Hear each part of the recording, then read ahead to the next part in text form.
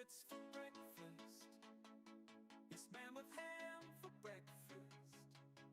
It's scrambled with cheese for breakfast. Get on my knees, say please for breakfast. I've come a long way for breakfast. I'm happy to pay for breakfast. It's such a nice day for breakfast. Gonna change my name to breakfast. Don't make enough time for breakfast. Not supposed to drink wine for breakfast. Better wait in line for breakfast. You better stay away from my breakfast. Gonna use a gift card for breakfast. Gonna try real hard for breakfast. Slaughter hogs in the barn for breakfast. Can't see the big ball of yarn for breakfast. Have a moment to talk about breakfast. Don't think I can live without breakfast. Plant a seed and watch it sprout breakfast. If you hear me, then holler out breakfast.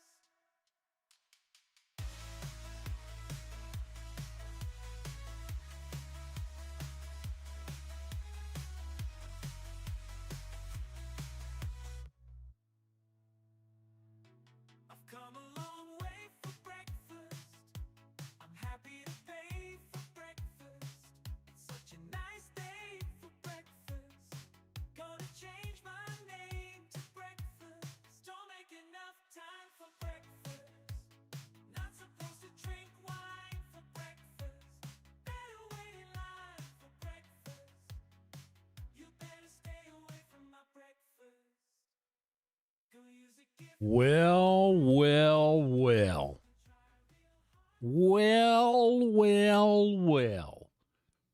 Hey guys, how's it going? How's everybody doing? Hope you're doing well, 'cause I sure am. Good Lord, it's good to see you. Everybody in the house, so many of us are going to have such a wonderful day today, and I can just feel it. I can just feel it. What's up, Emo? What's up, Adam? What's up, Brian? Good to see y'all. Guys, thank you so much for being here. It truly means so much. The internet is big, and you guys are choosing to hang out with me means a lot. Guys, for those of you who are normally here, just give me just a second or two to get through this. And for those of you who are new here, first off, welcome to you. I'm Yonder. Thank you for being here. If you don't mind, please like the video and subscribe to the channel. If you are new here and it is not 10:40 p.m.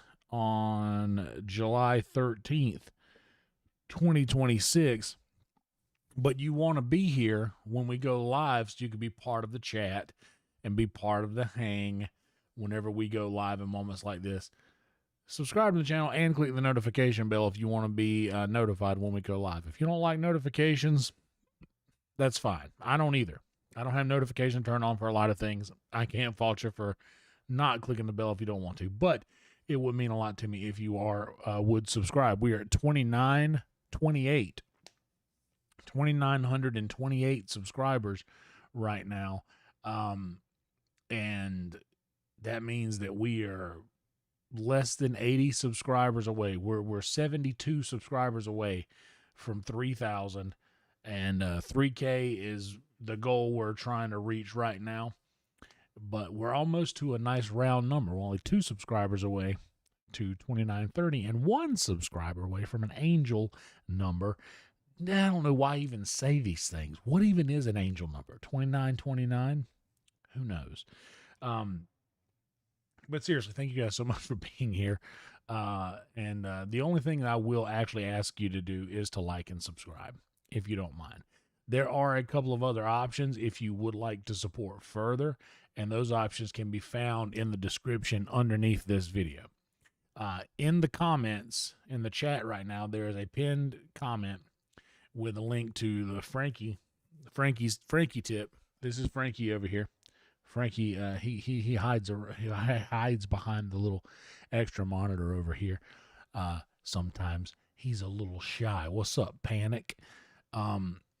But yeah, Frankie was my tip jar in Myrtle Beach when I played live music. He hung off the end of my mic stand for over a decade And now he is doing the same thing he always did, except digitally now.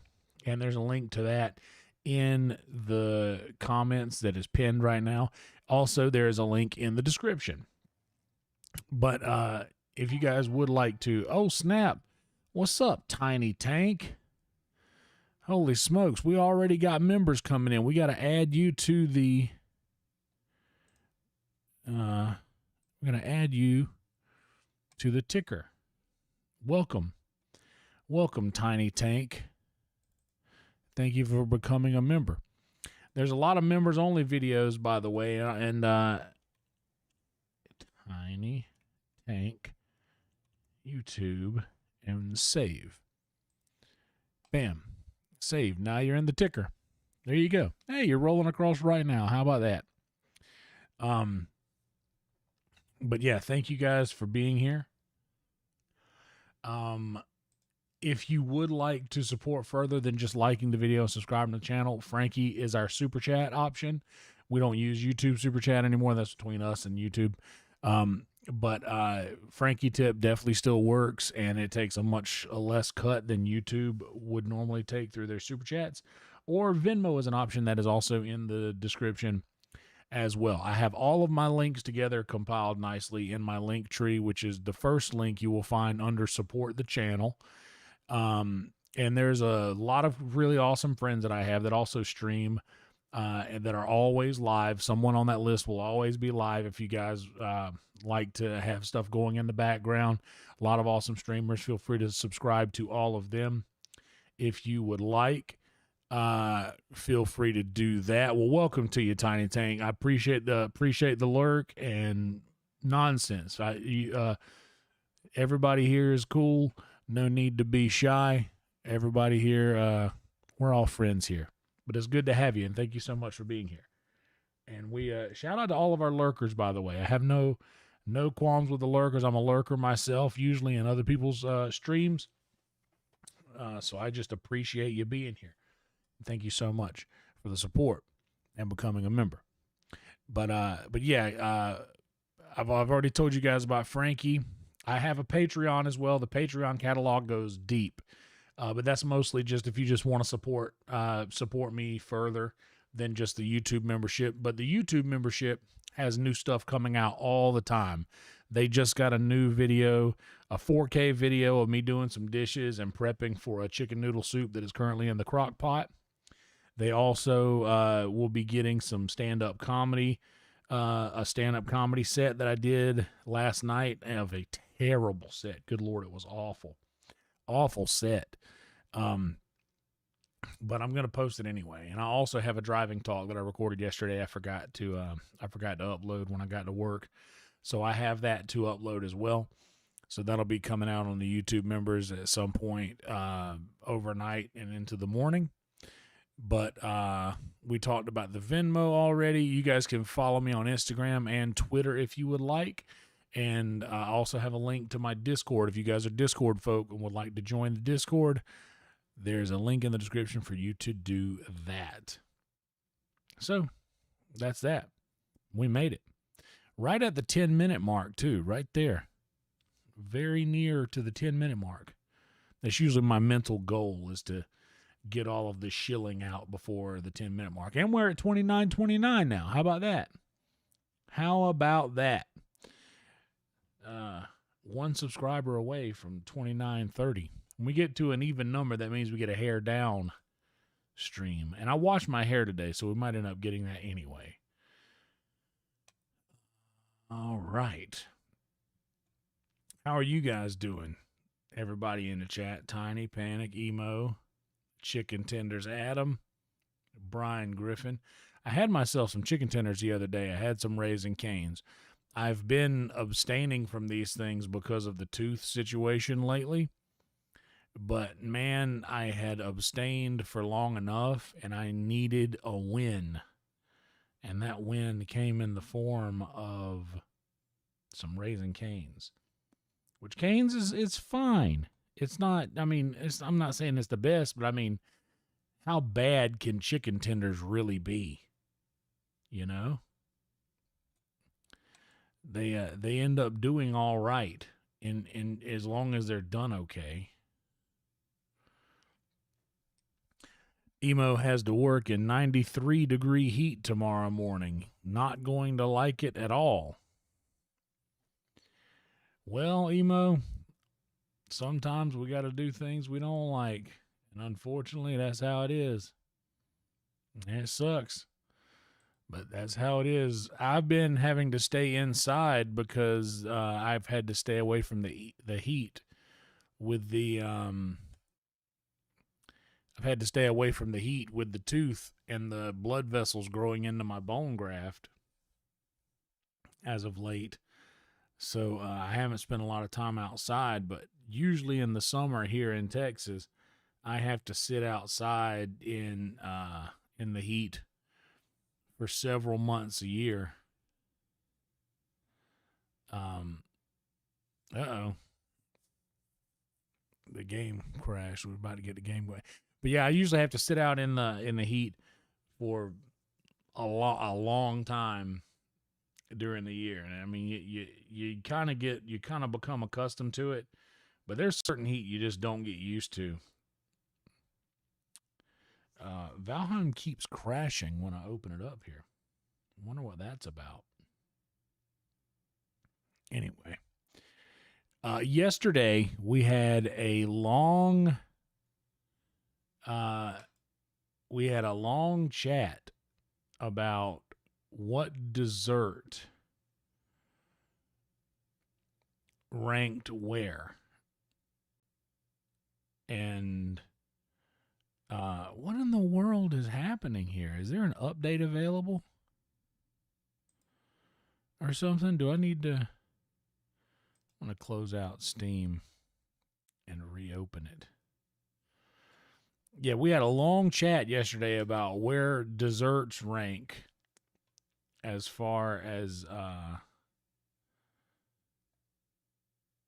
the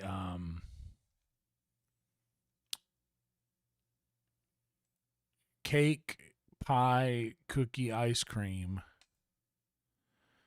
Okay, let's get rid of Steam there. Oh, but it's coming back up now. All right. And pie ended up winning. Well, actually, it was tied with ice cream, but they listed pie at the top. And my favorite, I'm a cake person. I go in for cake. That is my favorite. But, yeah, cake was in last place, which was shocking to me. Okay, there it is. Now it's going. That was shocking to me because I'm a big fan of cake. I couldn't believe that it got put in last place. So, okay.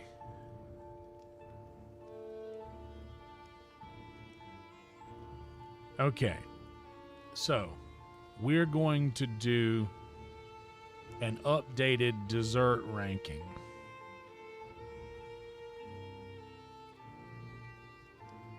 We're going to say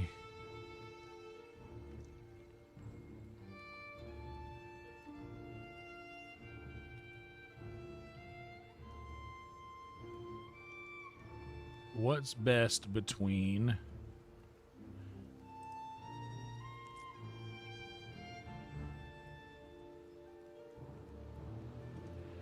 cake and ice cream,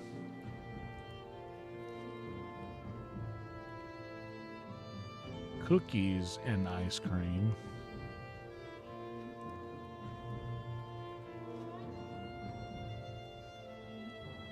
pie and ice cream,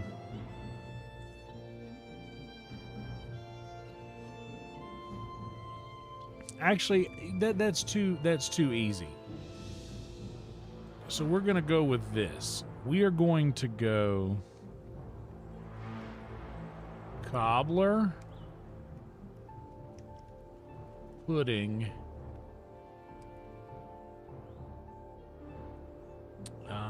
what's the...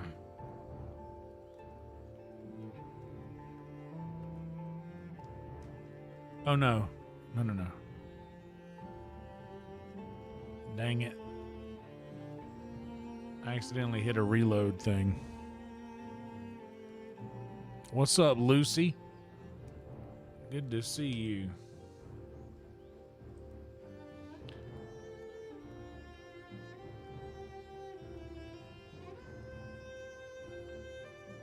Actually, we're going to rename it Dessert Ranking Advanced Edition.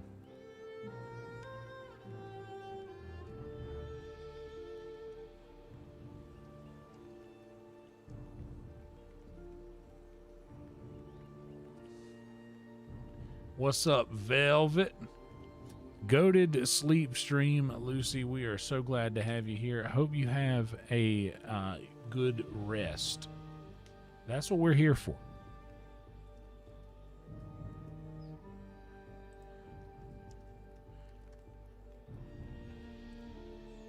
We're going cobbler pudding.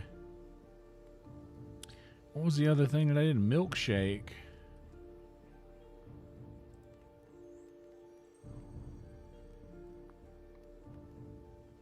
Or what is the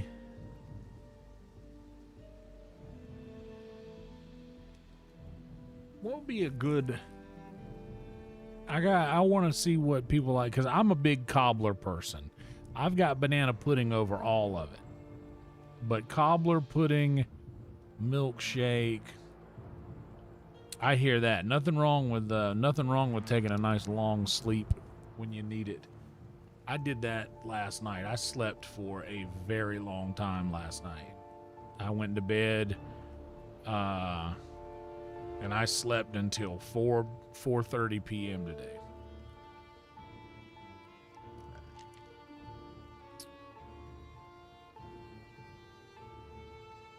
Or I know blueberry cobbler is so good. Carly, hey Carly, how are you? Good to see you, darling. We're gonna go cobbler pudding milkshake. I'm trying to think of like another. We're gonna go candy.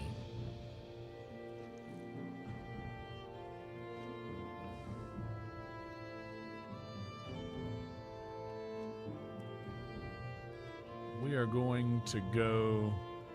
That's how the poll's gonna go. I'm torn between like a peach cobbler. I'm torn between a peach cobbler. Yo, that's actually not a bad idea, BP. What's up, by the way?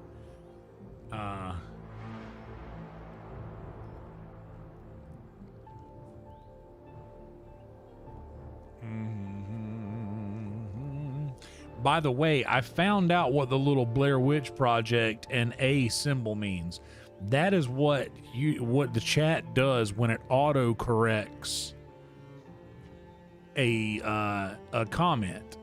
Because Velvet said Carly spelled correctly, but it auto corrected it to IE instead of how it's supposed to be spelled. I wish there were a way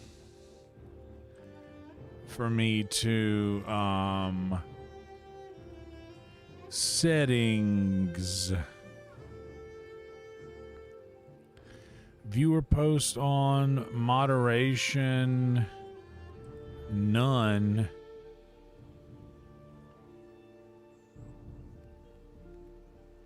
right.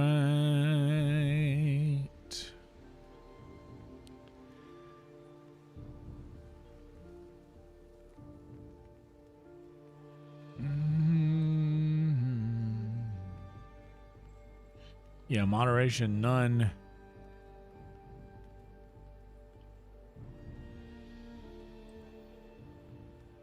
Yeah, there you go. I wish there were a way for me to just disable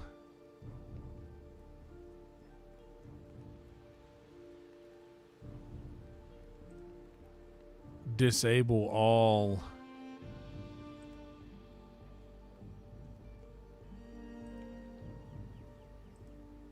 Yeah, I wish I could disable all like autocorrect options and things like that. Peach is my favorite too, Carly, for sure. Blackberry cobbler, ooh, that's nice. What's up, Fiend, by the way? Good to see you. Yeah, for me, it has to be the vanilla ice cream. I'm not a big whipped cream guy. I mean, whipped cream is fine. I'm not crazy about it. Like, if whipped cream disappeared tomorrow, I would be fine. I'd be fine with that. Like, it's, look, don't get me wrong. It's fine. There is there is a place for it. Lucy, do you have a good cobbler recipe, or does anybody have a good cobbler recipe? Because I don't. And man, my grandmother used to make the best cobbler, and I've never, like, of all of the things that I asked her how to make and learned how to make before she passed, that was one of the things I truly regret not finding more. Zias, good Lord. Good to see you, buddy. I could do without both of them. Sour cream, to me, is at the bottom of the culinary list of, dude, sour cream to me is just, I could do without. I could really do without that all day. Whipped cream is don't get me wrong, it's fine, but when compared to sour cream, ugh. I do not like sour cream. Definitely not on a taco, not in nachos, not in a baked potato. I don't want it. The only place, in my opinion, where sour cream is acceptable is in a potato chip mixed with onions. Sour cream and onion potato chips, I'm fine with that. I guess sour cream for like like as a base in chip dip. Yeah, Carly, 100% sour cream not on cobbler. Yeah, whipped cream on top. See, it's all about, the same water that hardens the egg softens the noodle. It's about what you're made of.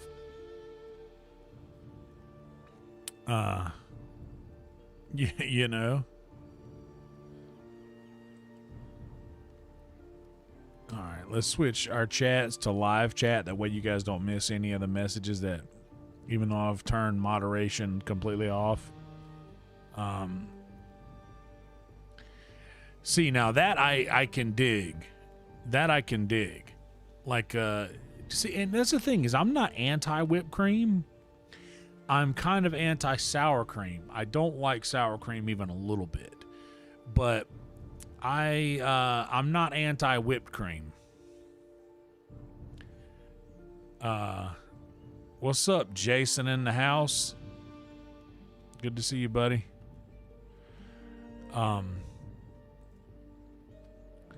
But yeah, I am big anti sour cream. It just does not work for me, and I want nothing to do with that. I don't want none of that smoke.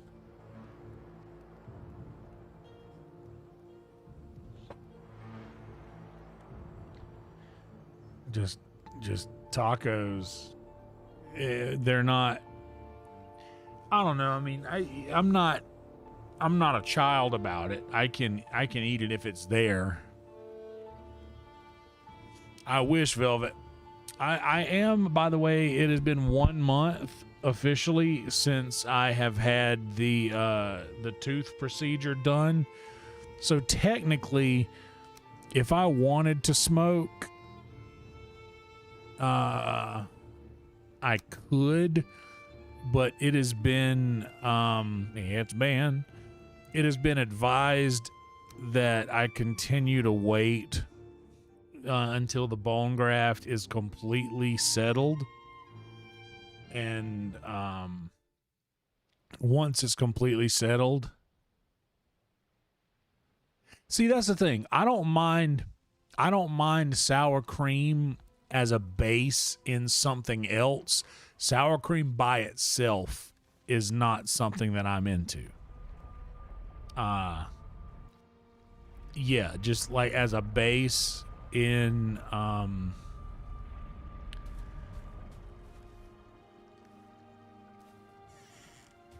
like as a base in a dip for like chips or something like that. I could see how sour cream could be a useful thing, but just in general, I'm sorry, Lucy.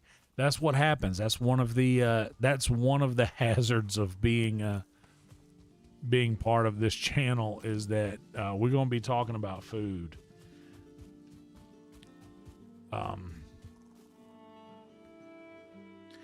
But yeah,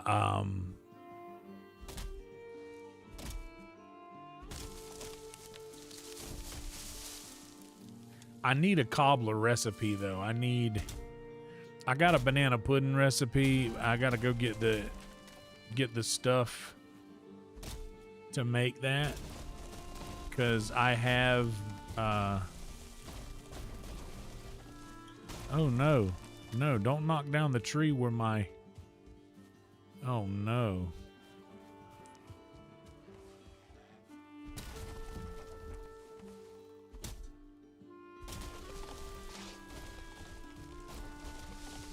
Oh, don't knock down the tree. Okay, good.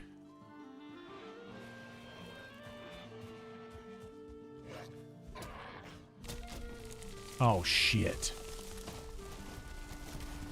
Oh, shit. I did it on accident.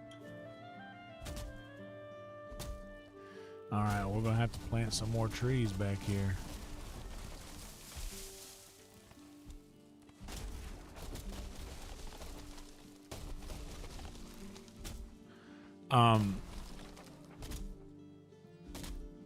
Oh man, I'm sorry. Yeah, dude, that's my superpower, by the way, is I can make anyone hungry no matter how long it's been since, or how recently they've eaten.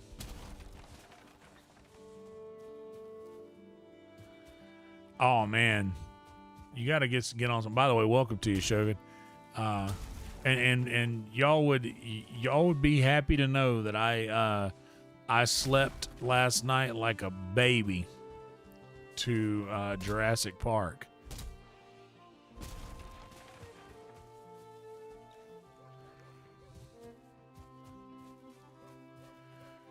All right.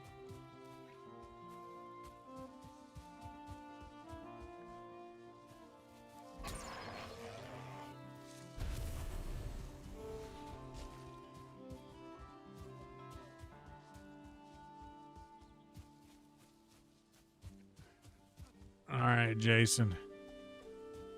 We should post those in the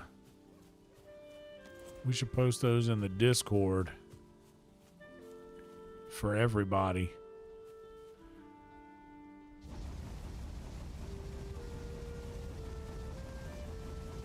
But I'm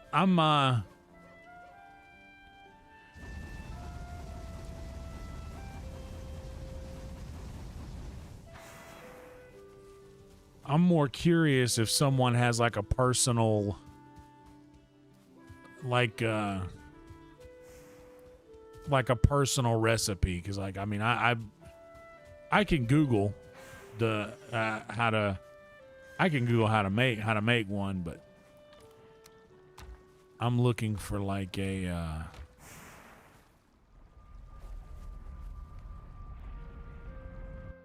tried and true. This is how I do it.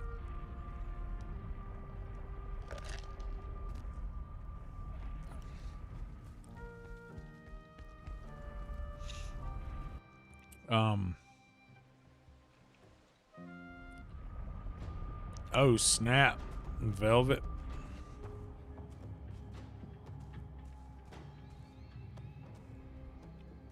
That don't sound bad. A little pretzel action.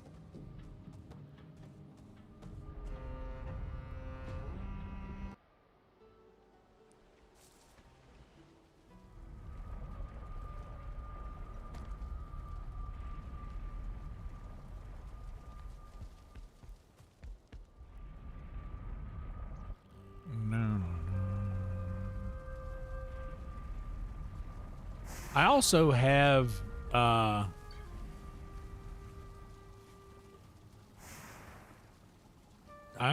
a nice cookbook called Crust and Crumb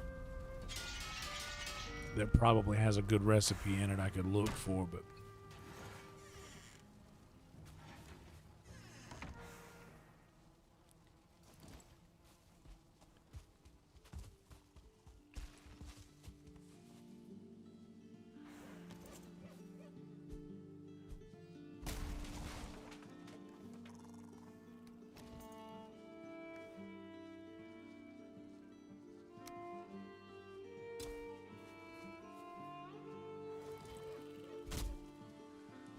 thank you so much, Carly. Good to see you, and you as well.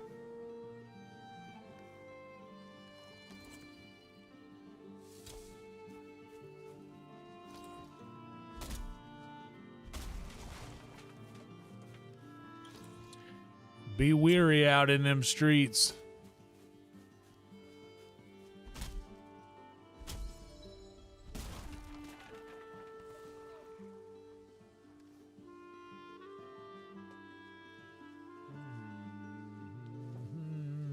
Oh, yeah.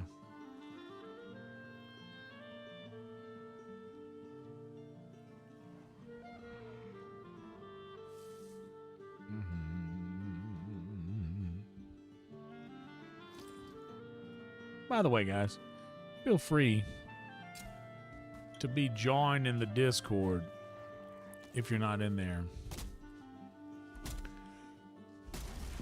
I need to make another channel instead of just Fat Math, because Fat Math was going to be a show me and Netflix were going to do, but we never got around to doing it because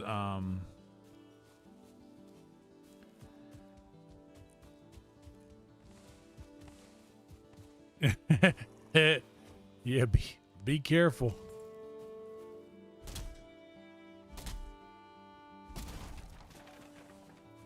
Oh, you know what, Lucy? That's actually a great idea there that you have for commands. I need to do that, because I've seen a lot of people do that. Let me go in here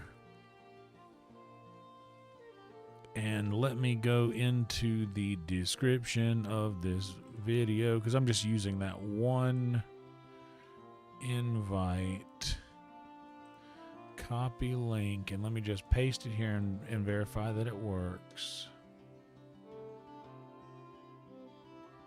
And it looks like it does work. And let's go to Gullah Gullah Island.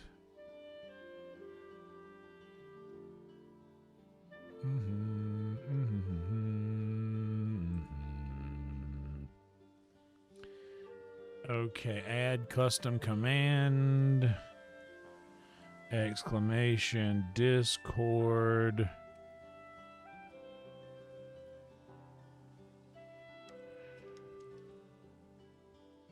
Welcome to Yondertown.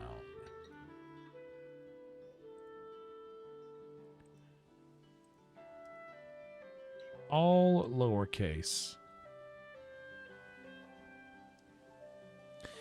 I don't know. Oh, wow.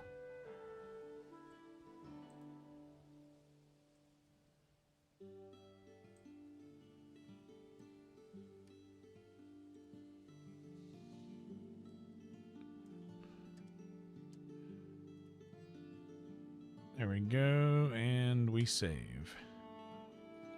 Okay, now that should work. Now the Discord command should work. I should have already had that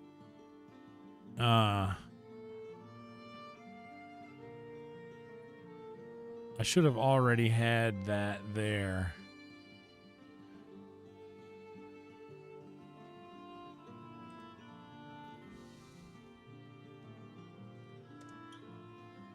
Does it work?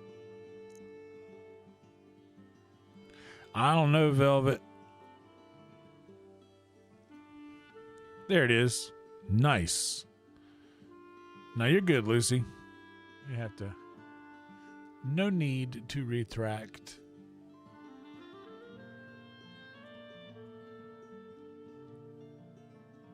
There we go.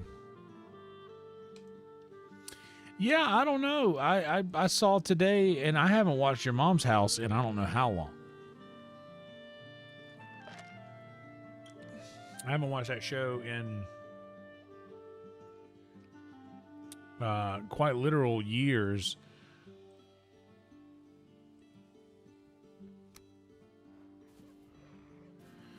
Yeah, I mean, what can you do, man?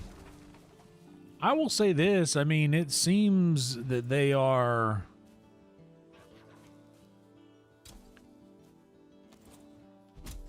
both, you know, amicable.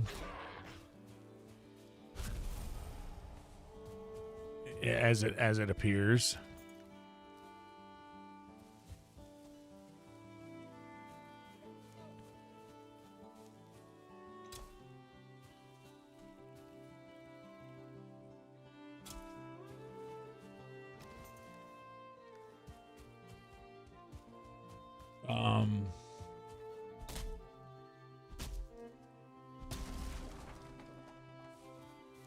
Oh, nice. You know what we should do? I used to do this in the Kill Tony Discord. Is that I should fire back up the cooking club where we all post. Like we used to in cooking club in the Kill Tony server. We all used to post recipes. Like someone would get nominated, or we would draw. We would spin a wheel, and whoever it landed on would have to post a recipe, and then we would all cook it together and post our pictures of it. But we would do that in like a group setting and pick a night where we would all do that together. I should fire that back up. And welcome in, Lucy. Let me give you the rolls.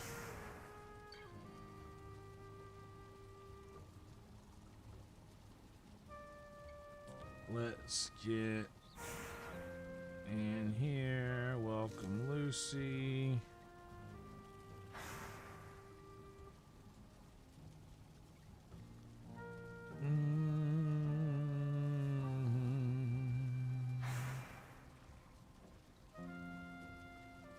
There you go.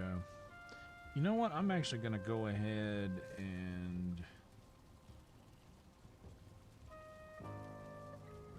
not a category.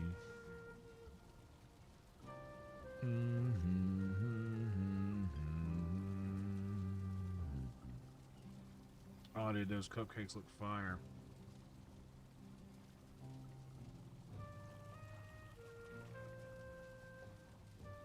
Hell yeah, Jason, I see it. Nice. That's what I'm looking for.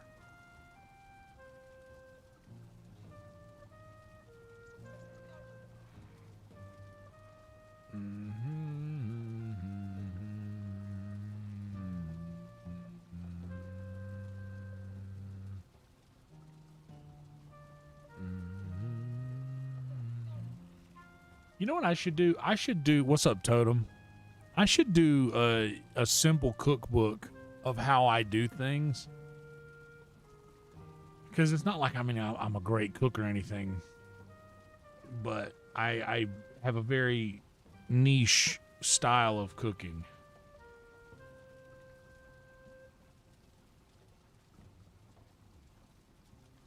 That I would like to,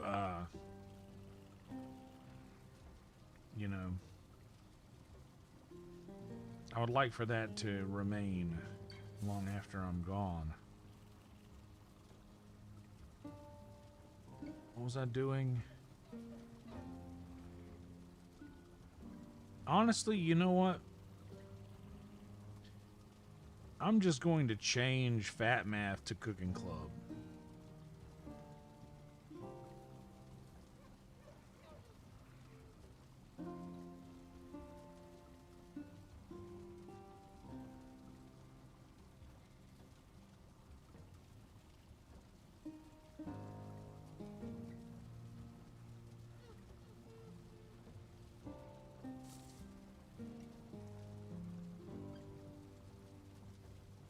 Yep, Fat Math is now Cooking Club.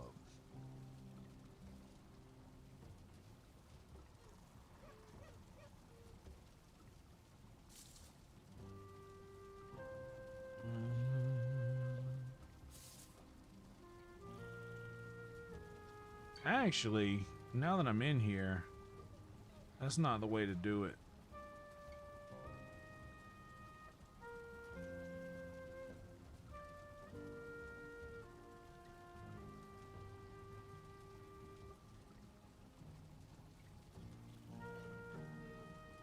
We're just gonna change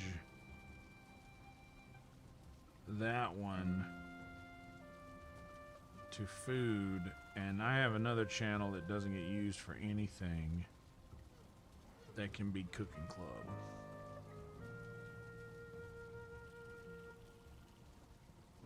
There we go. Oh, hell yeah, dude.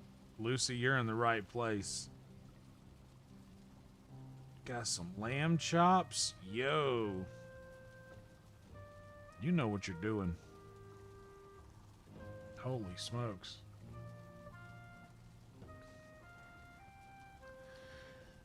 Yeah, you only need the hot water. You season it with the hot water. That's all you need, Panic. All you need is hot water. You season it with the water. A ribeye steak, you boil it. Boil the steak.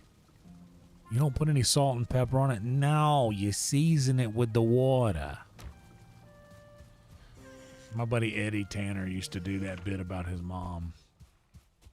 It's me doing an impression of Ed. Shout out Ed.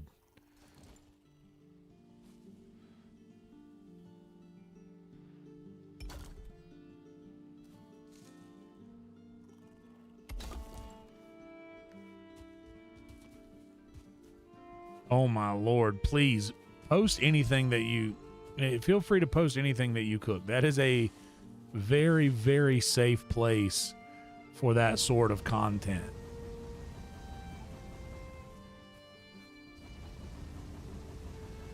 Do I still have that swamp key on me? I do. I need to go put that back. Oh, who's talking shit over here? And where they talking it?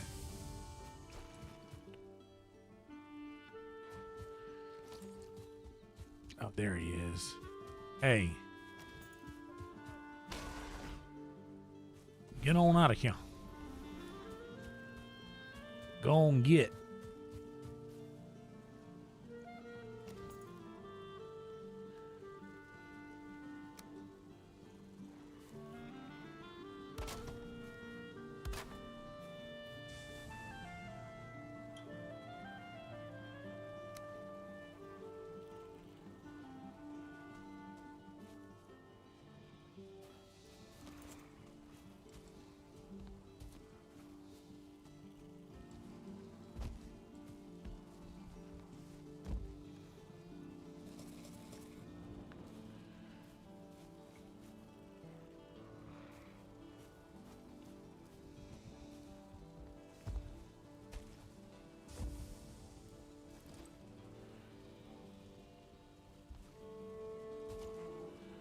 Oh, man.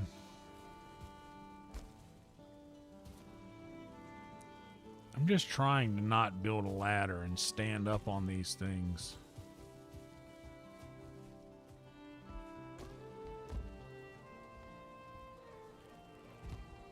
Here we go.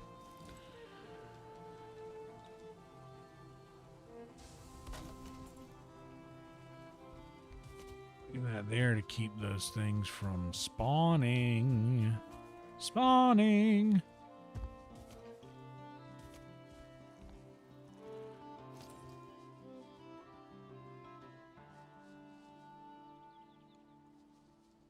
Okay.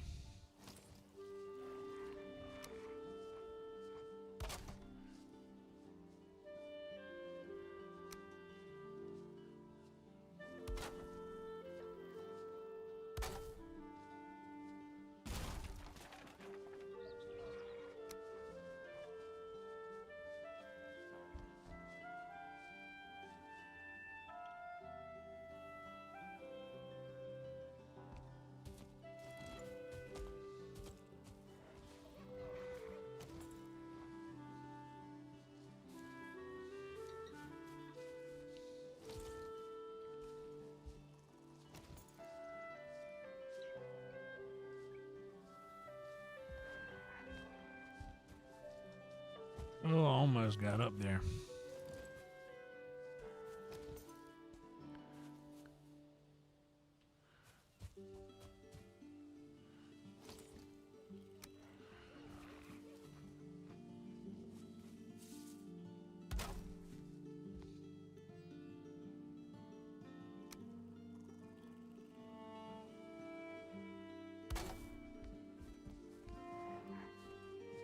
There we go.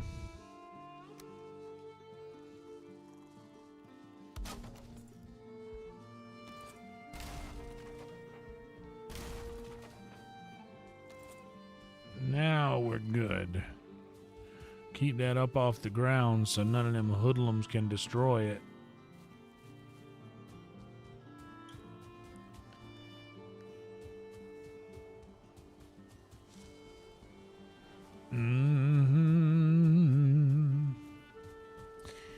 I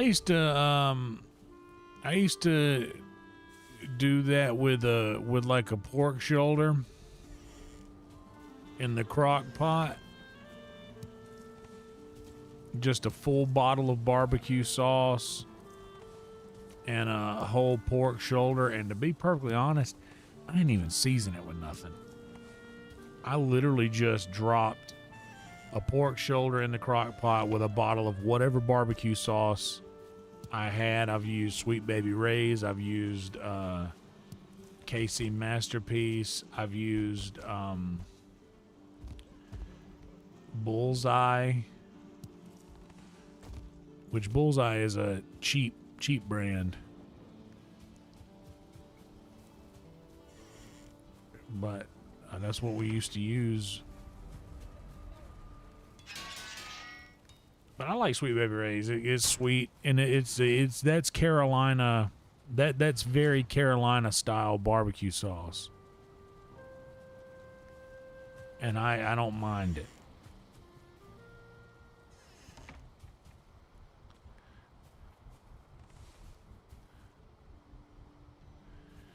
Oh, there was more copper in there. I see. Well, Arnie, you... Well, no, maybe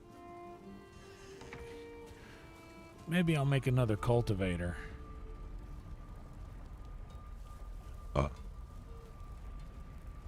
Corewood and bronze.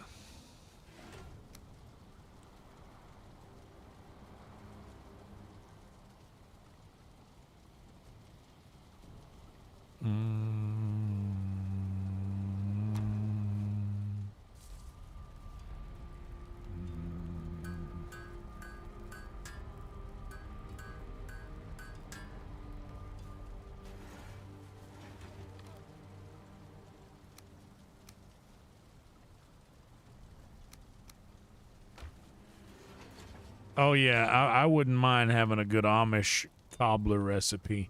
There is this Amish girl that I follow on YouTube, which is never a sentence I had expected myself to say. But I forget her name. She is very, very, very good cook. She cooks very good recipes. And I forget her name ashamedly, which sounds like her name, but tisn't.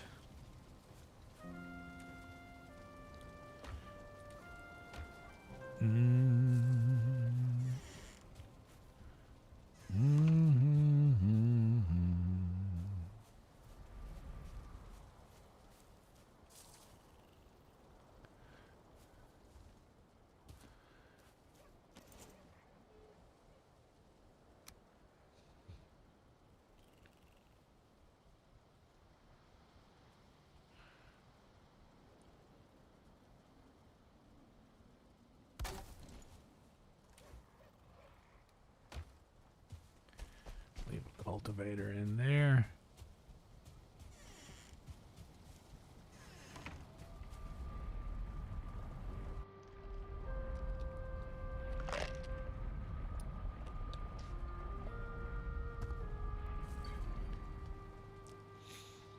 Let me find that girl.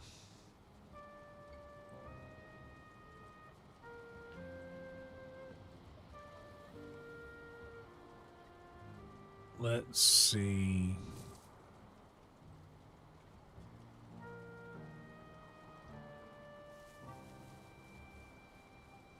Amish girl cooking. There we go. Lavina Zook.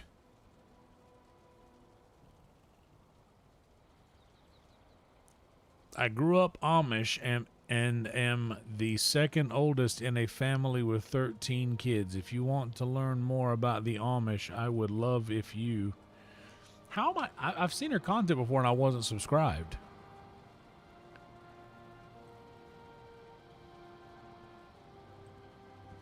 That happens so much, where you'll end up watching somebody for a while and just not be subscribed to them.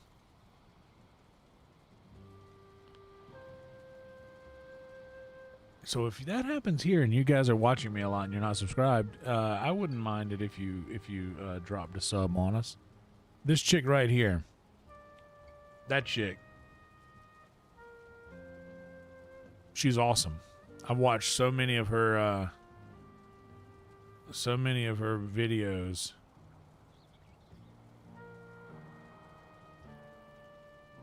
She makes double chocolate lava cake, chocolate cake with frosting from scratch, homemade rotisserie chicken, pressure canning raw ground beef. Man.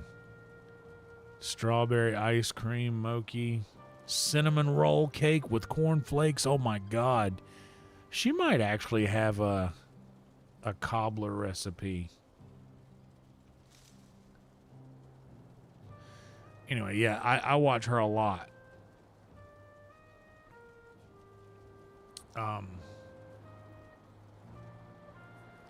Cattleman's is good. In my opinion, Jason, Cattleman's has the best Carolina-style barbecue sauce. That's my favorite brand of yellow, because I'm a yellow barbecue sauce fan. I don't use it exclusively. In fact, today I made some hot dogs. I actually had hot dogs today for the first time in a long time. Which was nice. And I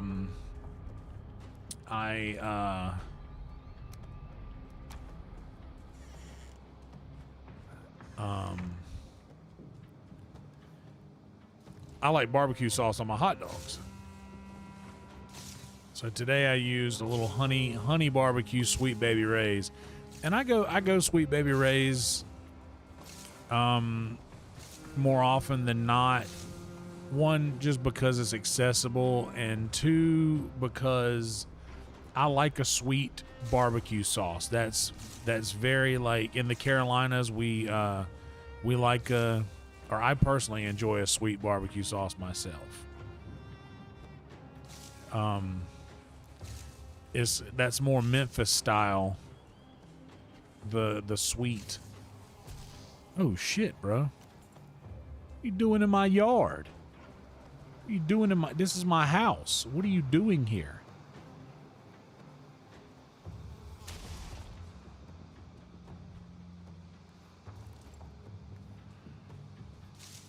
But yeah, I like a good sweet barbecue sauce. Now the Carolina,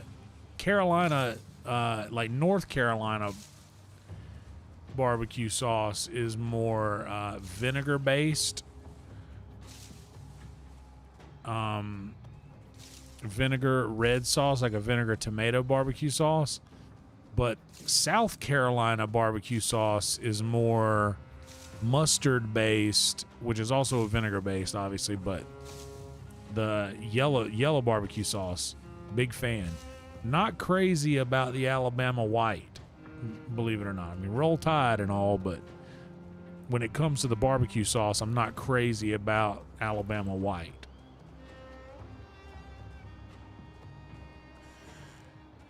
Yeah, she sounds almost fully foreign. But her recipes are just very like simple ingredients and simple methods, and I like that. That's what I'm all about. I'm here for simplicity. I want things to be simple.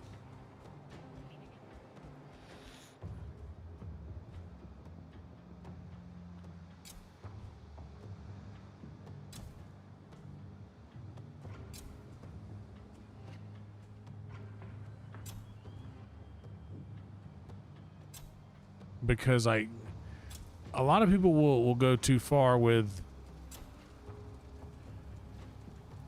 trying to make something fancy, but that's how you end up with truffle on everything. And good Lord, don't get me started on truffle, because some of you guys might really enjoy that and I might lose you, which is never the intention. Okay, jerk.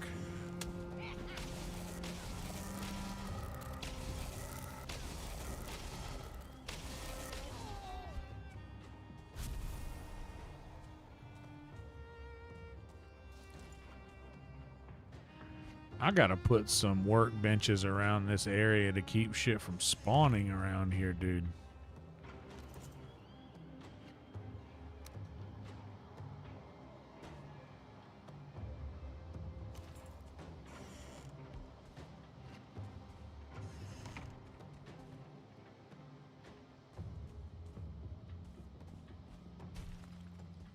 I've been to Rudy's before, but when I got to Texas, I mentioned Rudy's, and the faces that you get from people who live here when they hear you say Rudy's is hilarious, dude. They hate that Rudy's exists.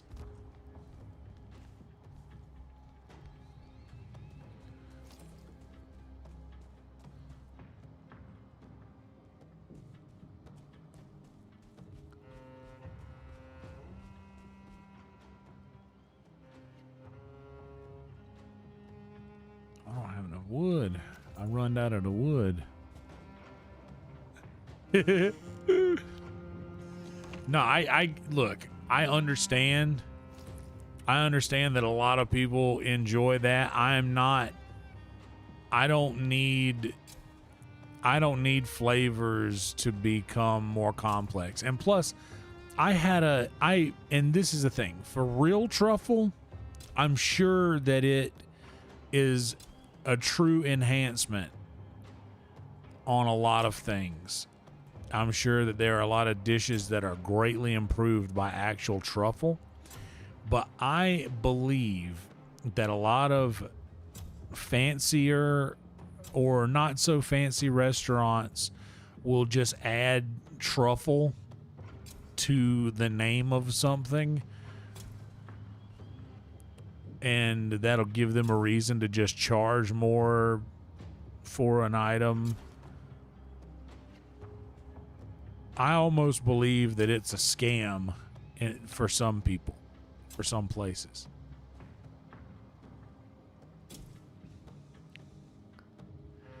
Oh, but I've had truffle fries before, and to be honest, I don't notice much of a difference. Like, I notice a difference, but it's not like a, ooh, what is that? It's like a, ooh, what is that difference? For me.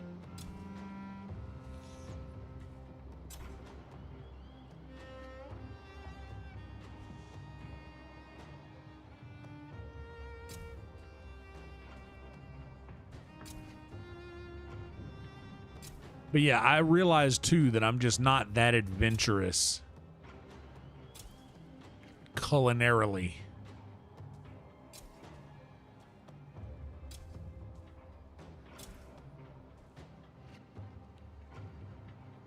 I do like the movie about the pig, though. The Nicolas Cage movie.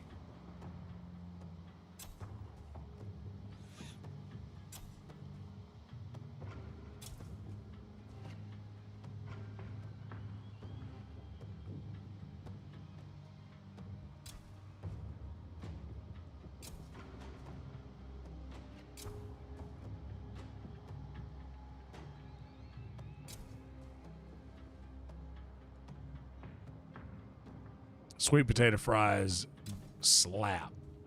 I enjoy a nice sweet potato fry. Sweet potato fries and I shut my mouth. Gone, gone with the wind. There ain't nobody looking back again.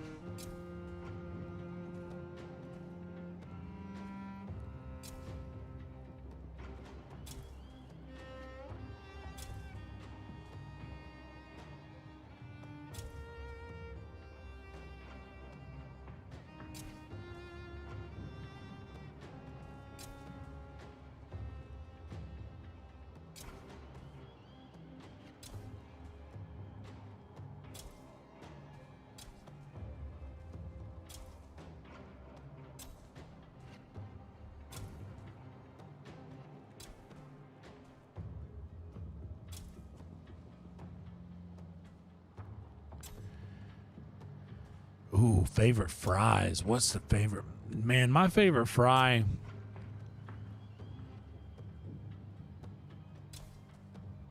So,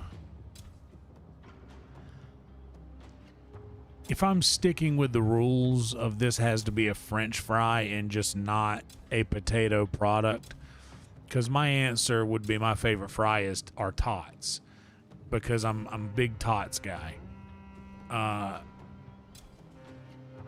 But my favorite type of fry is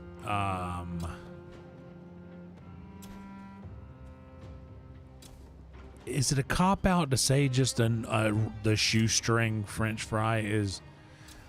But it kind of is. That is kind of a cop out.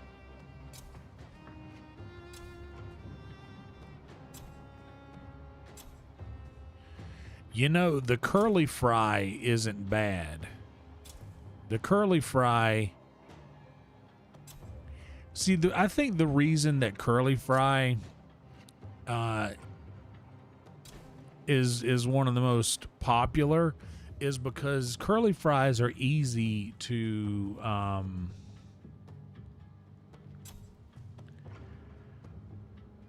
you get a lot of potato in that small amount of space, or the illusion of a small amount of space, when actually if you were to stretch a curly fry out there, you know, that's almost a fry and a half. So I think the extra potato in the curly fry is actually what makes them as desirable as they are generally. But the Arby's curly fry is vastly superior to any other, like the Jack in the Box, any other curly fry. You know, they're going to be trying to become the Arby's curly fry.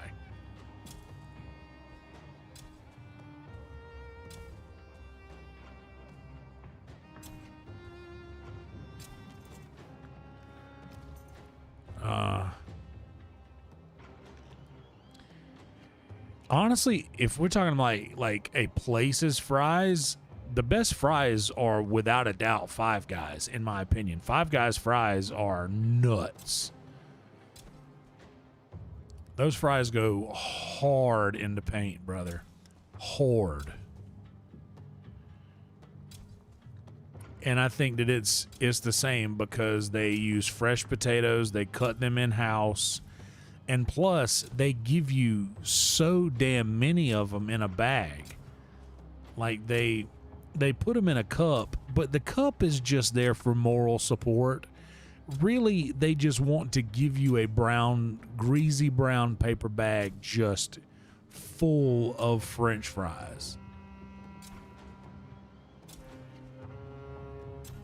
But the Five Guys fries, it's really hard to top it. And if Five Guys weren't like crazy expensive, well, I guess it used to be crazy expensive. Now that's just how much fast food costs.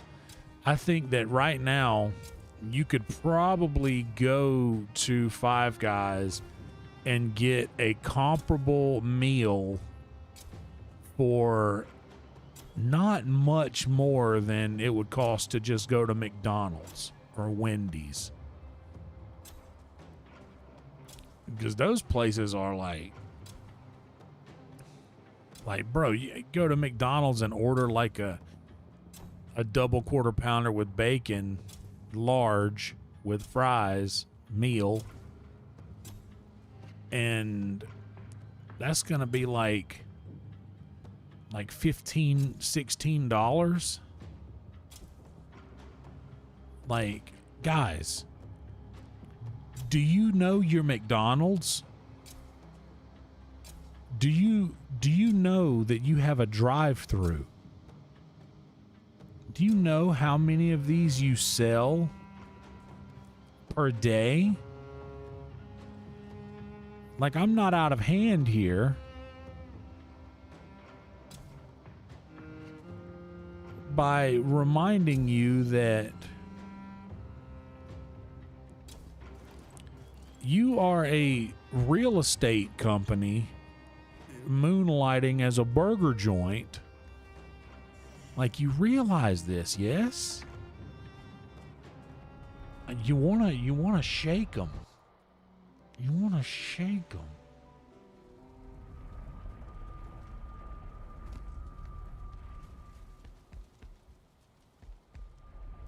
I haven't been to DQ in I don't know how long.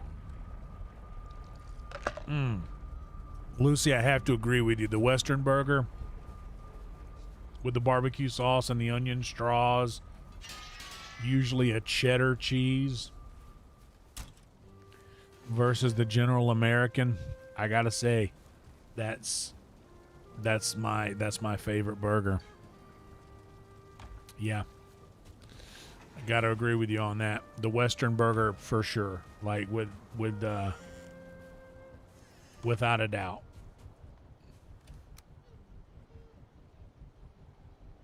It's too good.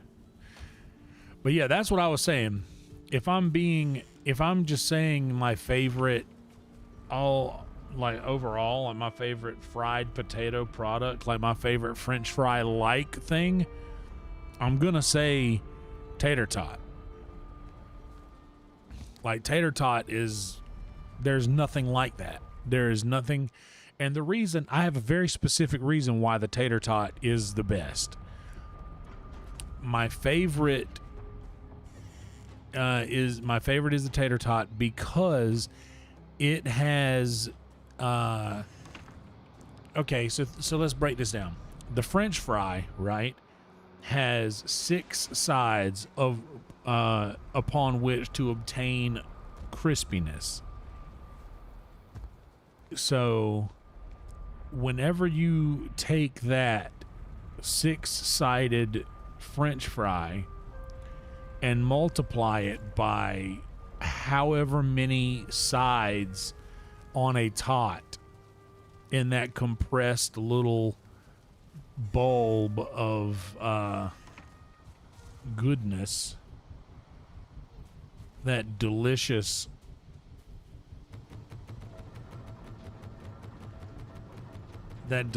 little cylinder of flavor, there are so many sides upon which to obtain crispiness.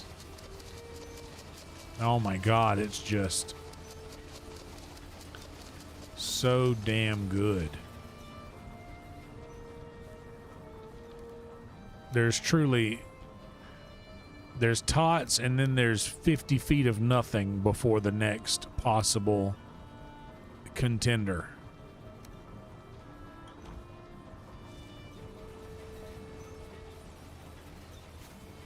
Yeah,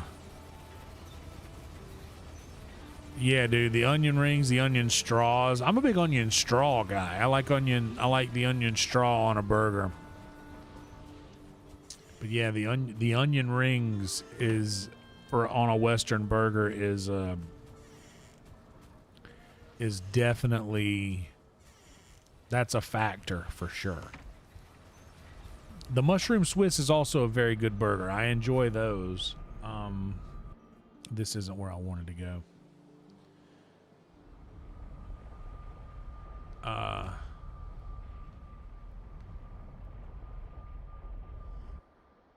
But yeah, there's a place here in Austin called CM Smokehouse. My boy Cade Mercer.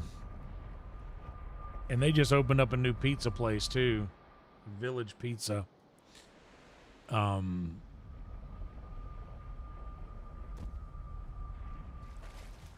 Mario Tanti brought some to work yesterday, but I could have tried some, but I can't really eat without being able to immediately do like a warm water salt water rinse, a warm salt water rinse.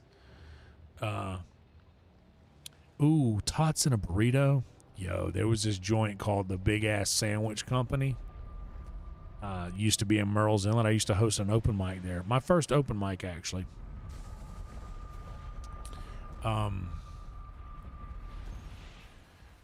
Dude, they made these incredible sandwiches, and they were huge. It was called Big Ass Sandwich Company for a reason, because these sandwiches were big AF. But they came stuffed with French fries. Yeah, CM Smokehouse rips. Cade Mercer, he knows what he's doing.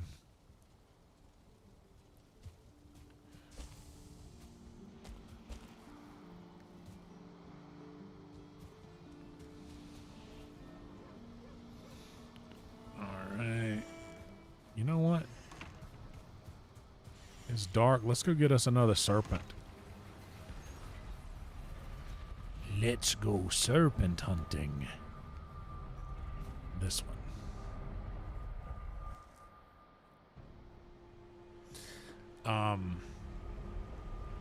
Ooh, really? Tots with taco seasoning? Just sprinkle it on top? I did that yesterday with I do tots in the air fryer, just regular old air fryer tots. And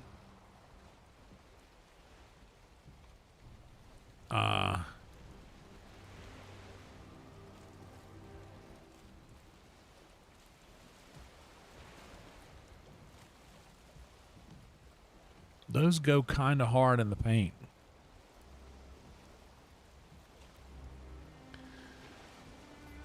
All right, Lucy, well, have a good night to you, and I'm glad to have you in the Discord. We'll be looking forward to all of your delicious photographs in the future.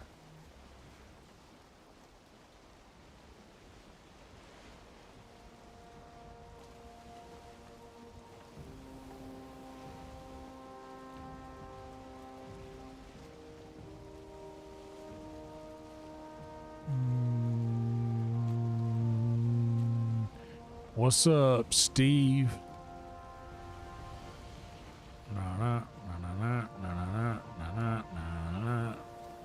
Don't dream it's over.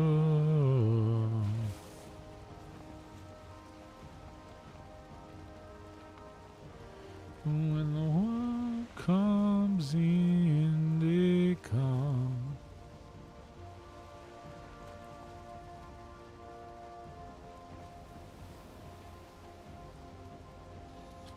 They come to build a wall between us. You know that they won't win.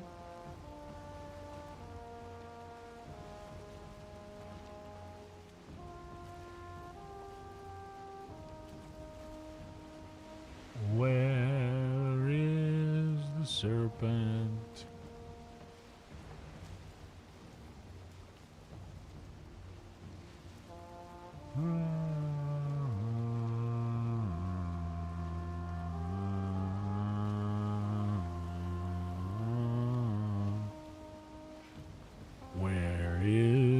serpent.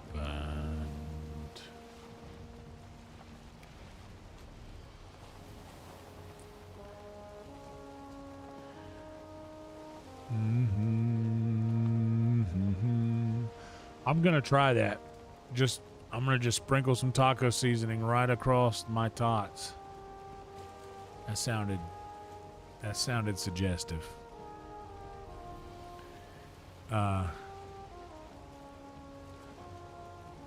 But I'm gonna do that because I have a lot of taco seasoning. I keep that on hand. Big taco guy. Actually, I got some hamburger meat. I could do some tacos. Ooh.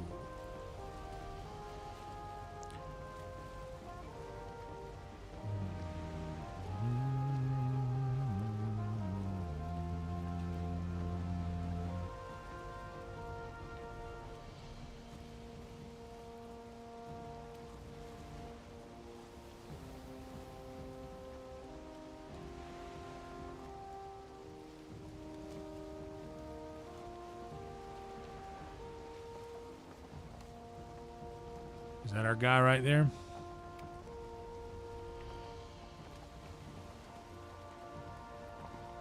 Nope, just a regular fish.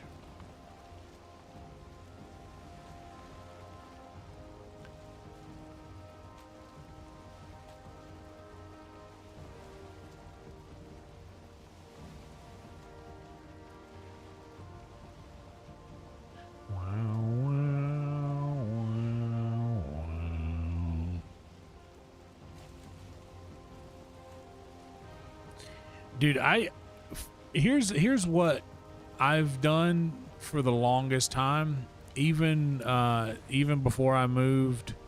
What's up, Trick? Thank you for reminding him, buddy. Even before I moved to Texas, where I have HEB,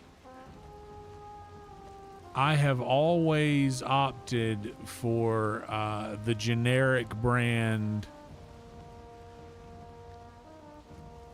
taco seasoning packets. Whatever, like before I moved to Texas, I did Food Lion. Whatever the generic brand taco seasoning packet is, that's what I would always go for. And I don't know why, but I've always felt like the generic brand products for that sort of thing were always the best. They always just, I don't know why, it just never, you save virtually like $1 on every one of them.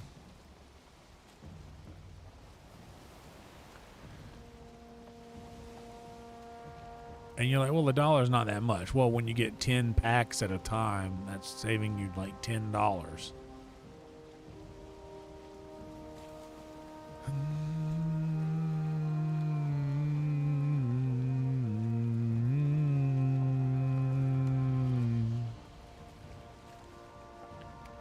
I've been to a place before that does lettuce wraps. They'll give you like meat, like ground taco, like taco style meat, and just a bunch of pieces of lettuce, and you're supposed to just wrap those up. And it was fine.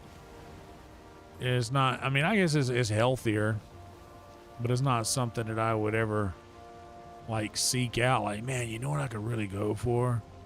Some lettuce wraps. Let us pray. Our Father.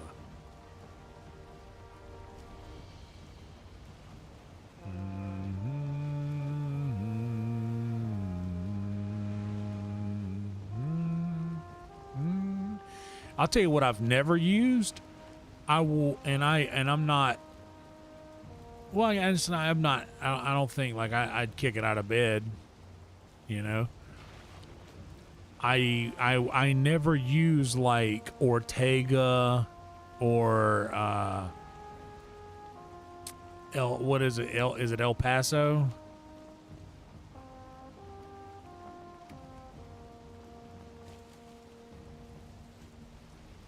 Like, I'm not interested in using the taco, Like the taco seasoning that comes in like the pack with all the taco shells, like a taco kit.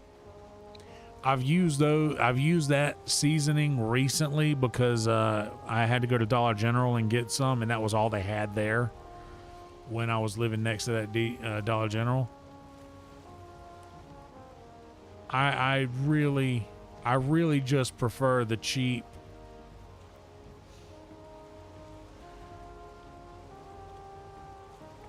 generic brand taco seasoning, whatever the generic brand is, wherever you go, wherever your grocery store is. Like at Walmart, the Great Value brand taco seasoning, I think, is as good as the anything above it.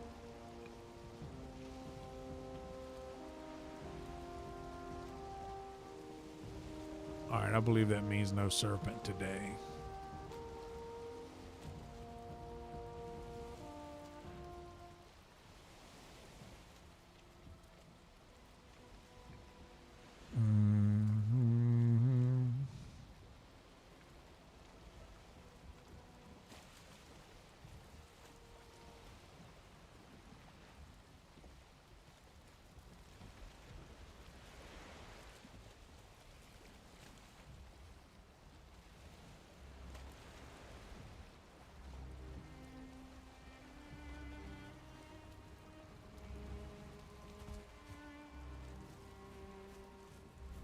No serpent today.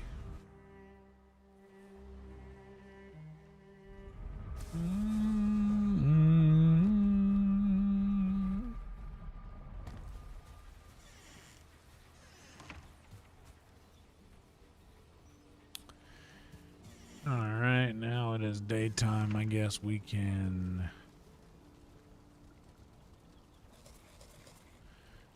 eat some food. I need to grab a stack of rocks.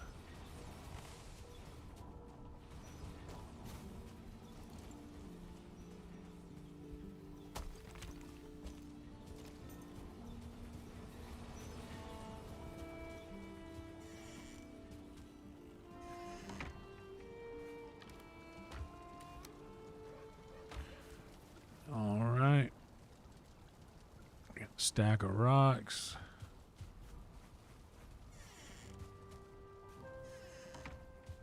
Let's head to our monolith portal.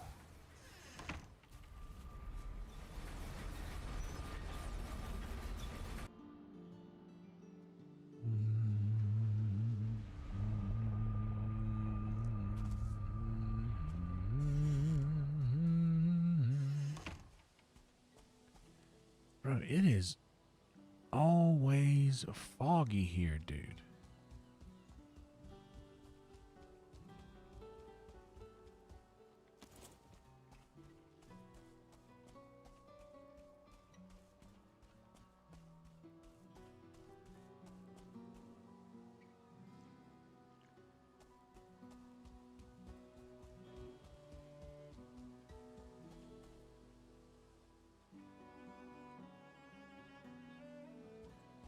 Oh, Lord.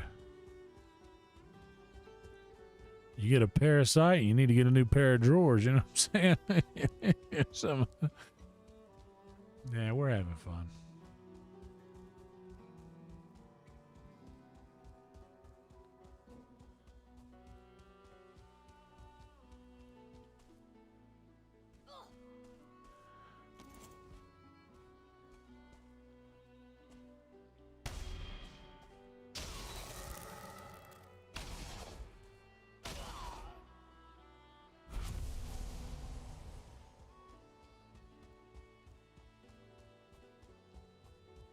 Oh man, I really gotta bring portal materials. I keep forgetting.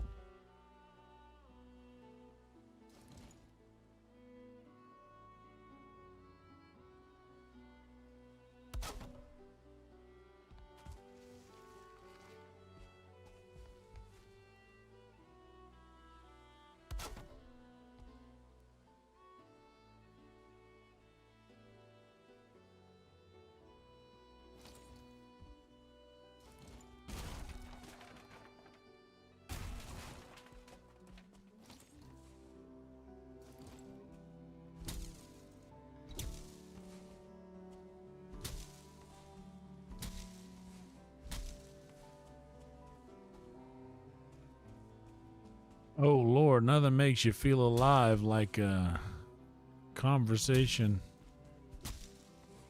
with the porcelain, dude.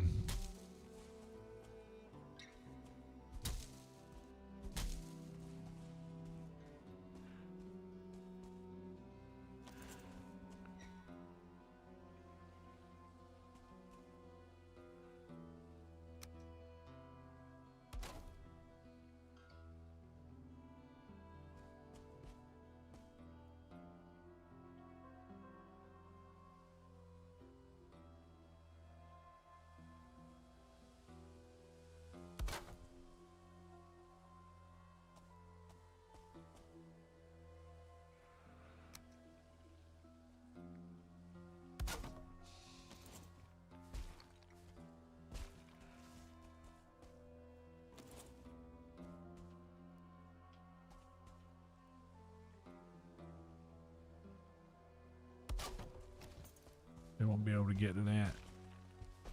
But I can get back up here.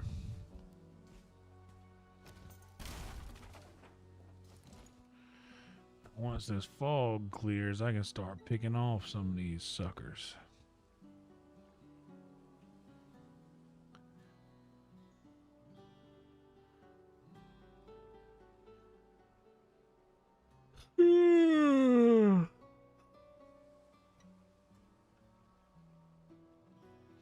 Yeah, the old Taco Bell. The old bottom of the ketchup bottle. You know?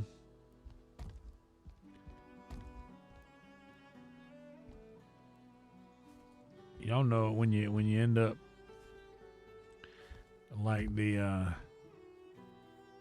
like homie from my part of the world goes by the name Low Country. Says, guys,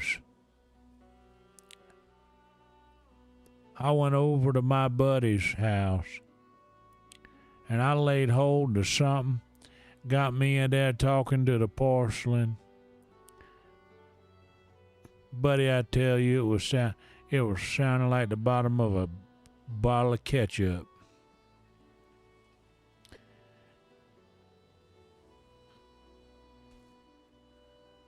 Anyhow, guys, y'all take care. Bye-bye. Any of y'all know that guy? Y'all follow that guy on Instagram? He's funny as shit. God, this fog is crazy, bro.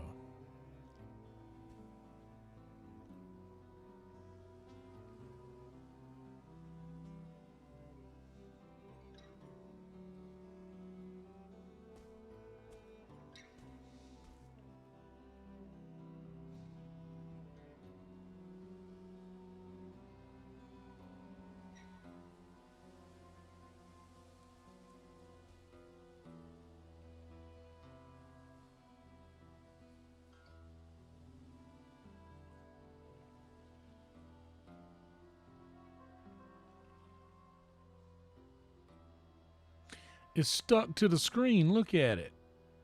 The fog is just stuck to the screen. It's moving.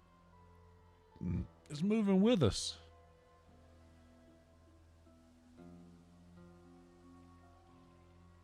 No, if you got weird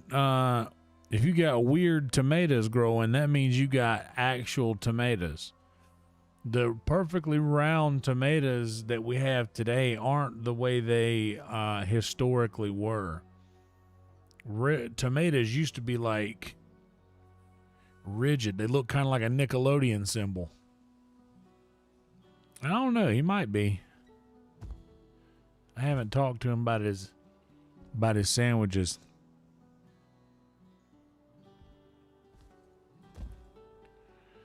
In a long time. You know what? We'll let this fog dissipate and we'll run back to the...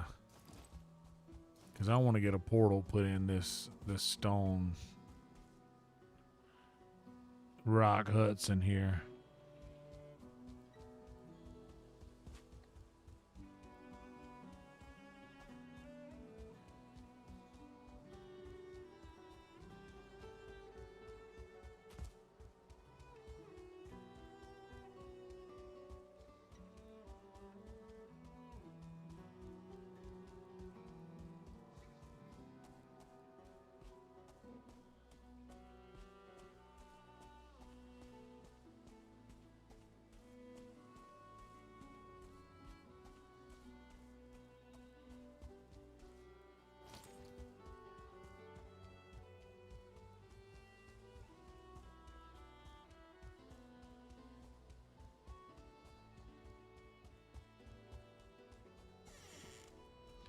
You know what though? We got maybe we'll do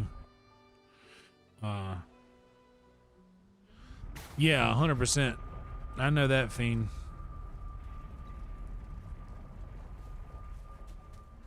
So many things used to look so much different.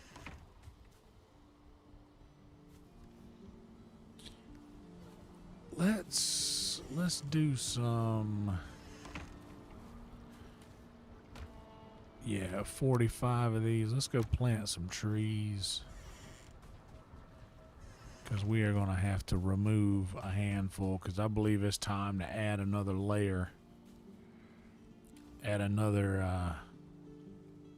oh, shit.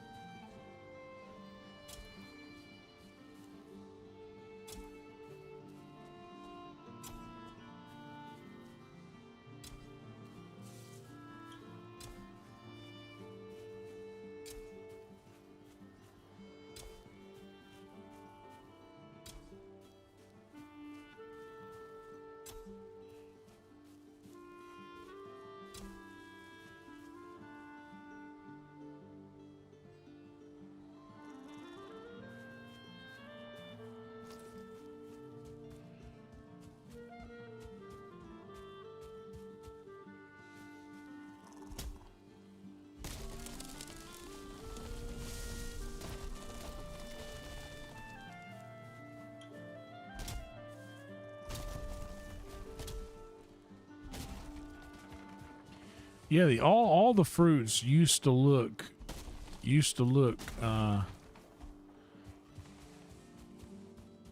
very different.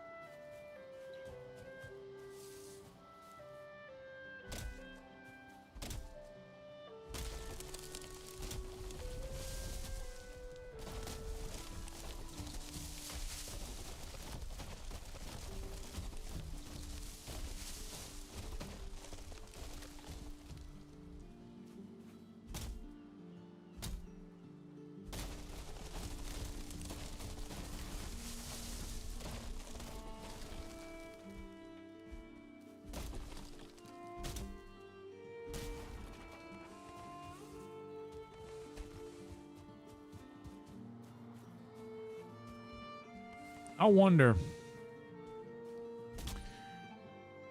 I would like to do that. That's one thing that I would enjoy, like the old. By the way, here's a question for you, chat.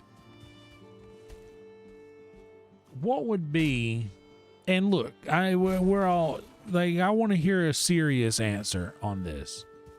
Like, I do comedy too. We all want to be funny. But I want a serious answer on this.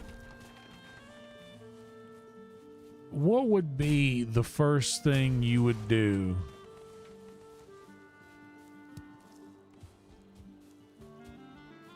or honestly top 3 things you would do if you had a time machine? If you could go back in time,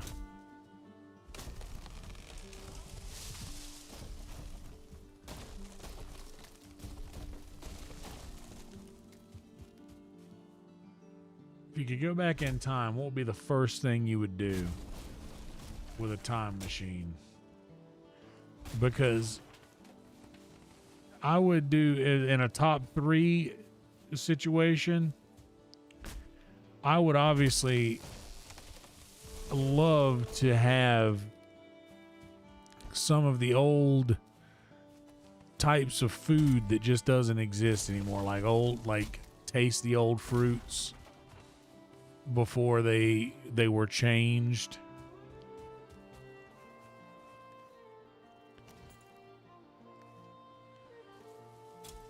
I would love to go watch old baseball games.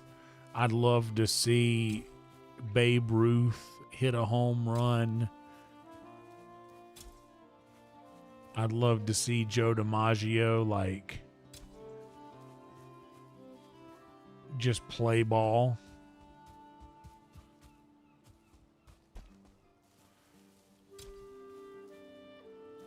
I would love to see things like that.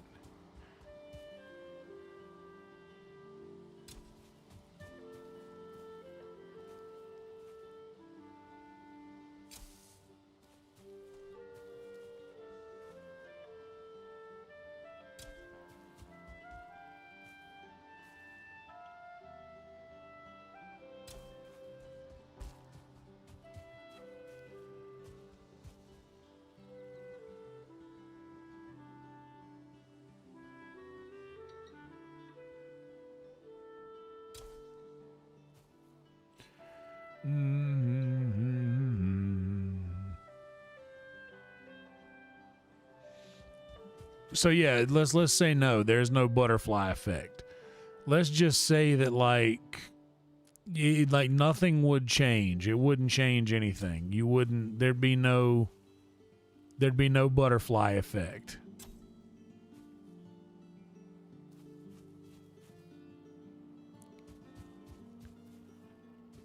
Yeah, hiding the dodo, preserving the species. That's a good one.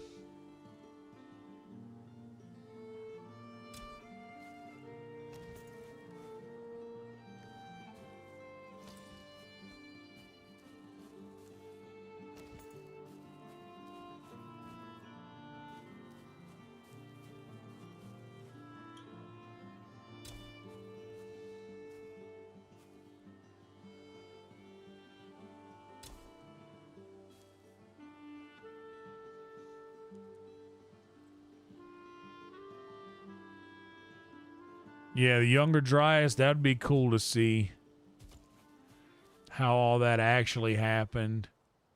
The pyramids. See if the Grand Canyon actually was carved out in a matter of hours.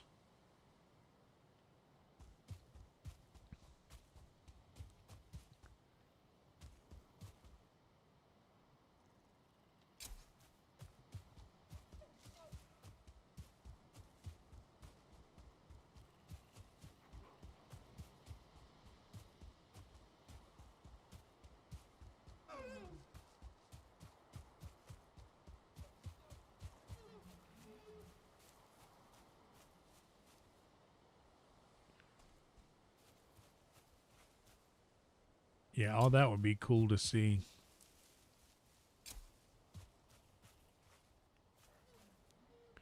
Well, I think that it's Like, I think that's he's for sure a real dude, like, because multiple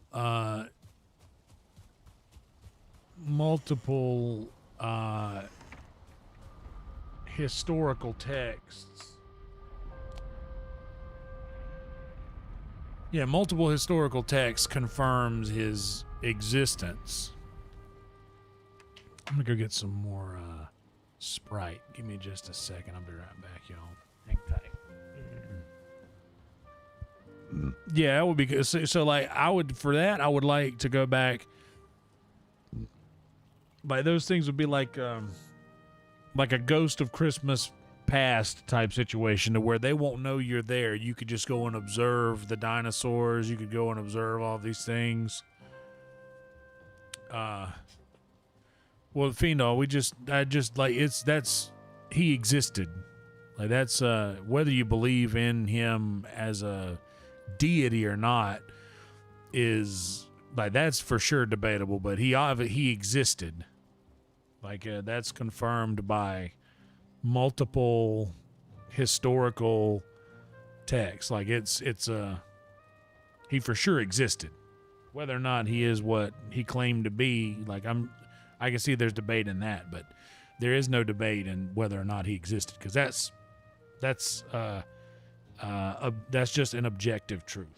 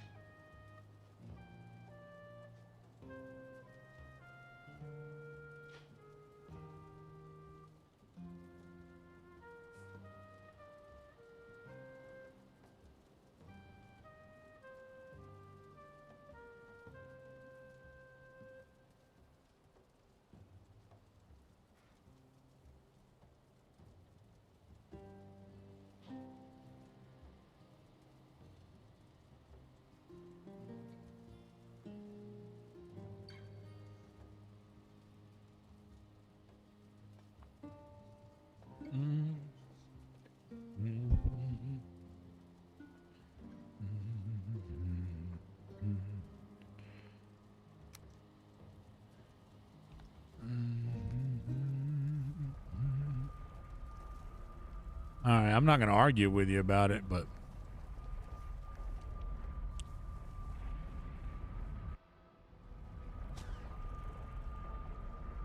that's not correct. That's incorrect take right there.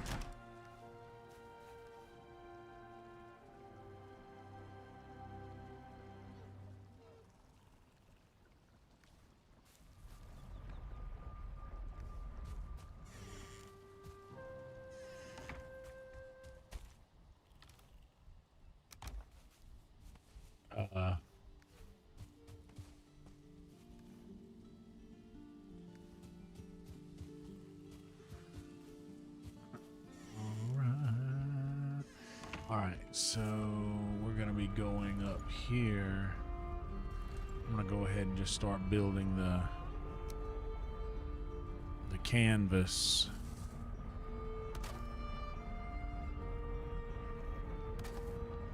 For the next layer of stairs, and try not to drop into any of these portals here.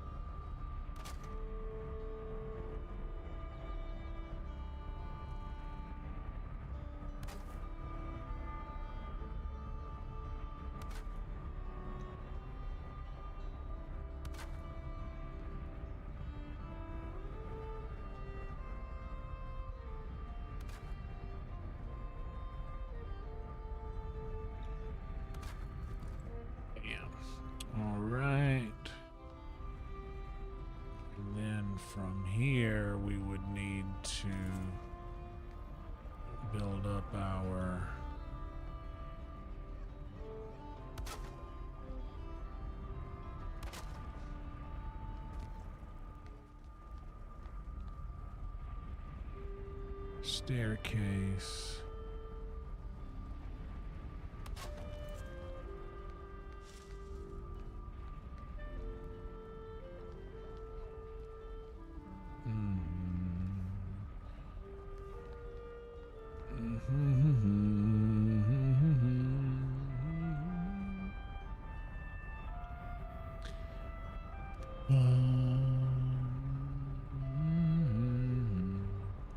Yeah, that sounds very, very not based in fact and more based in. I saw a video somewhere along the way that claimed this thing.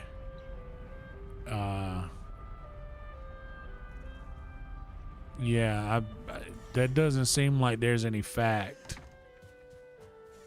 Or these things that you say aren't based in any fact. Well, Steve, as far as a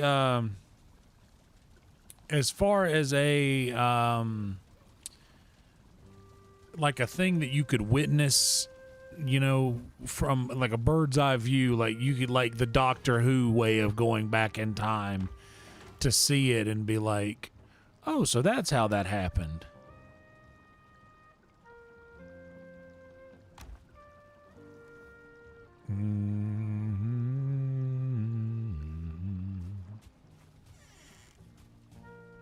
Interessante.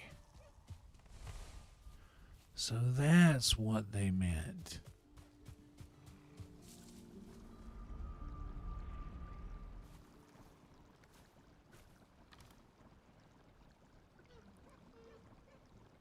All right.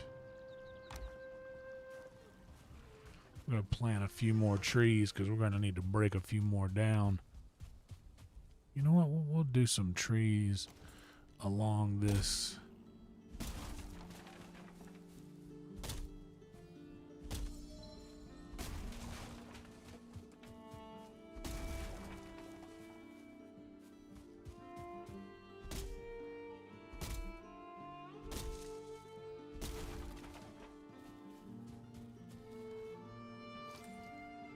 Yeah, but the same breath, dude, like, yeah, I'm not gonna, like I said, I'm not gonna like argue about this, but it's not just a biblical thing. And like I said, I totally agree with, you know, the concept of, well, I don't really think he was who they said he was. Like, okay, that's fine. I hear that, sure. But the fact that he didn't exist is just that is just an incorrect, crazy hill to die on there.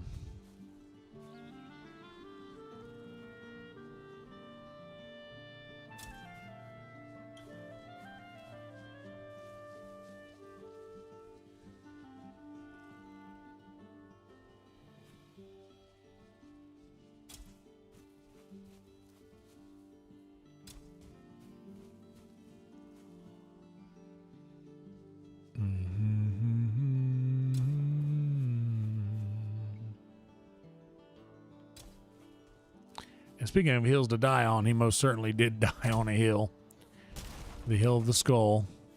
After he took the walk to Emmaus, which is, like Panic said, very, very well documented amongst several historical texts, not just religious texts. But he also exists in many other religious texts as well.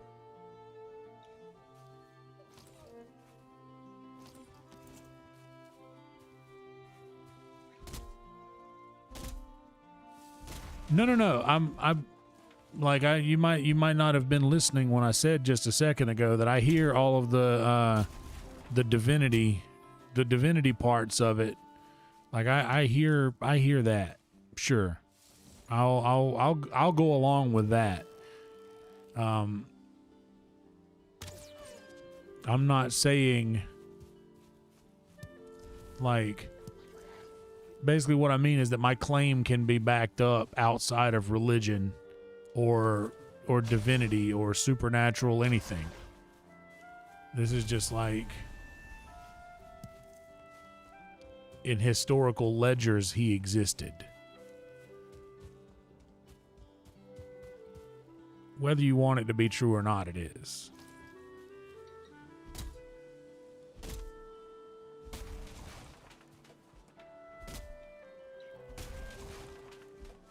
And we lost him. Because now we're back down to 29-28, which I am totally fine with.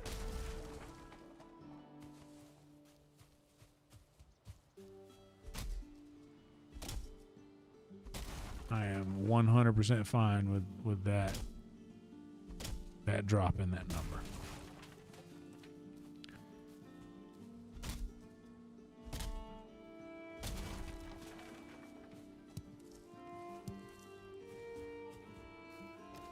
But yeah, was I not clear when I was saying that, like, yeah, and I hear the whole, like, you know, if you don't agree with, you know, he was who he said he was, or the whole divinity,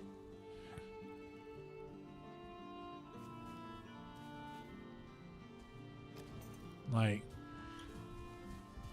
that's what I'm saying. And none of it's, I'm not saying divine healing is rational either. Like, I'm not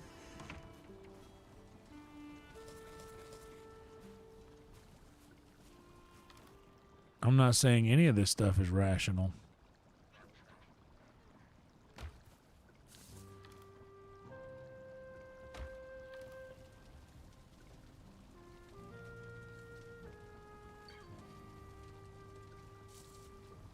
What I am saying is that outside of any religious text or any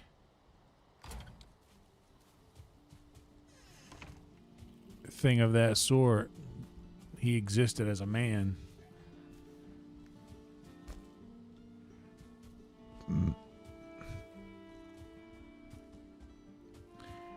What's too close? It's too close to that bush.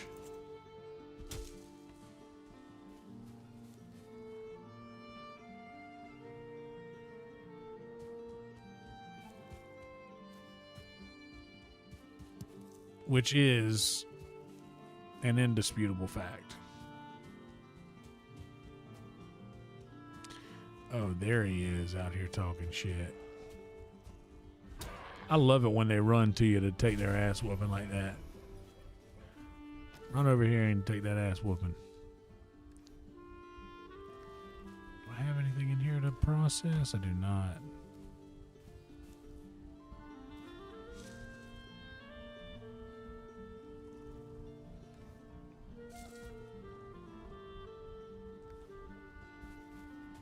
Yeah.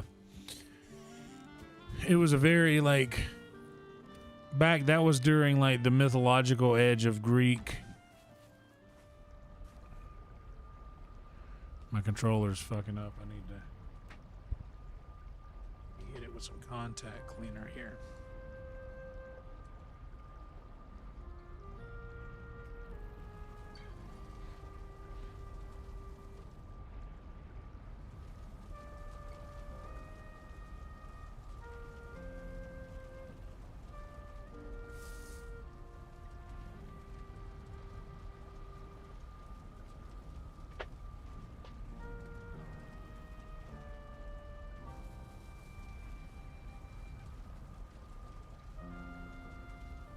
Well, I think that flood, the Great Flood, I think it was one great flood that many different people talk about from many separate angles.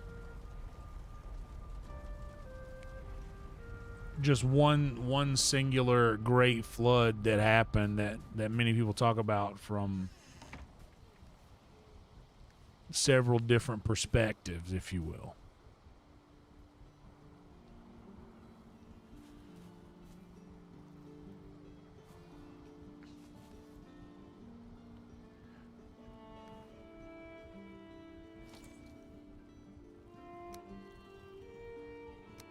And I believe, like, and I am big into Randall Carlson, and whether or not you believe in the guy, like, I know a lot of people hate, like a lot of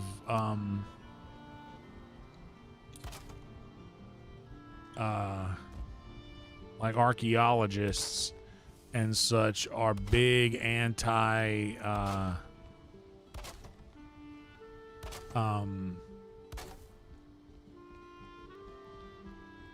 Graham people. But I enjoy listening to them talk about these things. But they talked about the Great Flood is something that was documented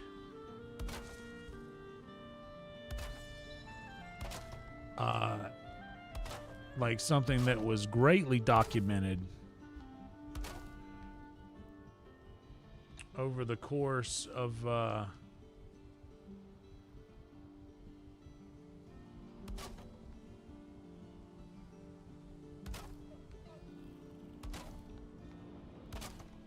a second, that's, you know what, actually I'm gonna save a little lumber here.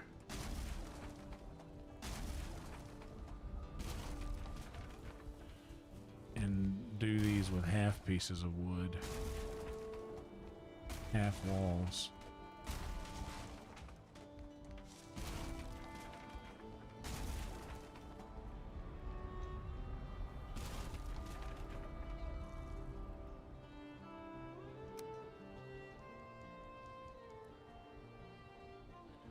I remembered, dude, I was watching Rogan back when Randall Carlson brought his desktop PC. He brought his PC tower into the studio, and young Jamie hooked up to it so that he could show what he was talking about.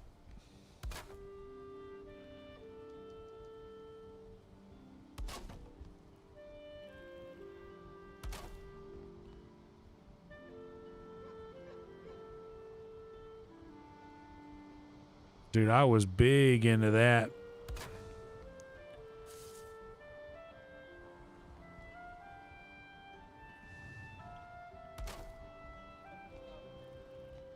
Whenever that stuff was coming around.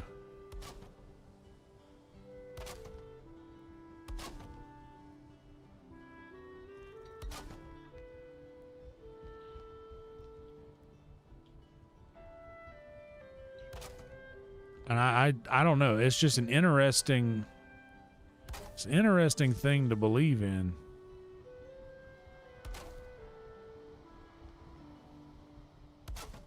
But he seemed very convinced that it was real.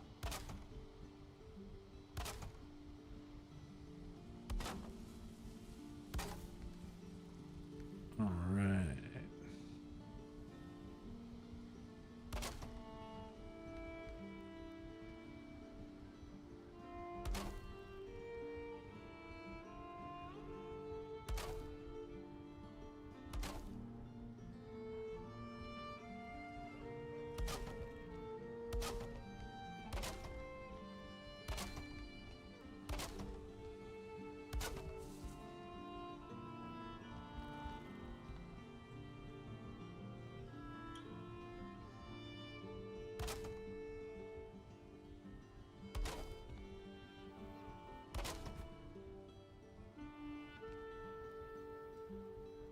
Oh, damn.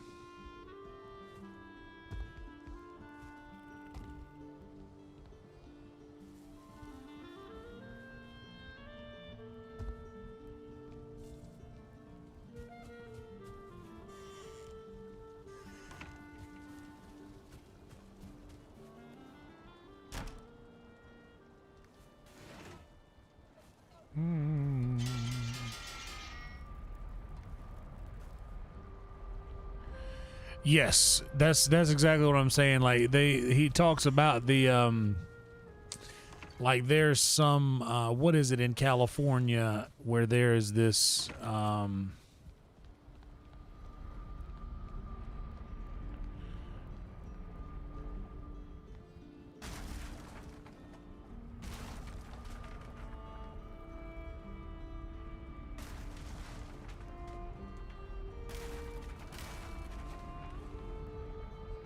down in Southern California, there's this like stone structure that apparently oh,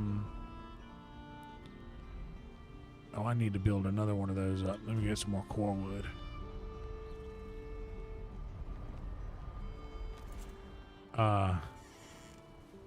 There's some sort, not a stone structure, but like water lines on the side of this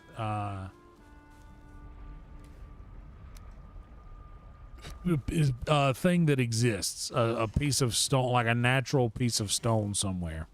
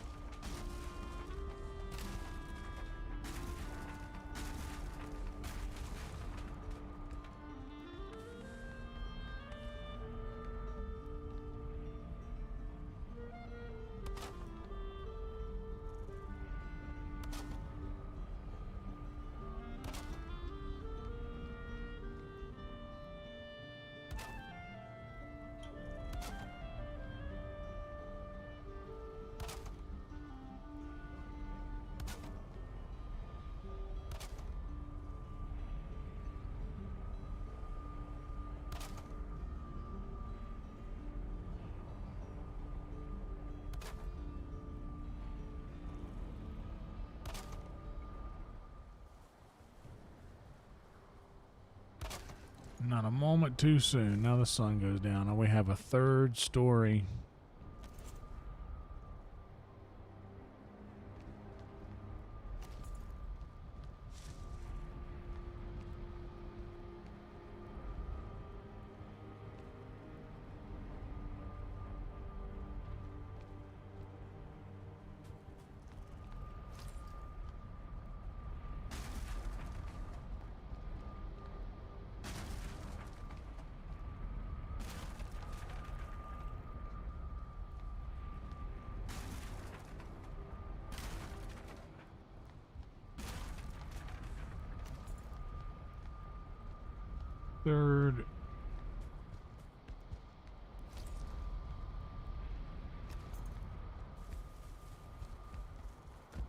Third story of our portal hut now. Nobody out portals the hut.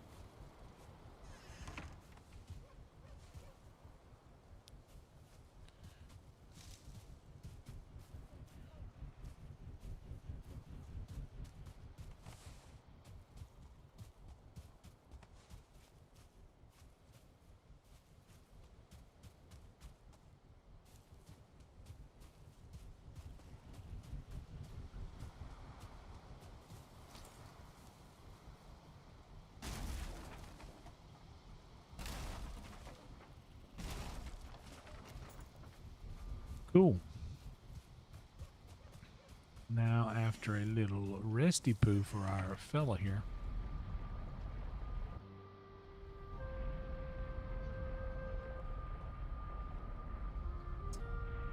Yeah, I was thinking that since there's some red and orange out there.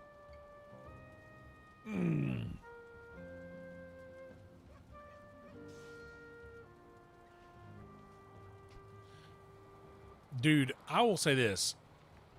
I don't know why everybody, I mean, I guess I could kind of see why people will be so adamantly against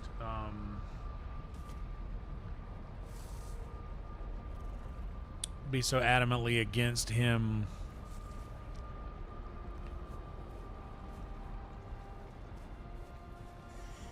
just for various reasons or whatever, but like is I think mostly it's just archaeologists that are too proud to admit that they could have gotten something slightly wrong.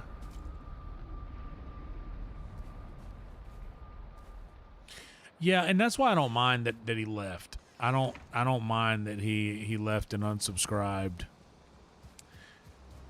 And here's the thing is that, and this is going to be the dumbest sentence that I ever speak. I'm also kind of steadily arguing with people on a TikTok post that I have made about South Carolina, and not necessarily just South Carolina, but the Carolinas in general. But the problem that everybody is having is everybody's saying like this is the thing, like they're calling me a liar. And dude, look, man, you can disagree with me. You can disagree with me or say that you don't like something that I say, but I'm not about to be made out to be a liar. When I was a kid, I used to habitually and compulsively lie to make conversation, and it was a point of embarrassment for me. So now I get very defensive when someone tries to even come close to claiming that anything I'm saying is false, especially when I know it to be the truth. So here's the thing. In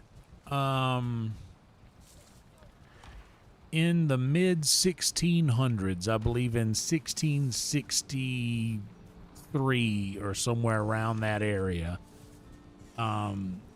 King Charles I of England chartered a settlement in America called Carolina, which is the land of Charles, as it was King Charles I who chartered this area. And within this charter of Carolina,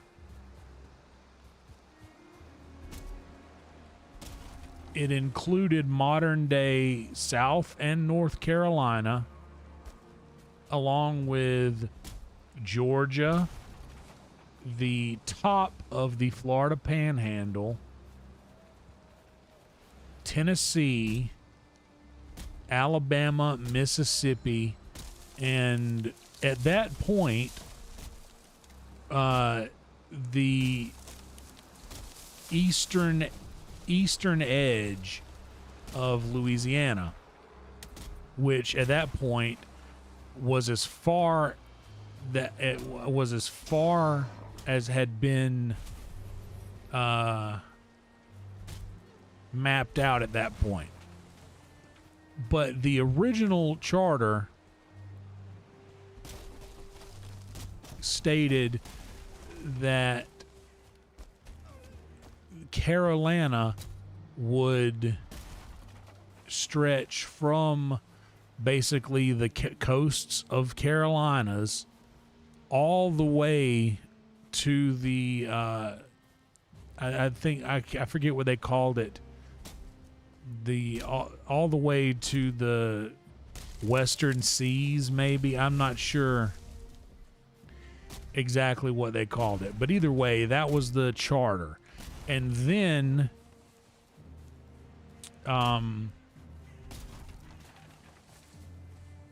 King Charles was executed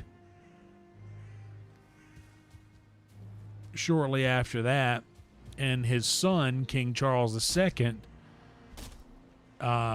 chartered that land and gifted it to the noblemen who helped him regain the throne after his father's execution. So here's the thing. That is history. That is documented history. That is 100% documented history that Carolina was North Carolina, Tennessee, the edge of Louisiana, Mississippi, Alabama, Georgia, South Carolina, and the top of the Florida Panhandle. That was the original Carolina settlement. And I have been in such ridiculous arguments with idiots on TikTok. And why I'm saying that, why I'm even giving time of day to people at all, especially people on TikTok, is beyond me. But mainly just because they're calling me a liar, especially about something involving the state that I grew up in. Like I don't know what I'm talking about in the state that I grew up in. Like my own state's history. But people are just so confidently wrong. I hate the fact that people are just so... How someone could be so confidently incorrect about something. It's quite hilarious to me. But the post was, I talked in a podcast that I did with Davey Wester and Dusty Carter, which sounds like pro wrestlers, but are actually just my friends. In these podcasts, I talked about how the original Carolinas were larger, or the actual thing was South Carolina used to be bigger than Texas, which is not exactly accurate, but the entire Carolina settlement, which included all of those states, in the original charter, it was eventually split apart, yes, but in the original charter, it included all of those settlements. And it included all of those states. But people are just so quick to act like I don't know what I'm talking about and just say, no, you're wrong. Just the confidence with which these people are incorrect is it's honestly like impressive.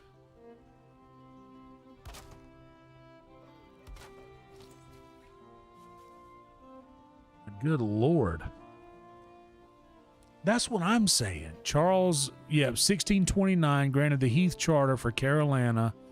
Granted the official Carolina charters. 63 and 65. That's right. So Charles I in 1629. Then Charles II after the execution of Charles I. Yep. 100%. It's easy. Google exists. And they're like, and I'm telling these people, like, dude, why are you arguing with me? Just Google it. Like, y'all are so confidently wrong about this.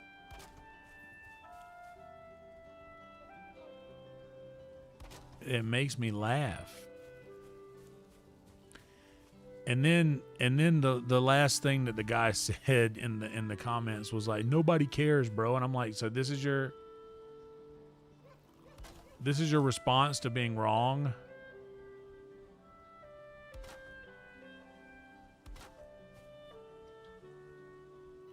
Like, this is your response to being wrong? Like, now you're saying nobody cares. Originally you were saying that I'm lying. Like, pick one, dude. But I'm big on Carolina history, like the history of the history of my state.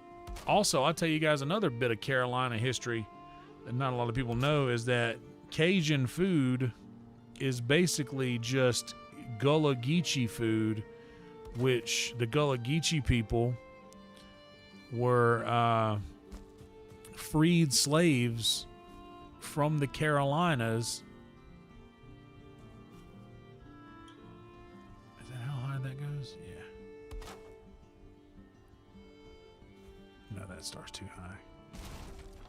The Gullah Geechee people were literally freed slaves from South Carolina who relocated to the Louisiana area after the Louisiana Purchase and basically started what is now Cajun cuisine.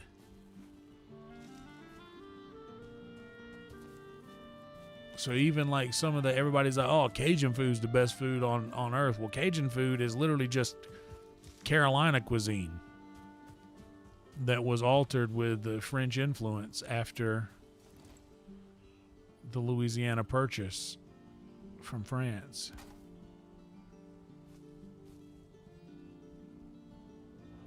We bought that from Napoleon for like, I think $1 million or something, or $10 million. Some crazy low price.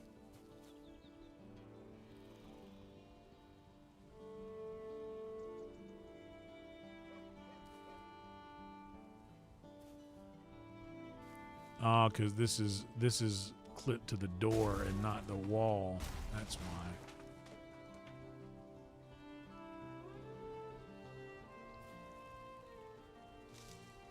Let's get rid of the door for a second. There we go.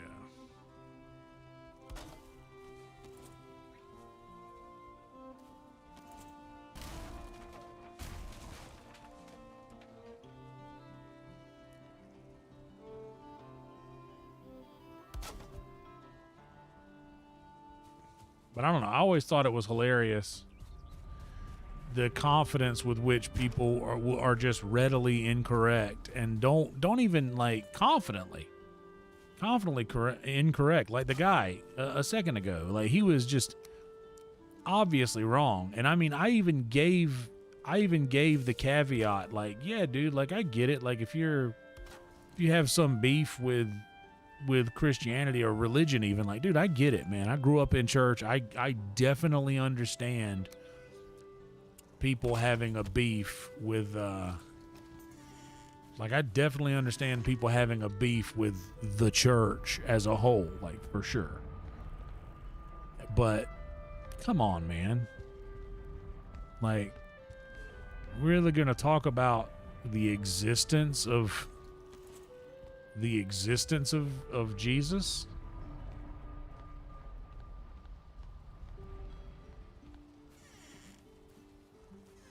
Like,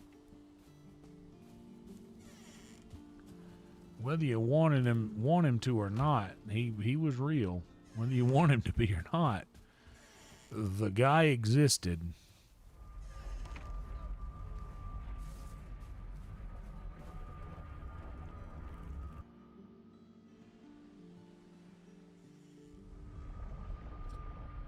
$15 million. There you go. How much was Alaska? Was Alaska 10 million? I don't want to think I made that number up. That 10 million number. But I probably did. Just so I could lie about it on TikTok. But yeah, I put those things on TikTok, and like, I also just, people are just so ready to argue things that it makes no sense.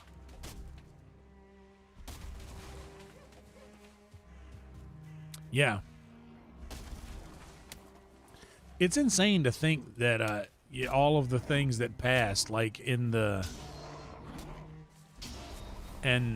all the things that passed during that era, and the Carolinas are so unassuming as states that people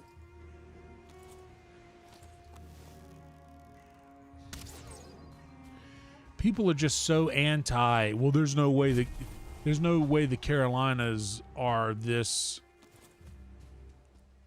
thing, because I don't want them to be, because they're not as important as the other states that you hear about. Meanwhile, some of the oldest structures that still exist some of the like oldest buildings on like in this country exist in North Carolina. I think one of the like there are structures that existed in the 1700s, like wooden structures that were built in the 1700s that still exist. 7.2 million for Alaska. Wow.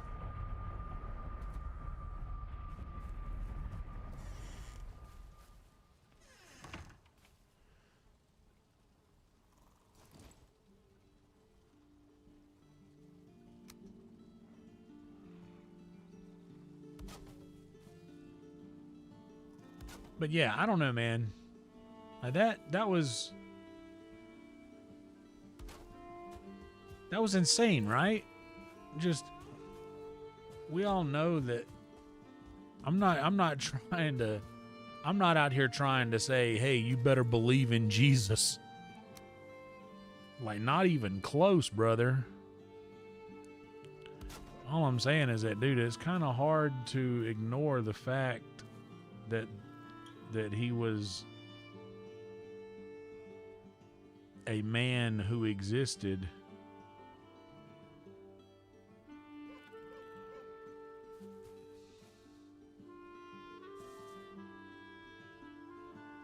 like that's some heavy coping to try and deny that fact.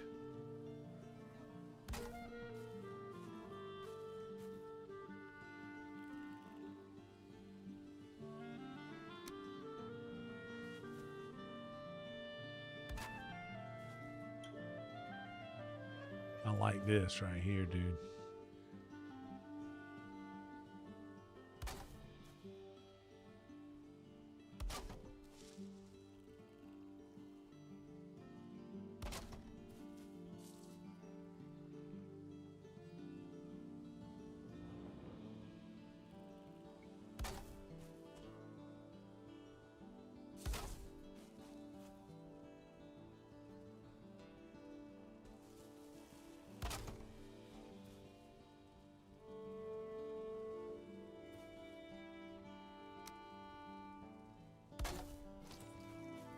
Just looks neat. Little square box there. Little boxes. Dude, South Carolina's flag rips. Bro. That right here.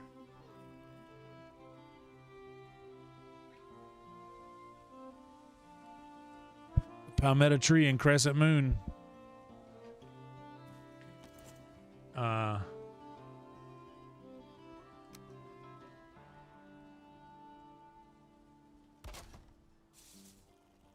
Yeah, I hate that the guy that said it, he has Palmetto in his name. I was like, you better take that Palmetto out your name if you don't know your state's history. Like you out here talking about Palmetto stuff to somebody with the thing on his arm.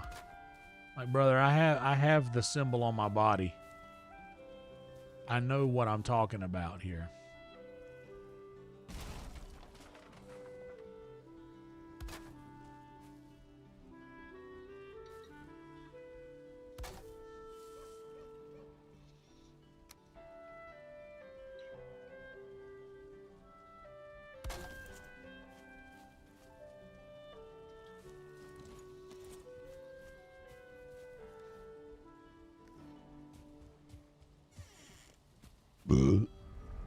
Hell yeah, dude. I was on a cruise ship one time, and there was a guy on the cruise, and he had a Texas tattoo. And I was like, why do you have that? He said, well, one thing that won't ever change. I'll always be from Texas. And I was like, huh, interesting.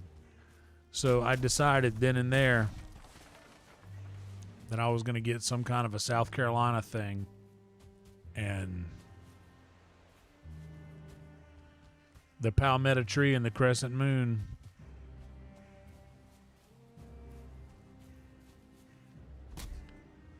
I love it as a symbol. It's simple. It is one of the oldest, by the way, it is one of the oldest unchanged flags in the nation. But it really does have some of the oldest structures that are still around.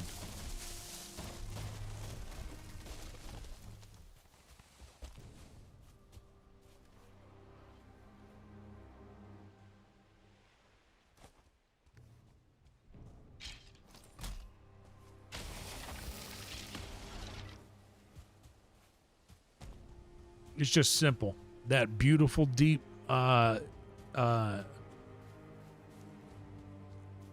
deep blue.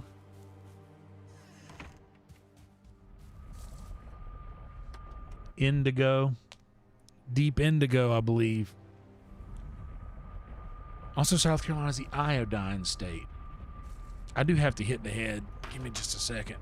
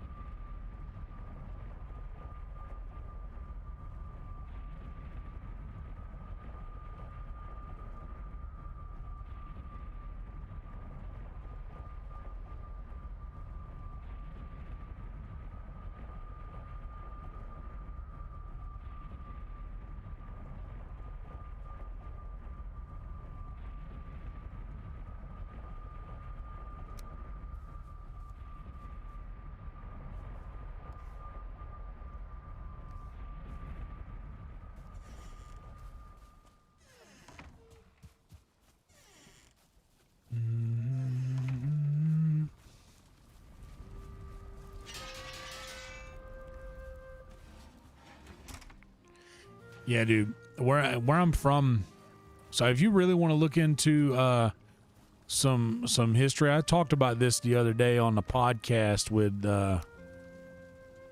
Nesbitt and them. So I'm from Marlborough County, which was named after the Duke of Marlborough.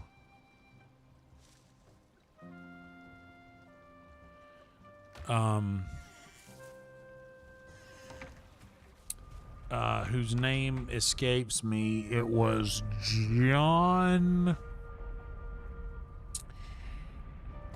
Was it John Churchill? The Duke of Marlborough was Winston Churchill's great grandfather. Let me actually.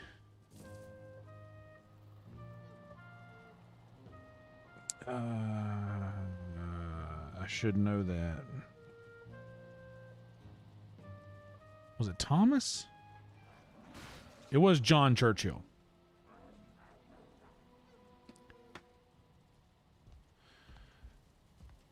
All right, Panic. Hell yeah, Adam. What's up, dog? We're just in here talking about history a little bit. Chopping it up about the Duke of Marlborough.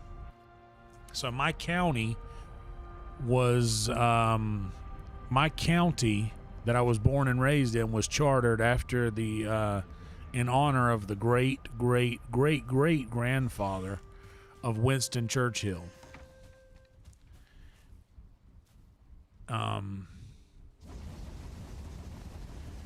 And also, Marlborough County was one of the main hubs during the Civil War, and there's a city next to the city I grew up in called Society Hill that was supposed to be the state capital, but it ended up being Columbia instead.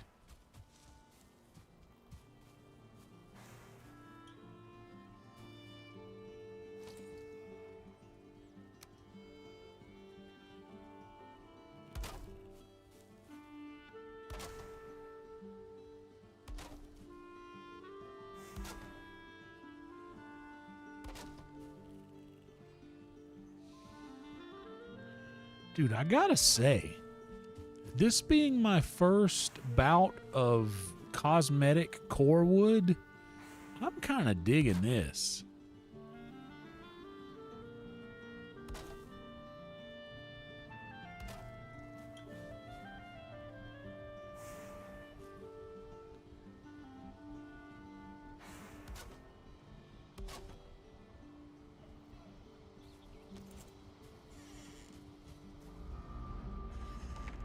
Oh, damn. Nothing like a good snack store, brother.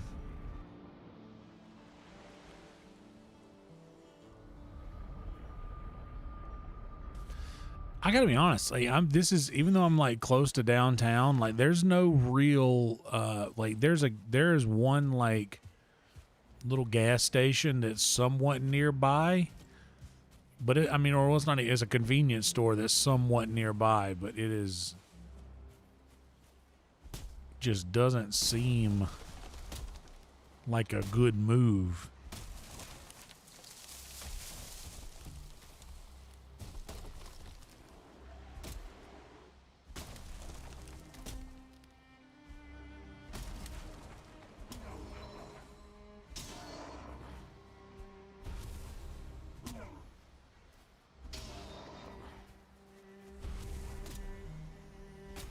Oh, I see what you did there.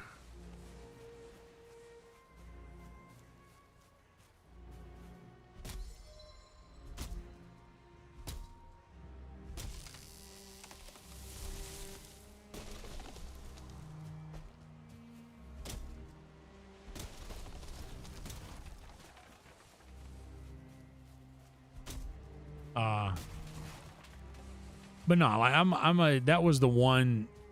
Other than English, history was the only subject in school that I gave two shits about. I'm big on history, and it aggravates me when somebody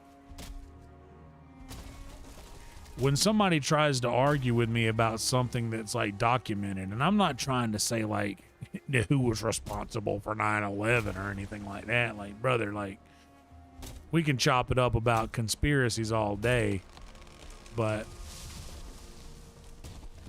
the existence of Jesus of Nazareth is not up for debate.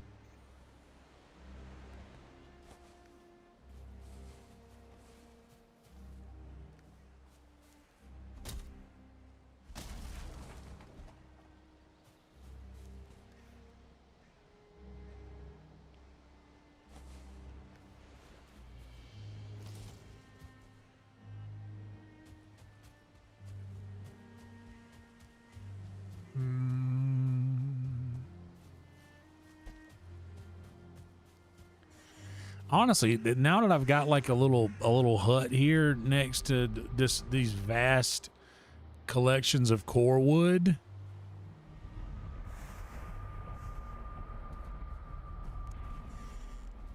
I should have just been doing that this whole time, because it does look really cool.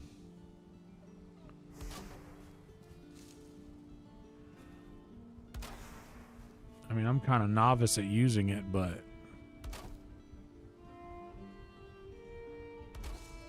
yeah, but there's this station that's next to me, and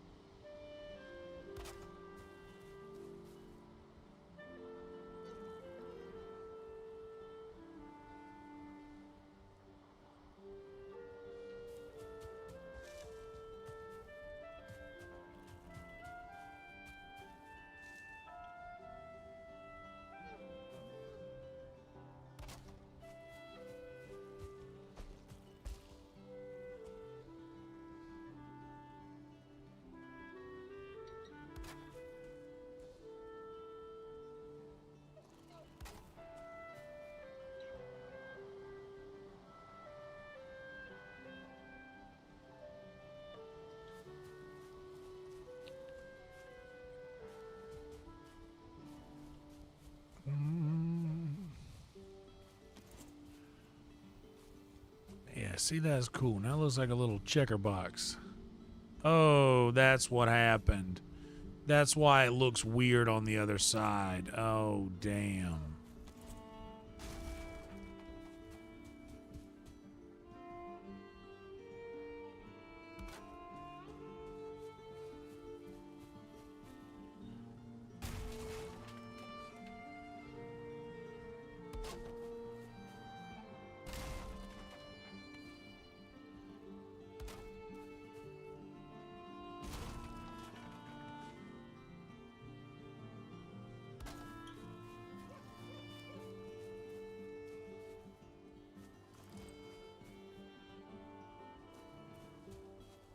There we go.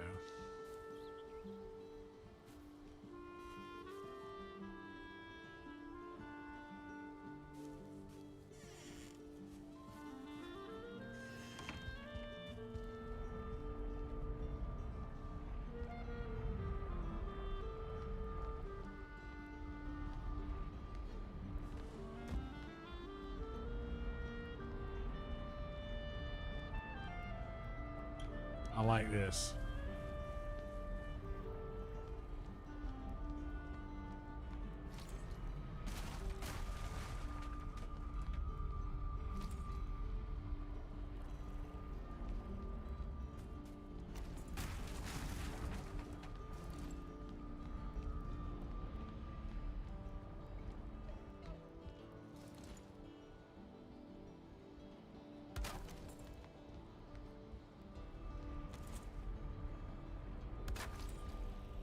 Sick.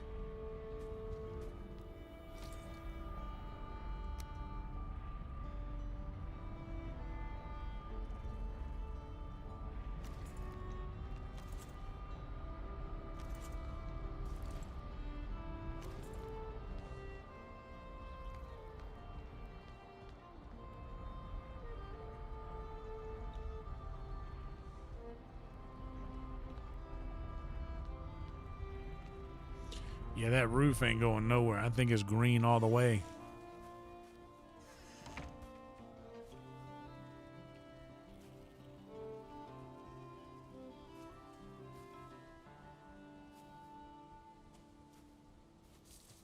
It just looks cool, man.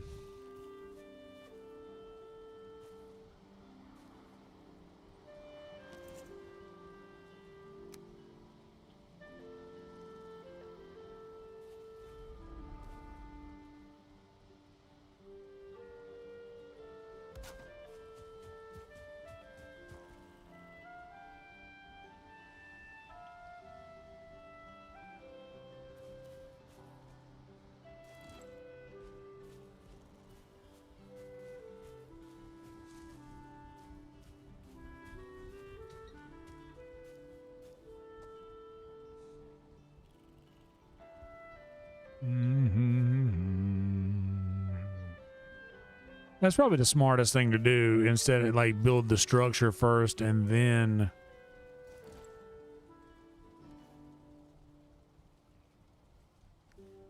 then build the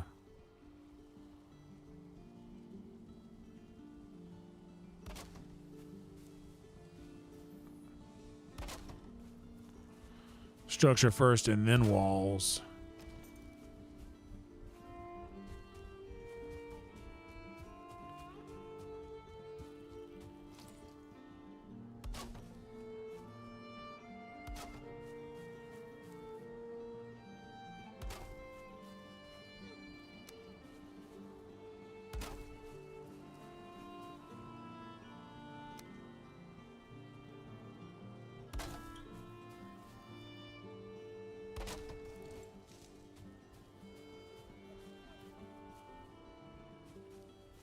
Sick.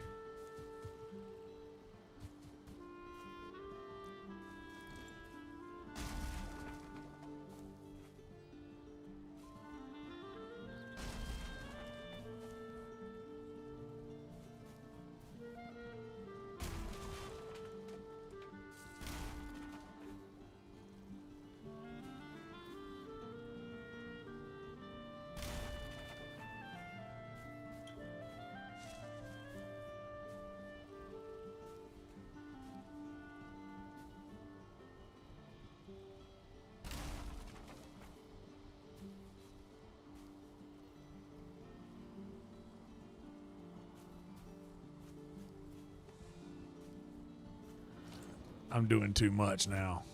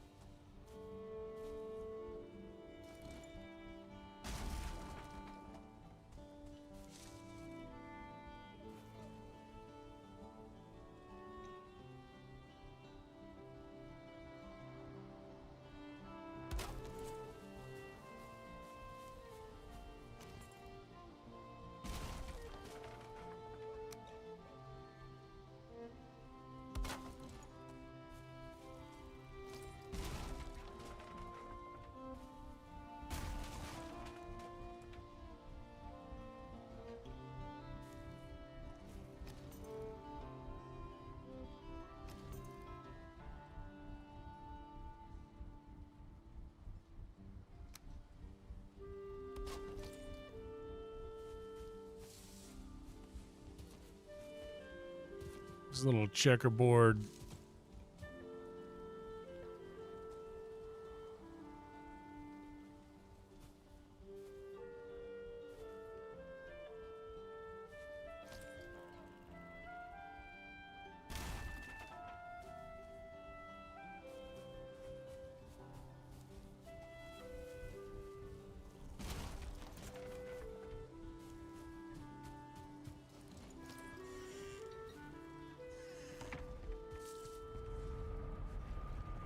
Kind of hilarious.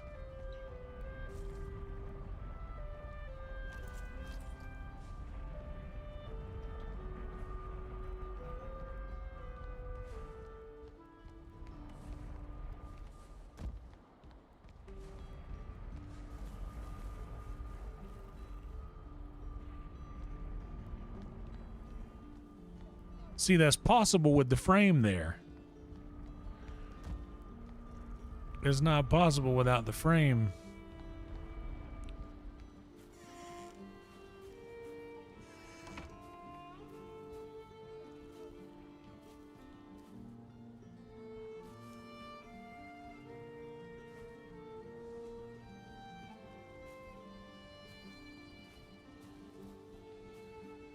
Sick.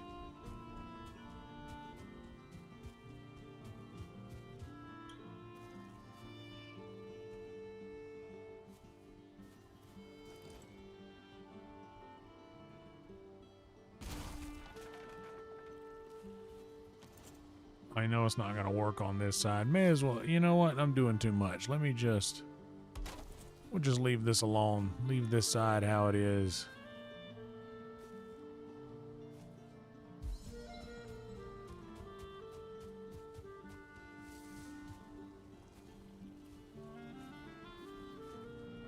Dude, seeing all of those portals in there, though, so crazy from out here.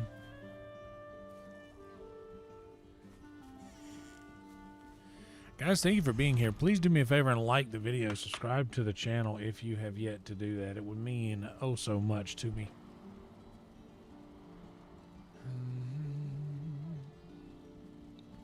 I would say that the records show that it's a good idea to go live earlier.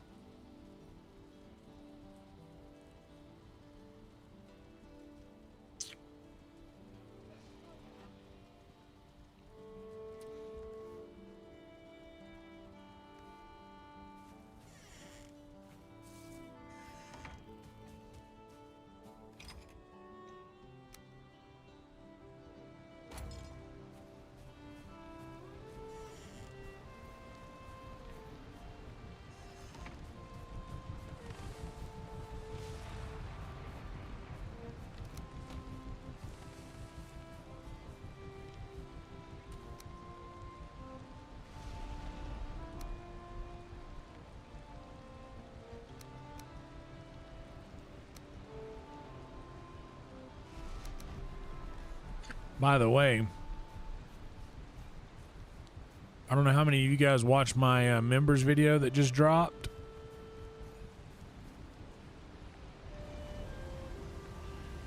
Where I prepped a little chicken soup for some chicken noodle soup in the crock pot. But I'm a couple hours away from having me some of that available.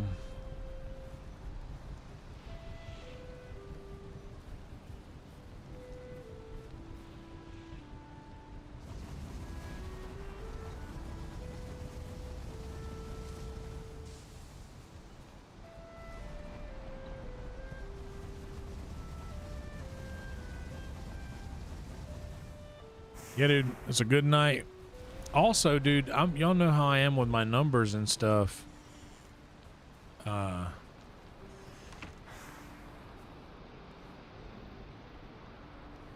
I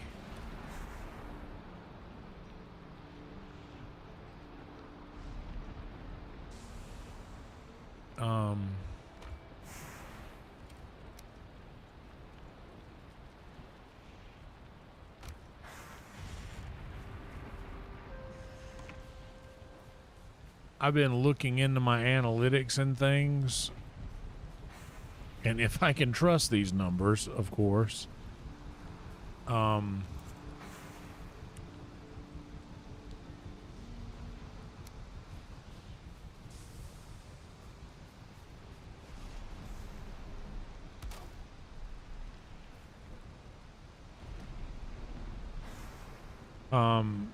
My click-through rate has gone up immensely.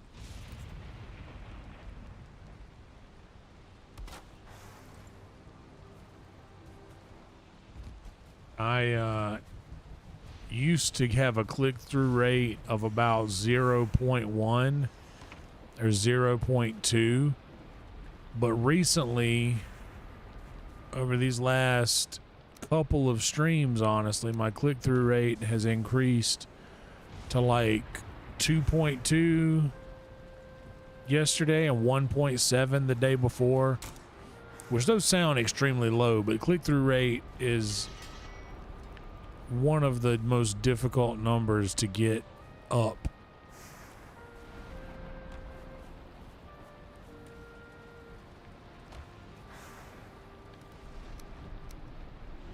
So I am tremendously proud of that.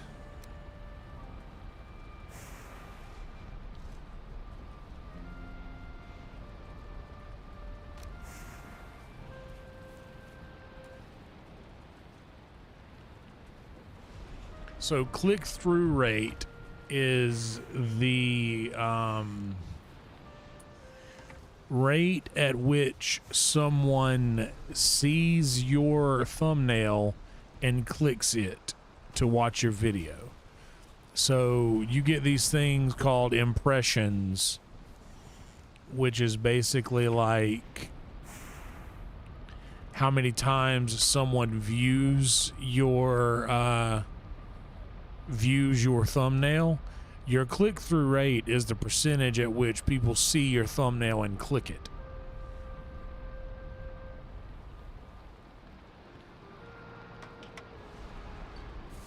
So that number is usually really low. Like on average, even for the highest earning creators on YouTube, their click-through rate is usually somewhere around 3 or 4%. So I'm like right underneath where that is.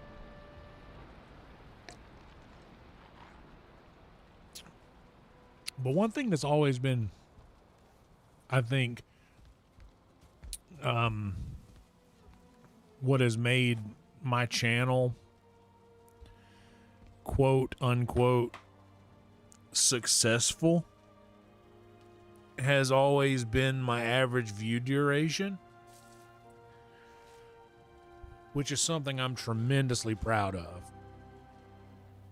I've always been really proud of how long I can keep the people around who click, who watch the video.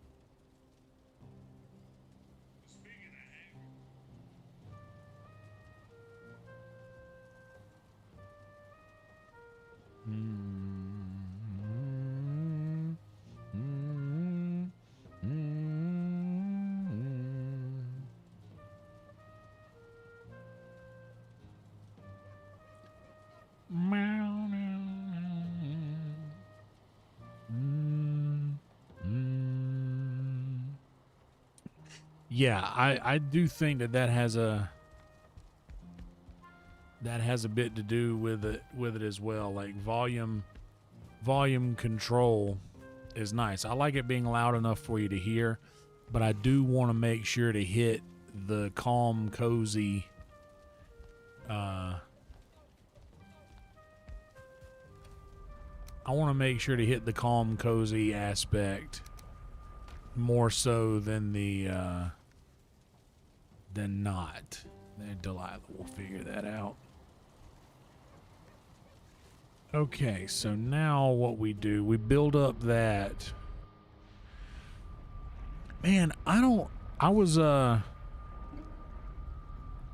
gotta stop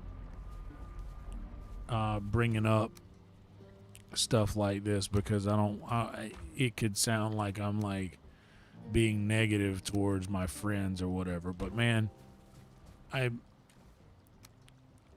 like it. I like game noises. I don't need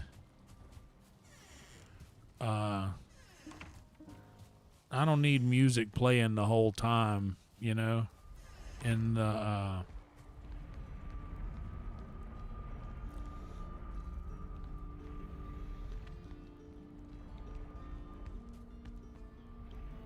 I don't need music playing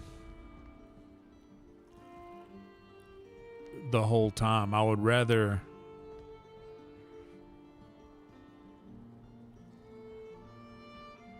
the content be enough, you know?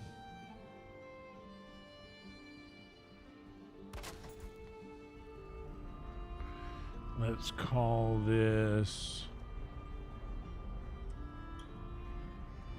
Rock Hut.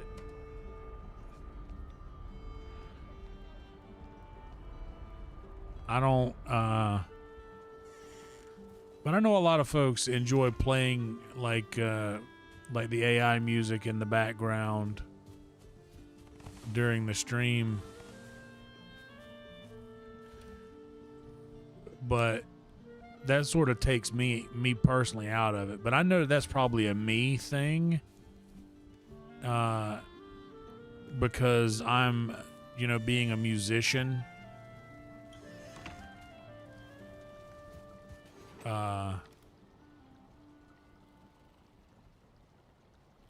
Being a musician, I don't want to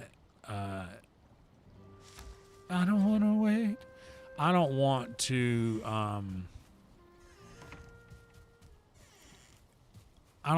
as crazy as this sounds, I don't like listening to music, believe it or not.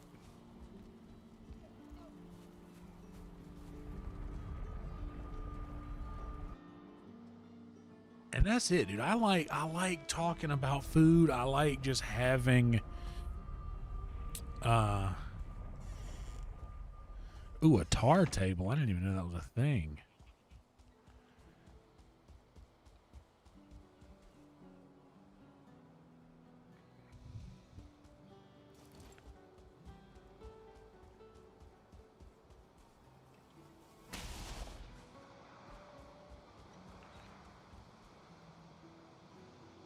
I honestly need to drain a tar pit.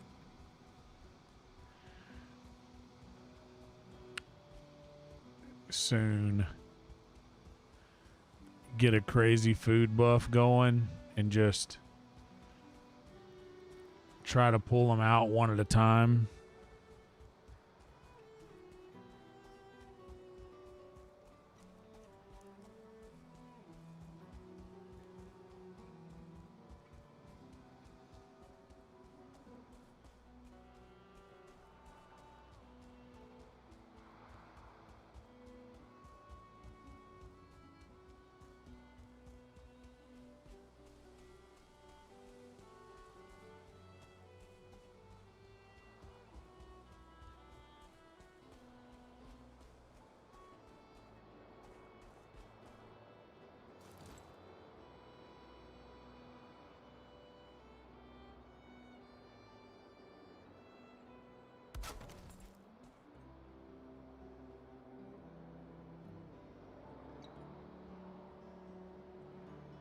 Rock hut.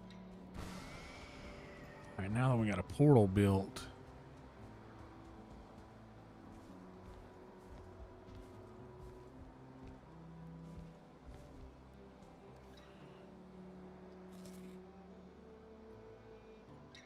All right, let's see how many of these fools.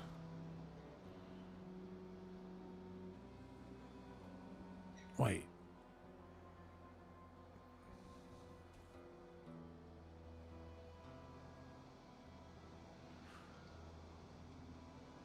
Did I literally just build a thing for my farmhouse?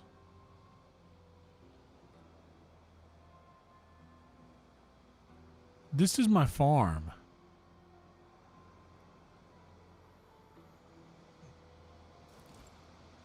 Has this whole time, have I been planning?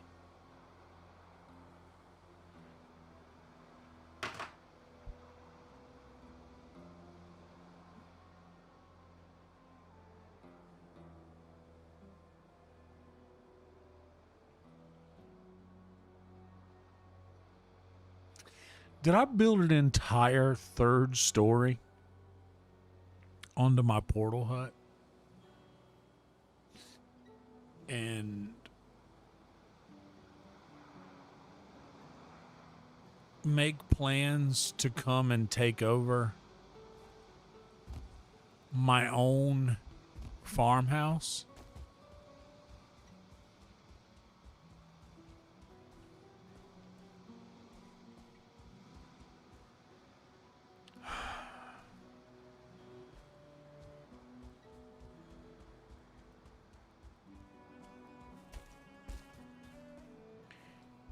Sometimes my stupidity surprises even me.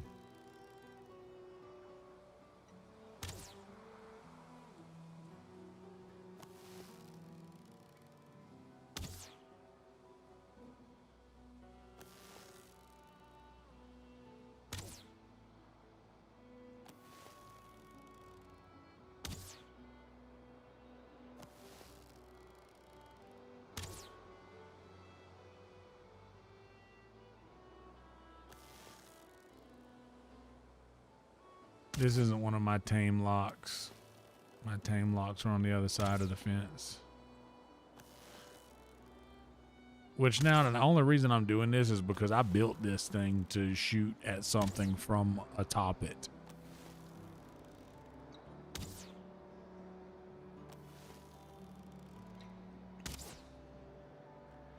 I wonder if this is even doing anything.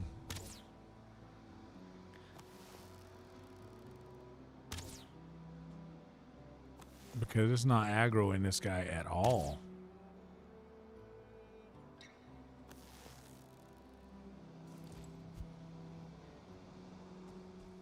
If it is, I'll feel shitty.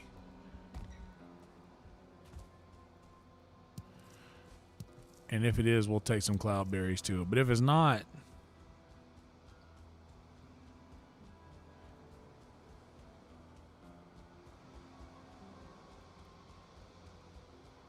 nope, it is not. And it wasn't doing anything.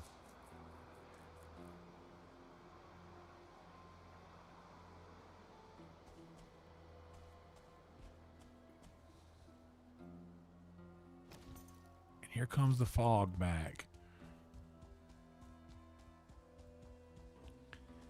I literally circled the entire thing, came back to this and was like, ooh, another thing.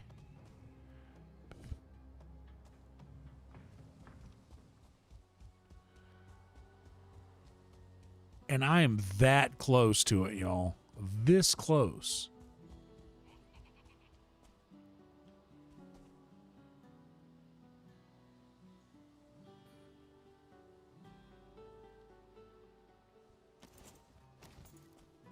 So close, in fact, I'm going to just...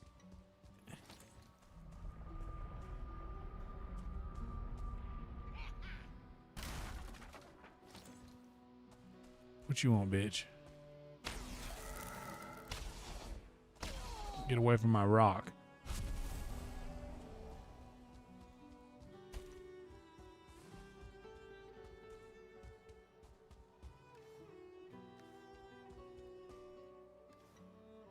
Dude, honestly, at Tejas Tonic, I was surprised at how much 5 milligrams hit me.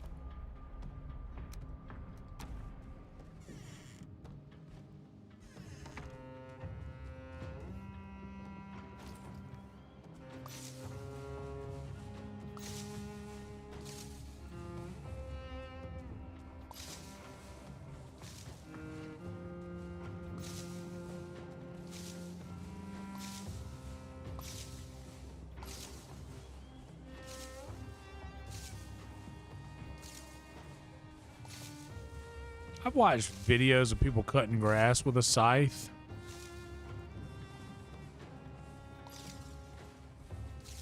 It's actually quite therapeutic to watch. But yeah, back to the music thing. Like the game music is the game music is cool enough. Unless it's something like Red Dead that has like that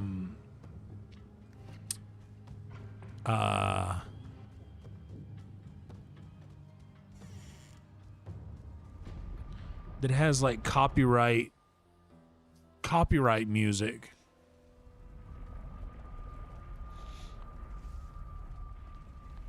Oh, you know what? Actually,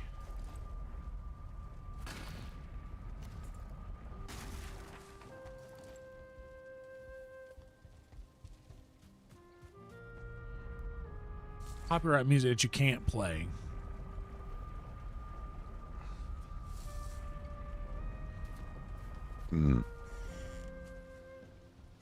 But yeah, I'd rather just hear the game music. Like I can't, like I'll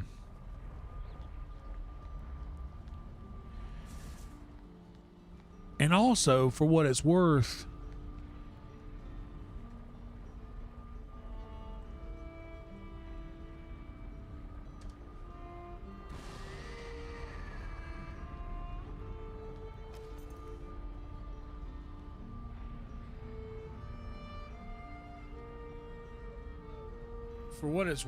if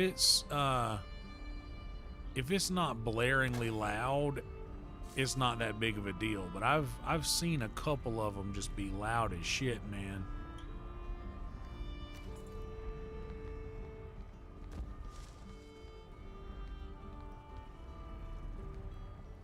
And then it's like, man, come on.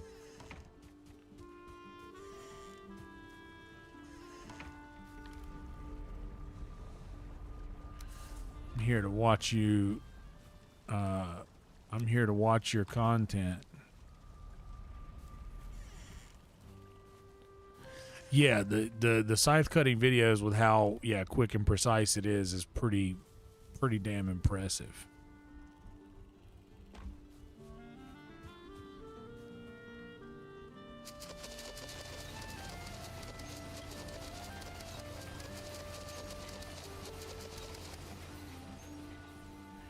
But I also take into account that I'm very much a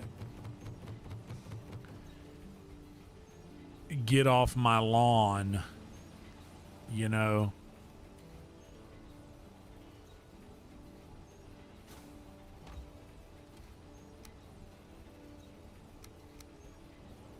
After a certain amount of dude, I had Makai playing. I had him playing in here because I don't have the volume very high on my speakers in here like I did in the house, because I want to be respectful of the people that live above me, and I don't think that my talking is too insane. But I want to make sure to not be disrespectful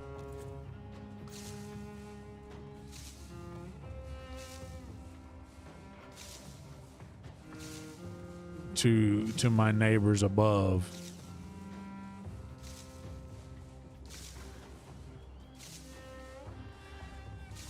But I was in the living room watching something, and watching something after I got done cooking, and I left the stream playing in here. And whenever it went over, I was watching a scary thing in the living room, and when that song came on at the end, brother, I thought the devil was here for me. I thought that he was here and he was gonna get me. I thought he had come to collect his due.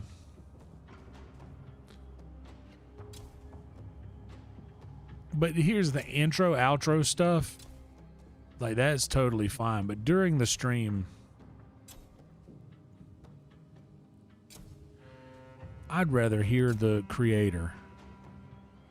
Like Shogun was saying. I'd rather hear the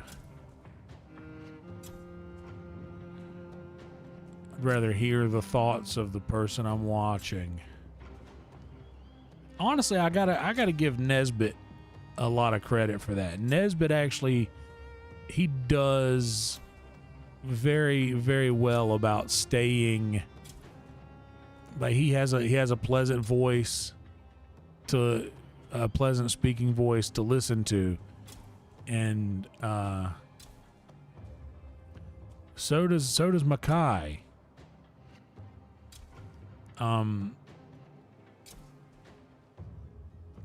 That I don't really need anything else.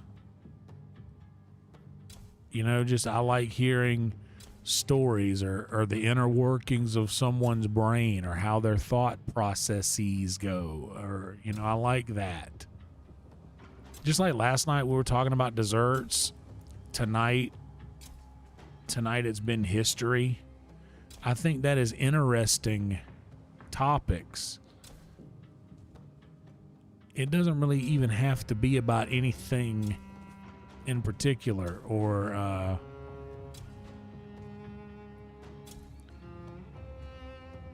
it doesn't have to be anything specific at all.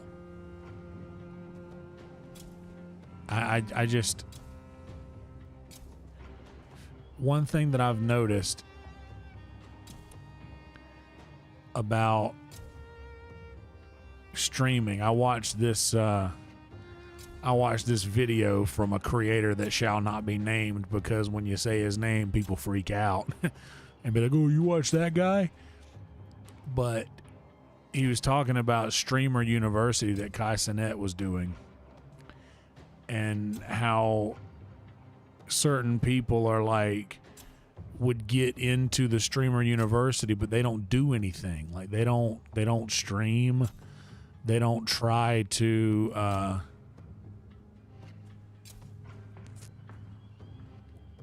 they don't try to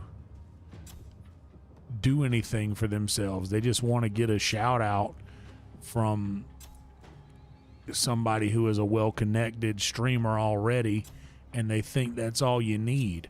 That's like getting pulled on Kill Tony.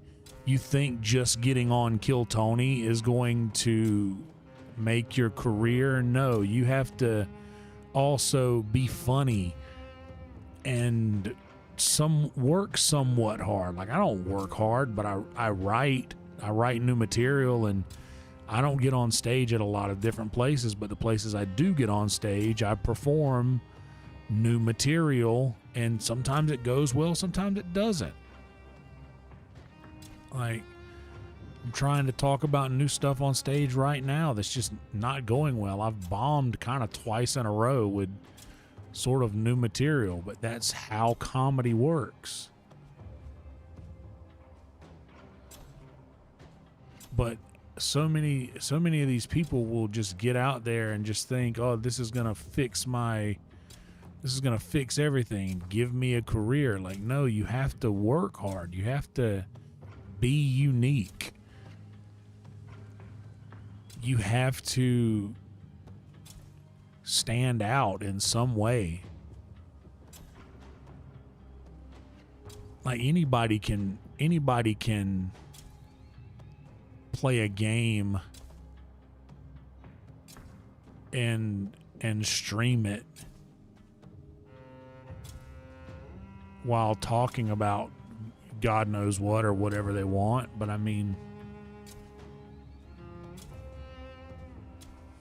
why you? If there's a streamer, if there's a viewer out there and they're looking for something to watch on YouTube, why you? Why are they going to select you over anyone else?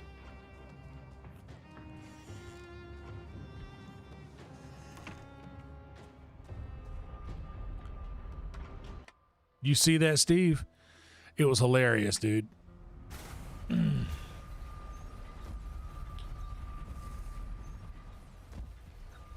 But like, that's the one thing why I will commend like Nesbitt, and I mean, look, me and Nesbitt have had some like very in-depth conversations where we will disagree on things or whatever, like mid podcast and things, and all this is public, and I know he won't care that I bring this up, but like, he has a unique perspective that he is not afraid to share.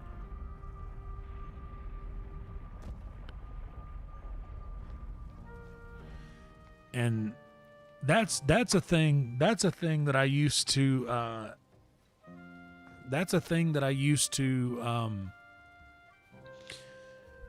when I was talking about the idle streams. I'm like, dude, there's streamers like me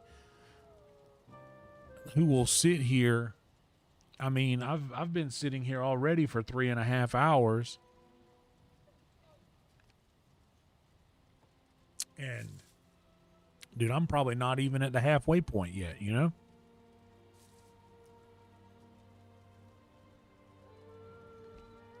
Controller keeps disconnecting.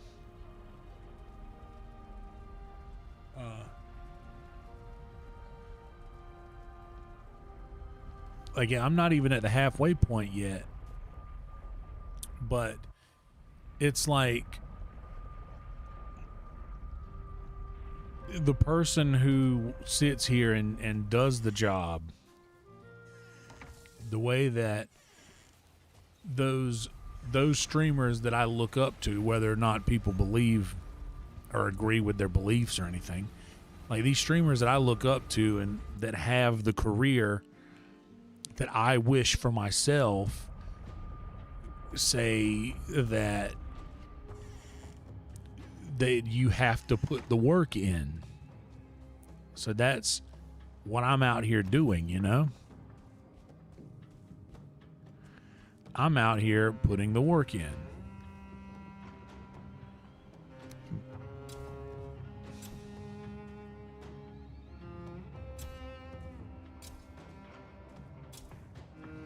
because that's what I want a career.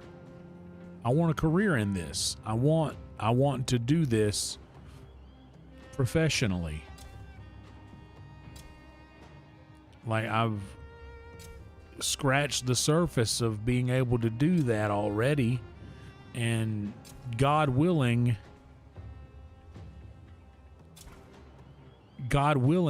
you know, we'll be able to do that once again soon. You know, we'll be back in those good graces soon.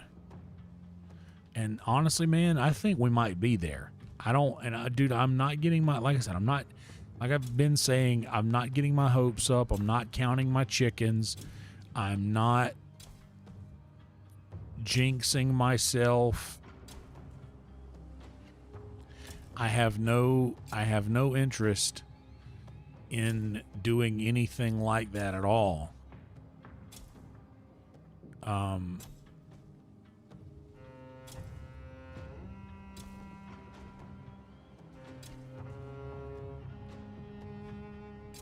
But I will say this, these streamers who I look up to talk about successful streamers that do things that I do.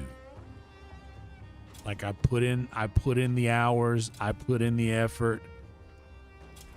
I don't expect anybody to do anything for me. What's up, CCL?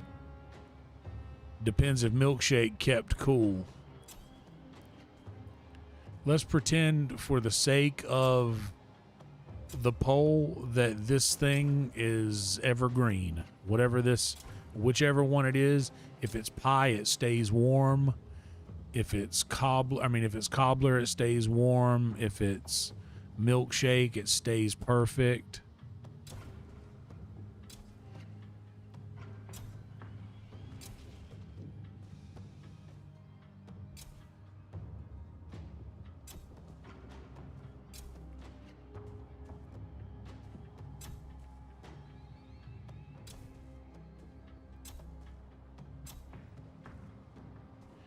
But all I'm saying is that it makes me feel a little validated in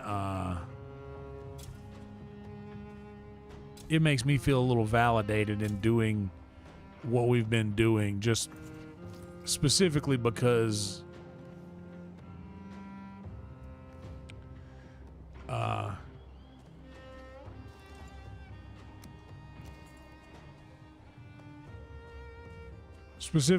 we've been having a little bit more success lately.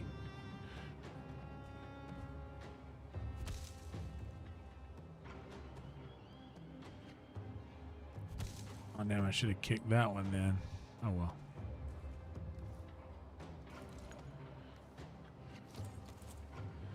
And that'll be enough. I got some barley. It'll grow, and I can just plant all of that back. That's enough for now. Let's go and repair our cultivator. The perfect milkshake is S tier for sure. I'll give you that. By the way, what are you guys' favorite milkshakes? I am a cookies and cream guy, because that's also my favorite ice cream is cookies and cream. But regular strawberry milkshake coming in hot for that second place position.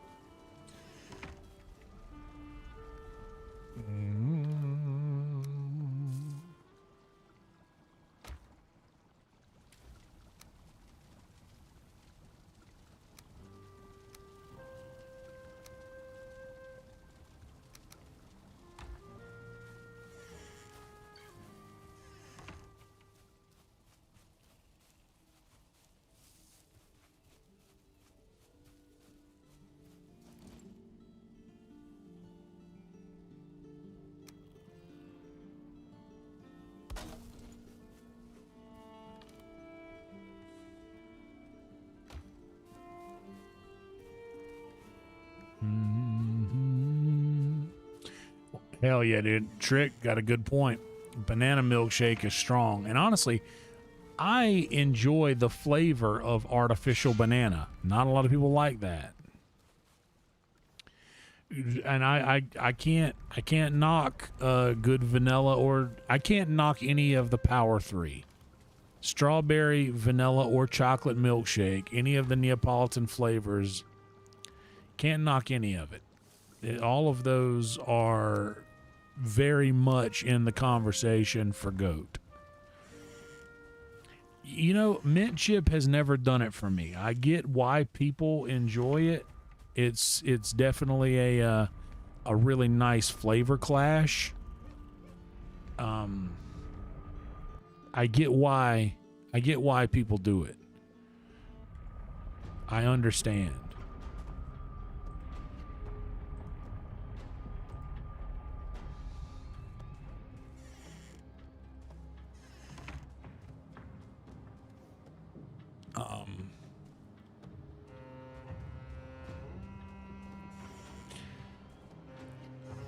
Yeah, vanilla is comfort, and yeah, mint chip it's just too busy for me. It's too much going on.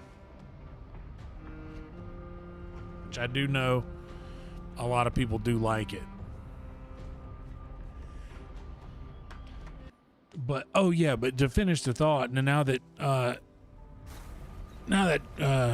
Trick is in here, like I remembered bringing up, like, with the idle streams and things like that before, how it just felt, hey, you know, we're here doing this and showing up for these streams like this. It would make me feel like, hey, this is sort of like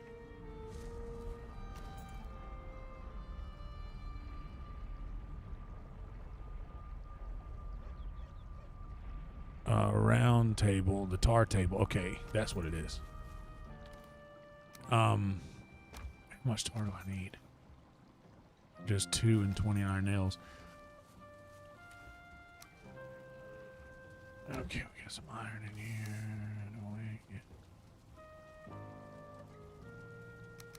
But that's what I was saying, is it kind of felt like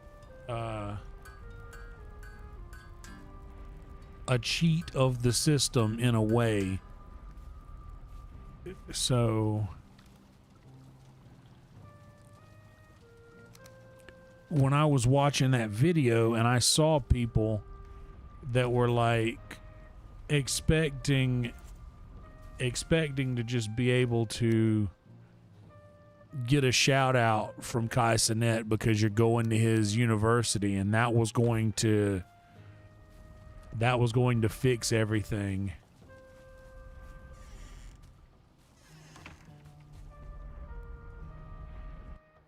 It don't work like that.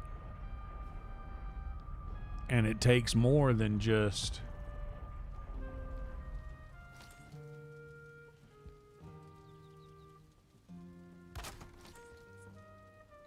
those things.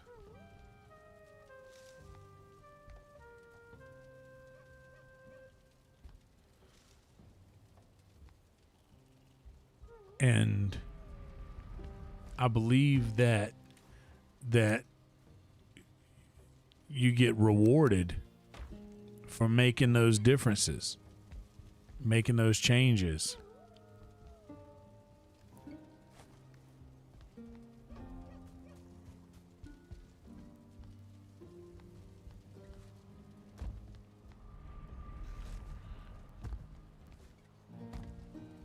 Or realistically, I think you get rewarded for just putting in effort, period. Oh, we got a wolf pup here.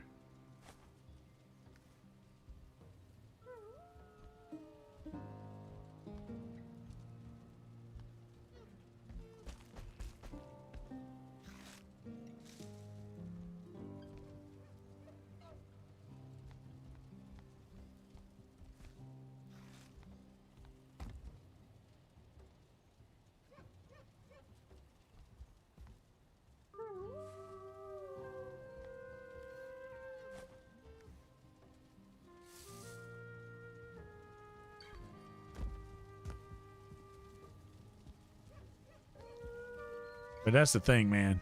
It's just putting in those putting in that effort, making these changes.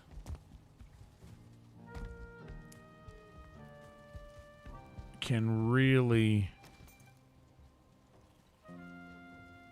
Yes, I can make a jacuzzi. 10, 6, 8.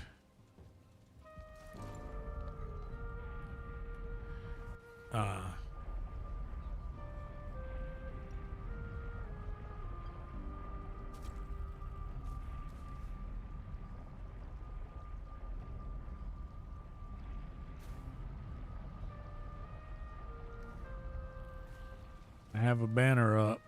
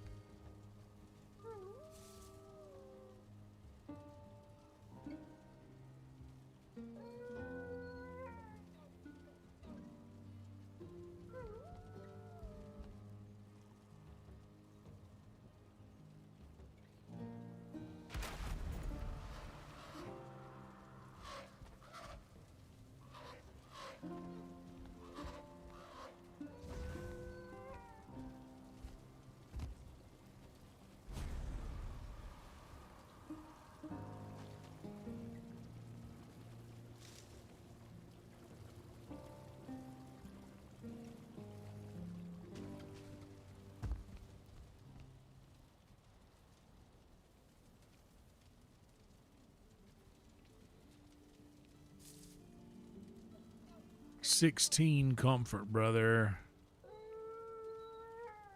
That's good. A 22-minute rest buff.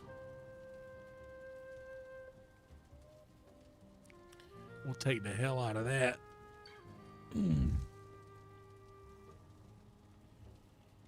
23-minute.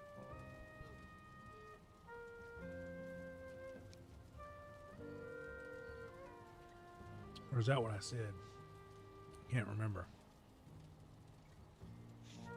But yeah, back to the original thing that started me on that rant about the creators and such doing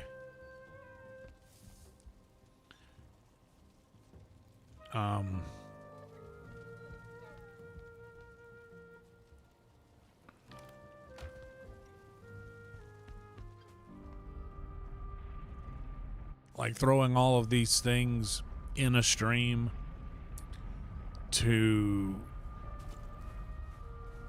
sort of make up for quality of content.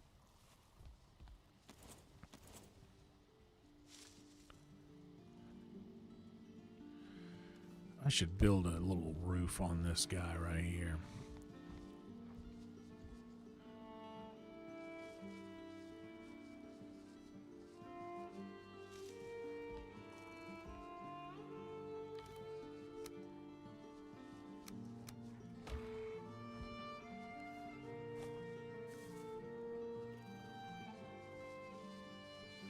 Oh, I love watching them all just run to the raspberries when you throw them in the middle. It's so cool.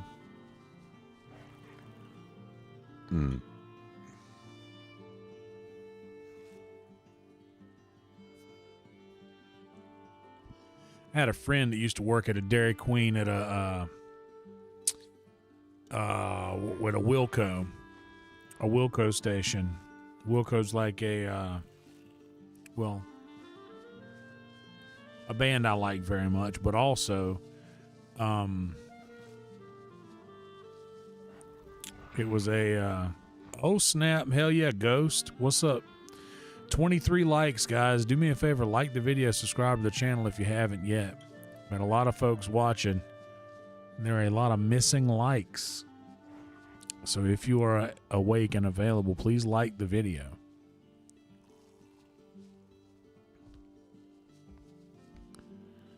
Appreciate the interaction if possible. I wonder if I got a thumbs down. And if I do, I know where it came from.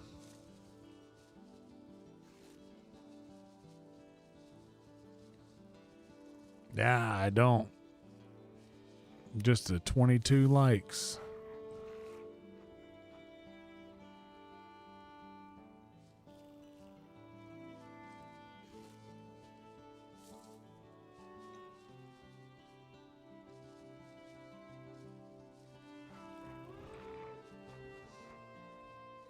Yeah, I had a friend that worked at a DQ and in the gas station, and I would just go and bother her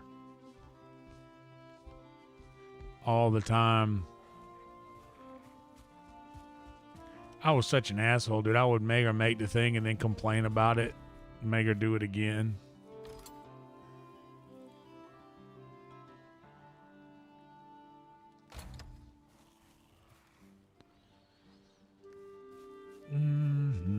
It's about to get dark. Let's go see if we can find us a oh snap, roadkill in the house.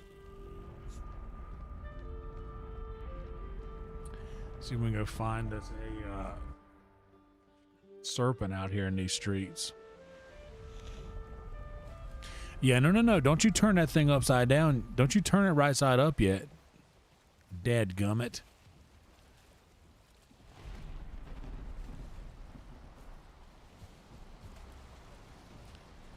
Yeah, no. You gotta prove to me that this thing is good. And that this is gonna work.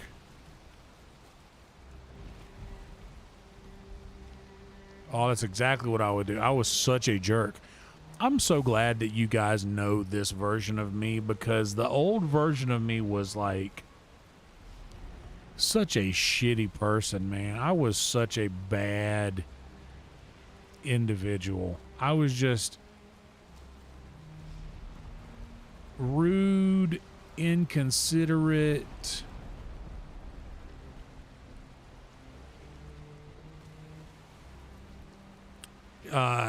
like insufferable, know-it-all.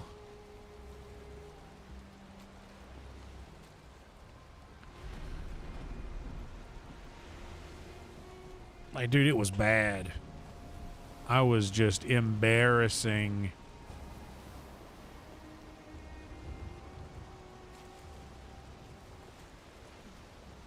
I was just embarrassingly shitty.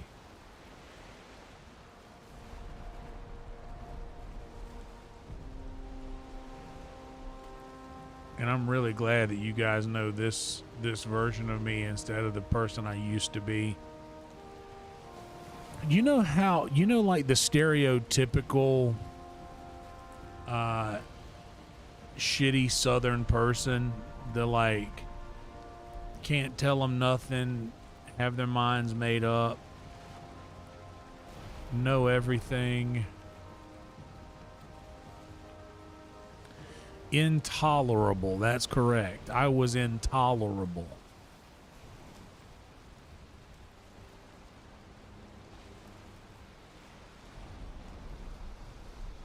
And just genuinely a mean kid. Like, I was mean to my sisters.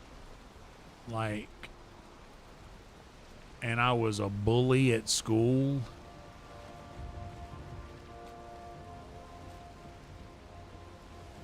I was just, I was a Shonda, a Southern Shonda. I was a terrible Southern person, and I confirmed all of the horrible stereotypes that Southern people have. I was a confirmation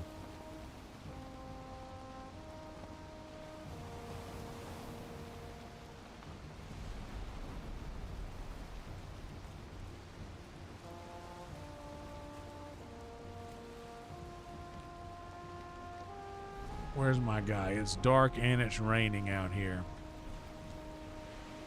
He's got to be here somewhere.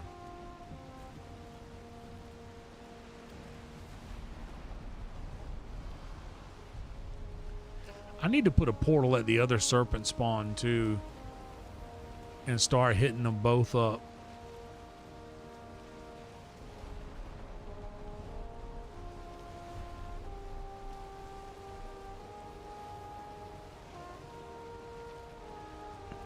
I appreciate that, Ghost. Thank you. I'm still embarrassed over the fact. I'm still embarrassed by the truth of that. Because there are people who, you know, there are people who only know that version of me, you know? And that breaks my heart. To know that there are people out in this world that exist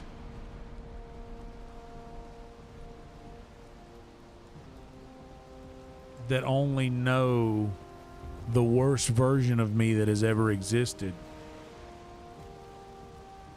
And I'm deeply saddened by that.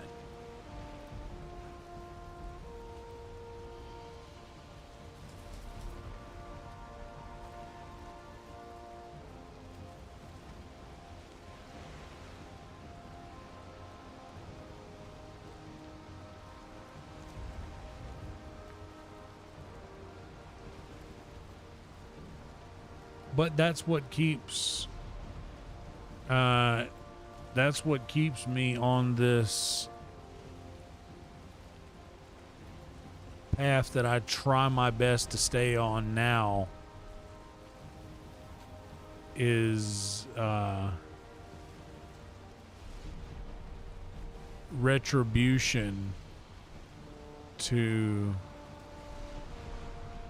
my reputation.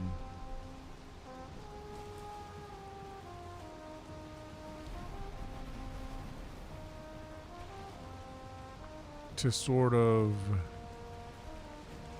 correct how awful I've been in the past.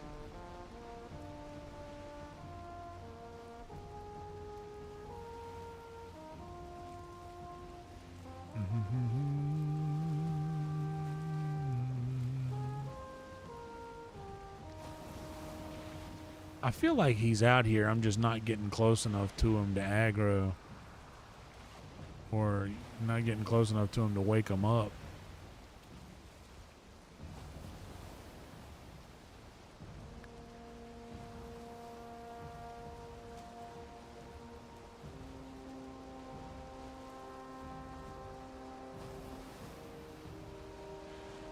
Yeah, same. I was bullied as well, which I think kind of made me a bully. It was almost done in protection.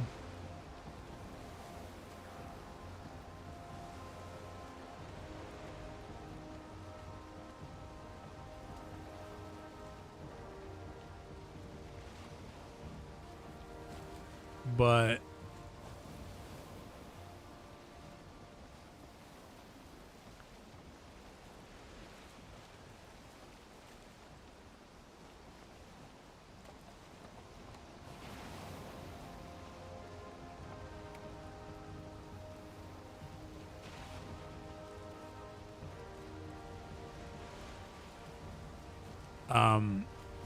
I was just a bad student, and like you say, I was very inconsiderate of other people or their feelings or their experiences. I was selfish. and narcissistic. I was just all around a bad person. And I'm ashamed of that. I have reached out to teachers that I had that I know I gave a specific hard time.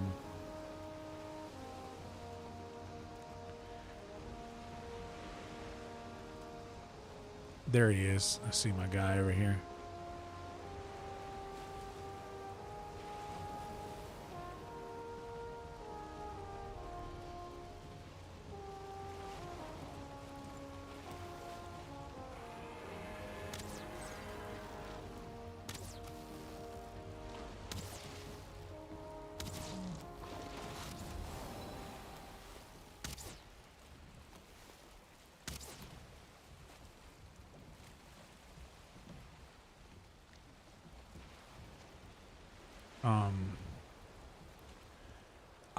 I've reached out to my teachers just to make sure that like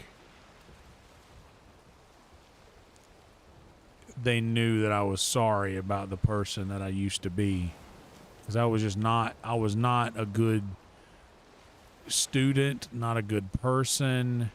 Just I was mean.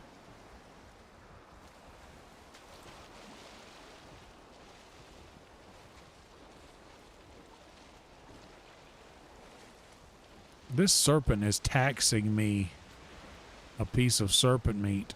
I'm convinced of it.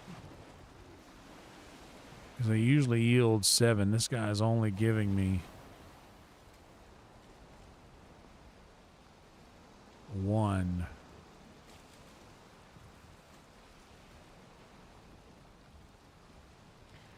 Life does make you wiser. Life does one or two things. It makes you wiser or it makes you sorry.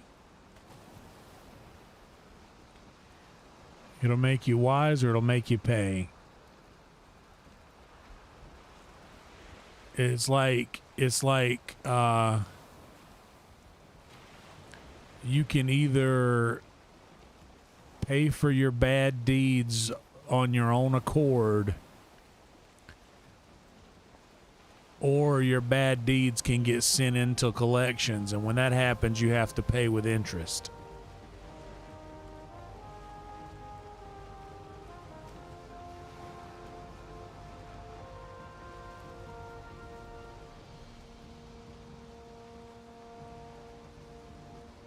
So it's best that you pay off your bad deeds yourself.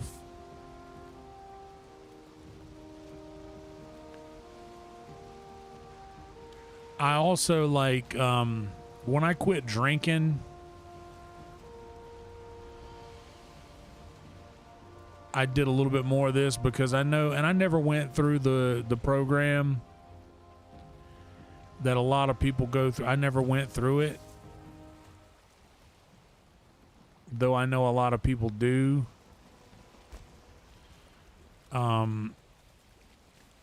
But in the program, they say that like you're supposed to like reach out to people in your life that you have wronged and sort of try to right wrongs that you've made.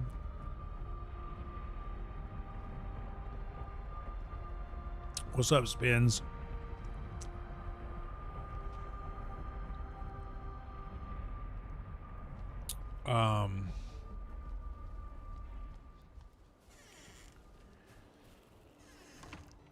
But yeah,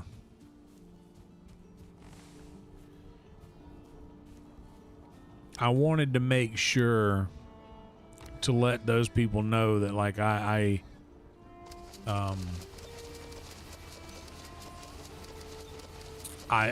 felt bad about putting them through what I'd put them through. And honestly, I was so mean to one of my teachers for sure that I really made it a point to try and reach him. But I think too much damage was done when I was a student. Like, I really legitimately tormented this poor man. Like, I was such a bad kid.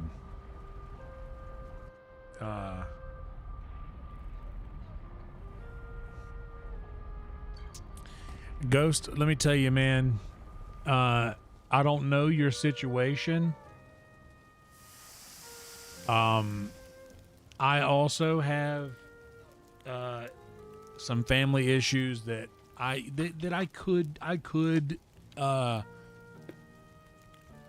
could fix some family issues, but for me personally, these issues that I have, it's not worth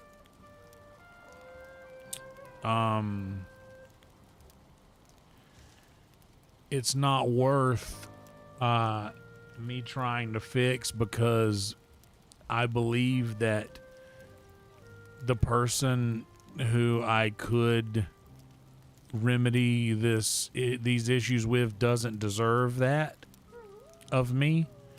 They don't, for lack of a better term, or for lack of a better explanation, rather, the shitty parts of me were inherited from one of my parents, who, after I have rehabilitated myself and become a better person, she doesn't deserve she doesn't deserve access to this version of me.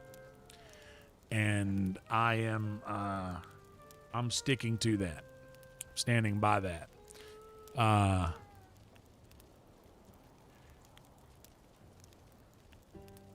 Because, like, I was never, when I was a young kid living with my grandparents on my dad's side of the family, I wouldn't say I was not a problem at school, but the problem I was at school, the problem that I was at school was more, I wasn't mean, I was just really talkative. I talked a lot, which I know you guys have a hard time believing, right? I talked a lot at school, and that was a problem, because I would disrupt class. I got sent to the principal's office a lot. I got written up a lot for quote unquote disrupting class a lot. And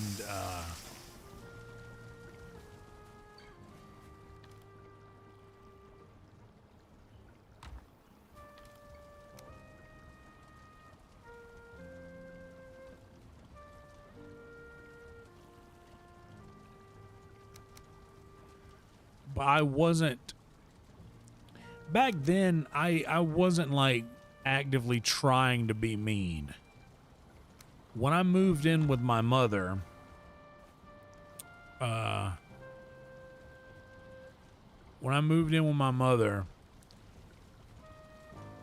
there was a lot of like arguing and fighting at home and stuff, and I brought that to school with me, that angst that I felt, and I couldn't take it out on anyone at home, so I was acting out at school because I couldn't take out that anger at home, you know? And I really put one teacher specifically through the ringer, man.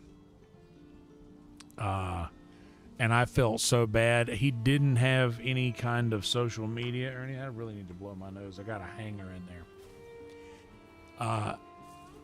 he doesn't have social media. He was an older guy. And I did my best to track down people related to him to just apologize and just tell him, hey, I'm sorry. Like, I don't mean to be, I don't want to end that relationship that way. I don't want that to be how you remember me.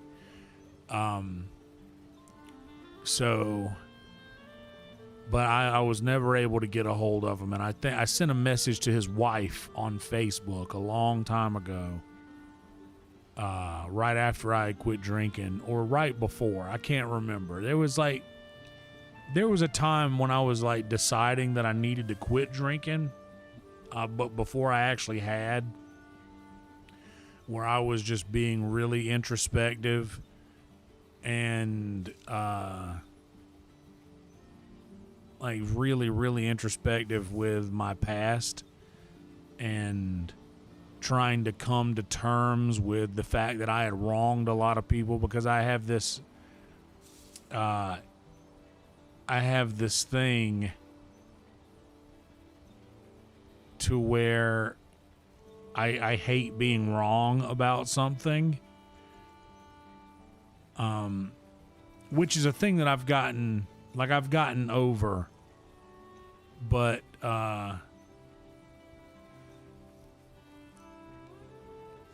that was a big thing, to where even if I were wrong, I would defend myself as if I weren't, just because I couldn't cope with the fact that I was wrong about something. I'm not like that way, and I'm not that way anymore, but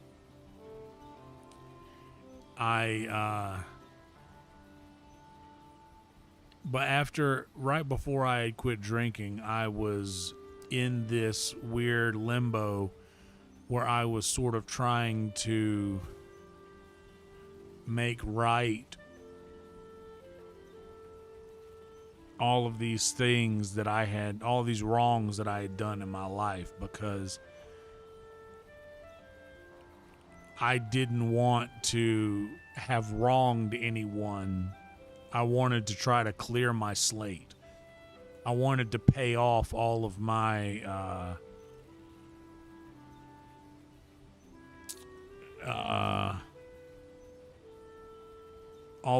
quote unquote wrongful debt. You know what I mean? The debt that I had accrued in being wrongful towards someone, or just right all of the negativity that I had sowed. And I wasn't able to get a hold of him, but I tried. But going back to the whole thing, Ghost, about I don't know your relationship, I don't know your situation, I don't know who was in the wrong, or I don't know how that shakes out for you. I don't know if it's necessary for you to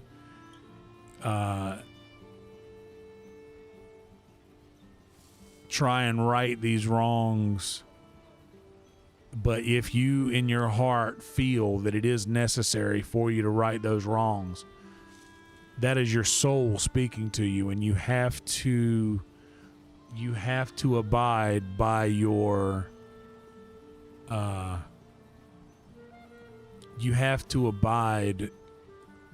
soul. You have to do what is right by your own feelings like that.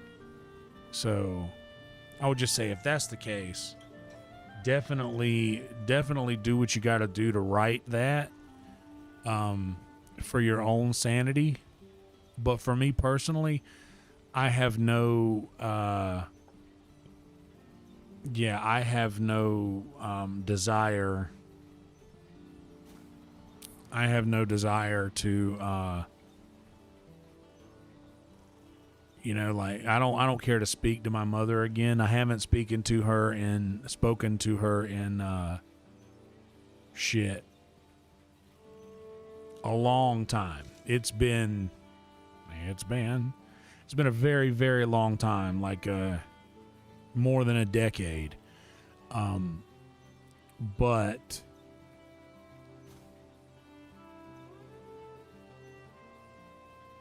what bothers me about it is not so much the it's not so much the I don't speak to my mom. I don't have a like I don't need it's not, none of that bothers me. The fact that like I don't speak to her, or that I don't care to speak to her, that as shitty as this might sound, or as real as this is, I don't mind sharing. And I've already made closure with all this, by the way. Like, I've been in therapy for over a year, and also like I talked about all of this in my personal podcast that I don't record anymore, the MI Stuff podcast. I've already talked through all of this more than enough times to be okay with talking about it. But what really bothers me about it is just knowing that I share a DNA with someone as terrible as that. I don't like the fact that I share DNA with someone I consider to be awful. And she is someone who is unequivocally awful. And like there's some folks in here who have heard me go in depth into these stories. I'm not going to do that now because it's, I'm, past all of that now. But just know, like, think about how much you all, and I'm just assuming everyone loves their mother so much. Just imagine how terrible the thing must have been that would make me feel the way that I feel. And like, that's why I feel the way that I do. And it's not a thing that I am prepared to it's not a wrong that I'm prepared to right, because it wasn't a wrong on my part. It was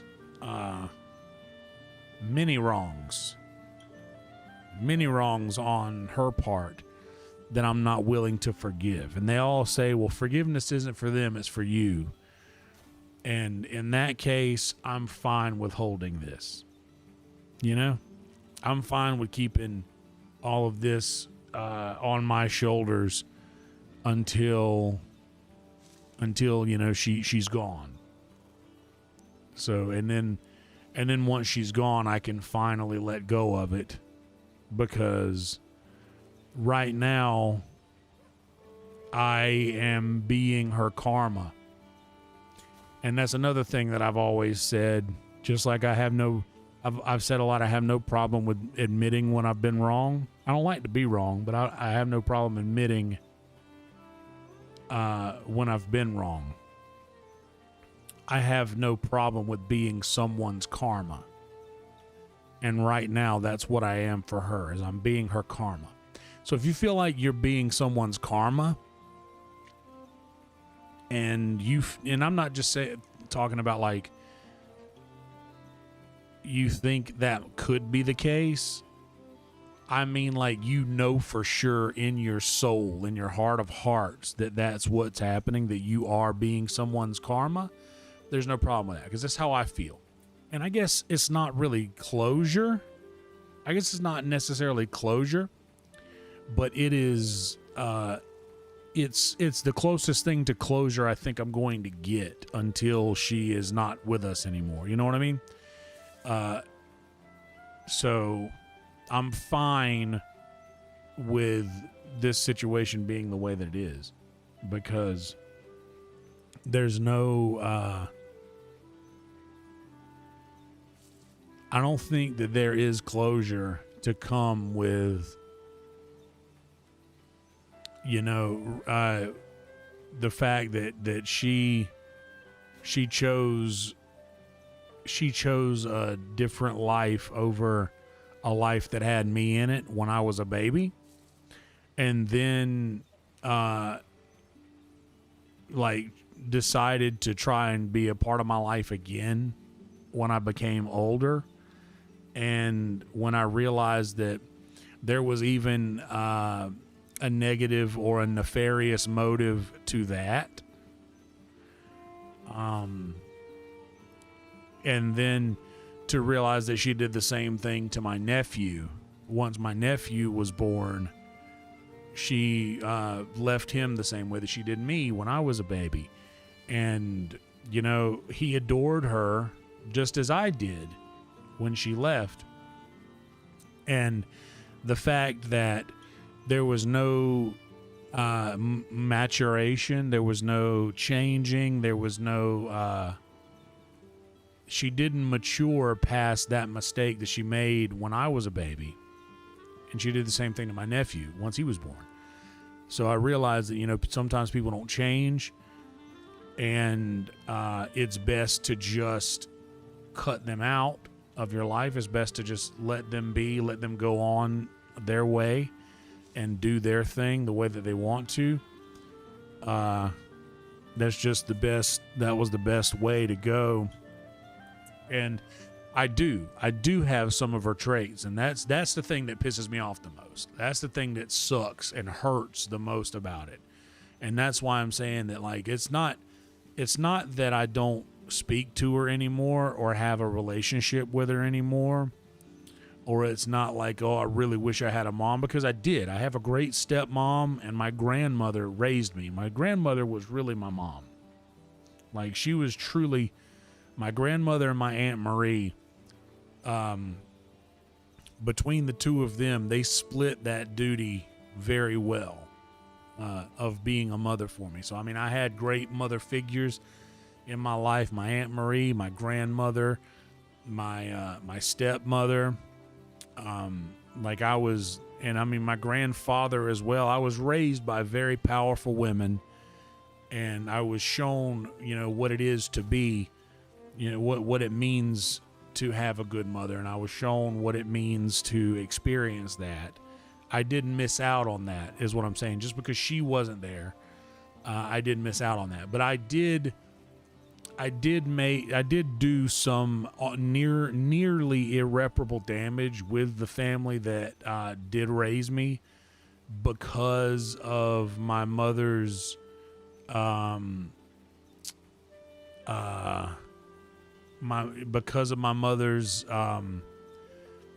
manipulation.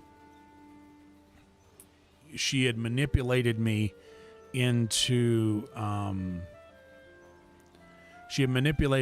thinking that my dad's parents were bad people that always tried to keep her away from me. And she was almost right, because they did try to keep me away from her. They did try to keep her away from me.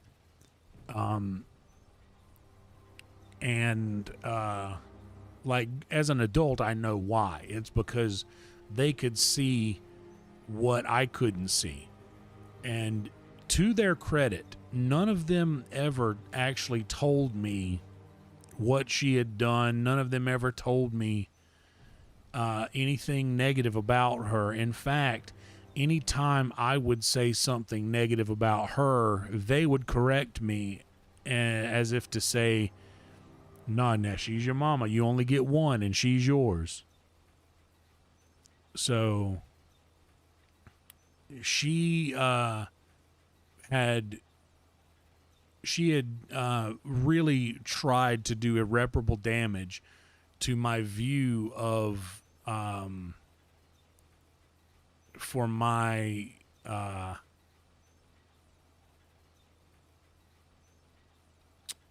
let me say, my view of my dad's side of the family. She really tried to make them out to be the bad guy when she was that the whole time.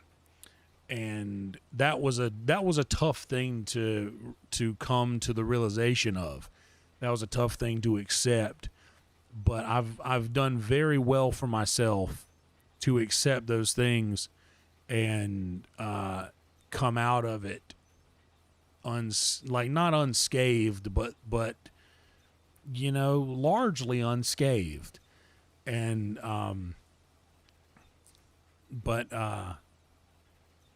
yeah, I agree with that, Roadkill, for sure.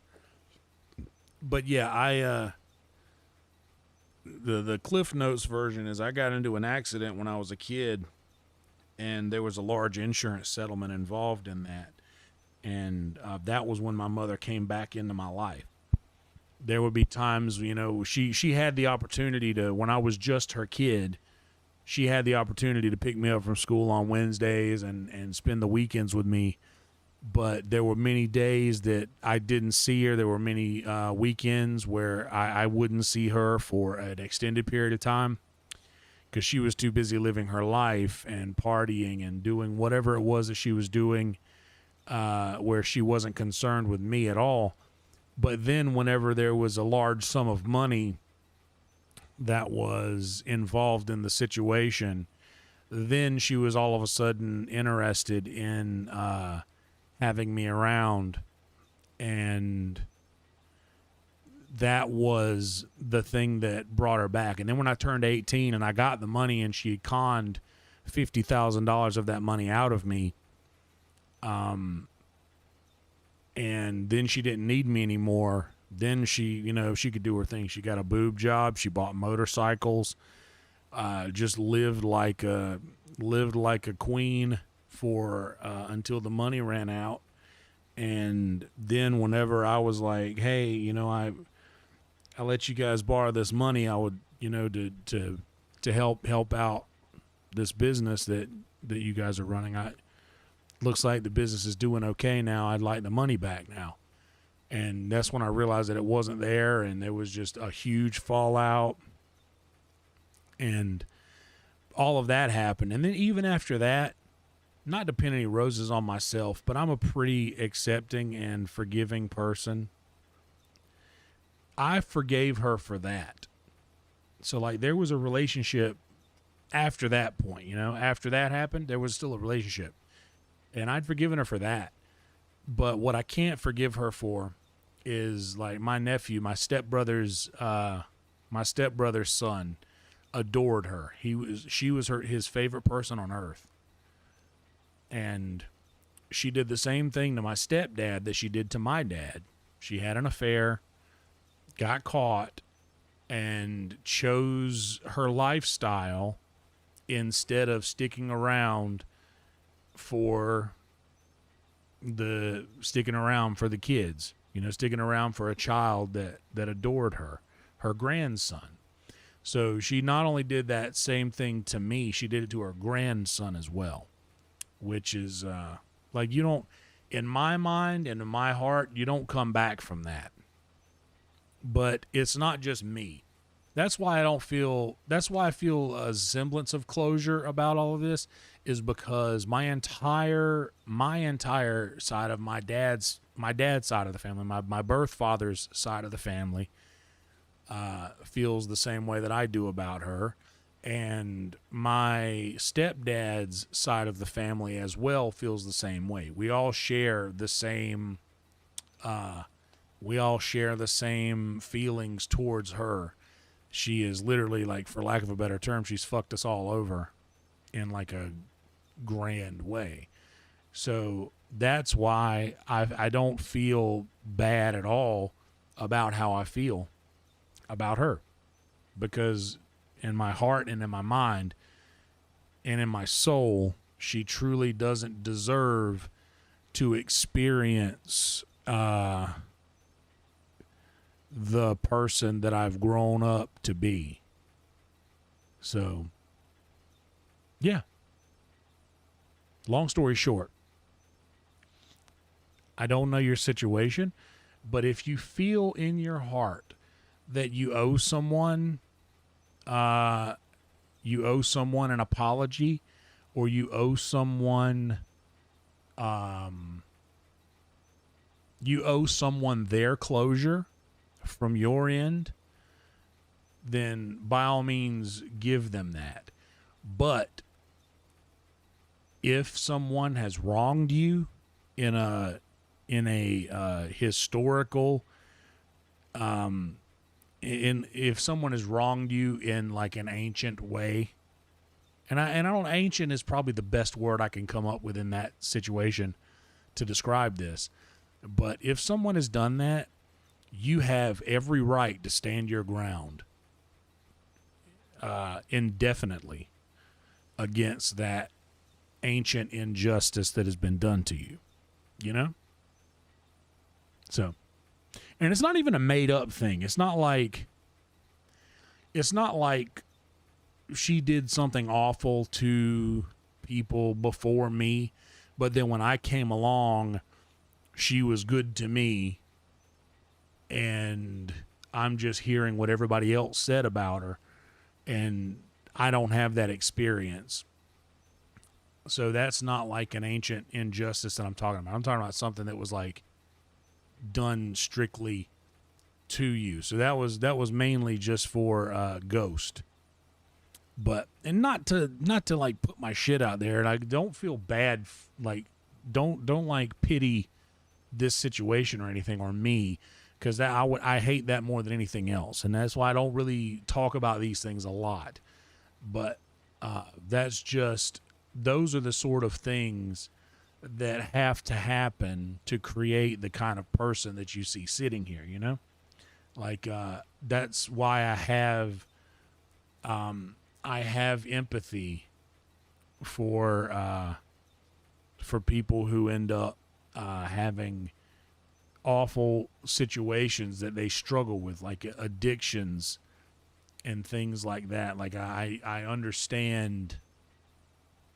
I understand that side of it. Like, that's why I know we've had some people who have come and gone in the chat that have been an issue, that have been a problem just consistently. But I will continue to give people the benefit of the doubt if I see a similar struggle in them that I have also experienced. So, like, you know, I will give a chance after chance, but that's that whole fool me twice thing. And my mom fooled me twice. You know, she got me when I was a kid with the just leaving me and my dad, and then she got me again when you know, swindling the money out of me, and I forgave her twice. I forgave her 2 times. You know, that's, the Bible says, you know, turn the other cheek. I only have 2 cheeks.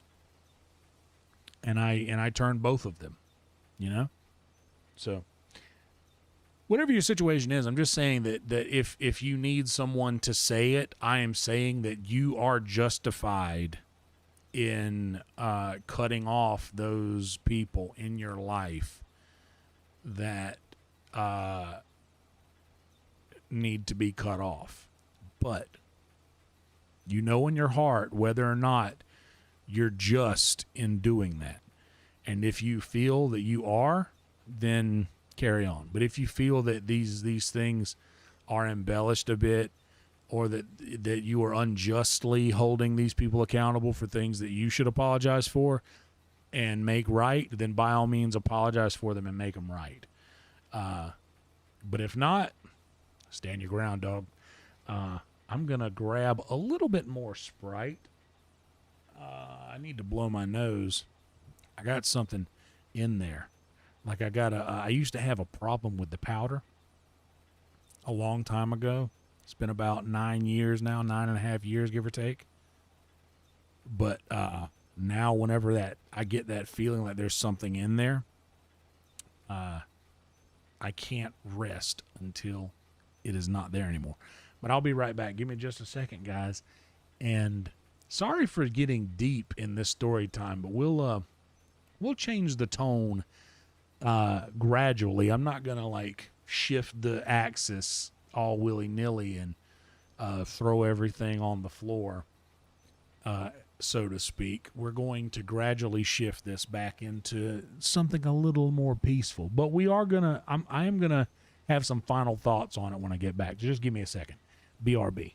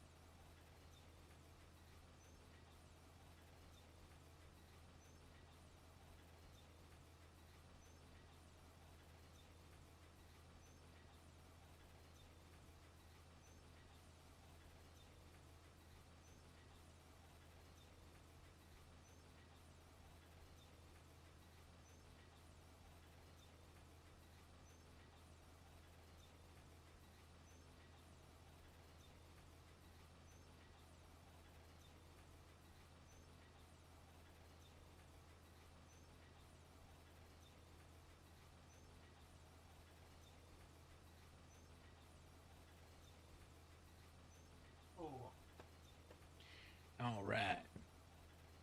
Hell yeah. Welcome to you, C-Rat. What's up, dude? Thank you, Shogun. Yep. CCL. Fooled me once. And Jason, she didn't surprise me at a gig. It was at my Uncle Roger's funeral. She showed up. She showed up to my Uncle Roger's funeral. And bro, my sister Shelby is a G. Hell yeah. What's up, John? Oh, we're at 29:30. How about that?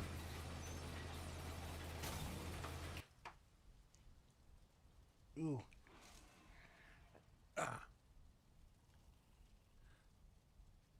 There we go. A nice round number. We get the hair down.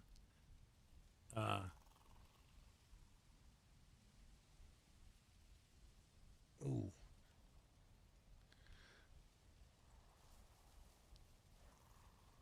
Yeah, welcome to you, John. Welcome to everybody else, too. Thank you guys so much for being here. Like the video, subscribe to the channel. Boy, we have had some incredible streams lately, and I know that we go kind of hard in the paint. We go kind of hard in the paint sometimes, topic-wise, but, you know, what can you do?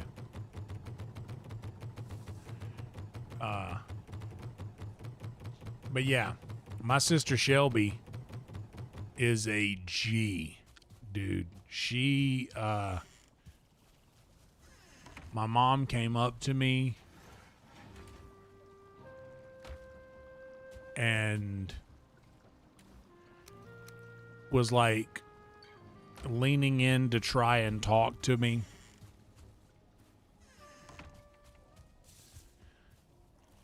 And I literally just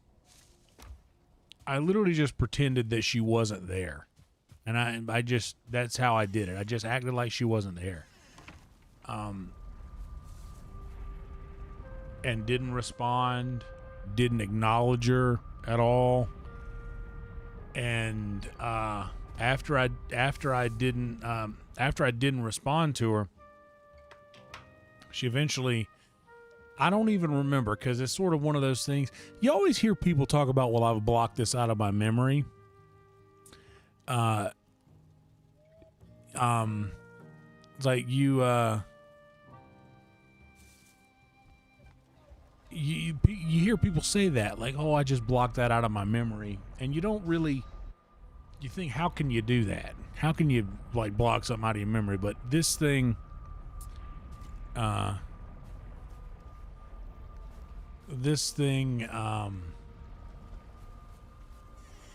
is literally something that's, I don't really remember exactly how it went. Somebody might have gotten her, but this is one of those things that I just kind of blocked out of my memory. And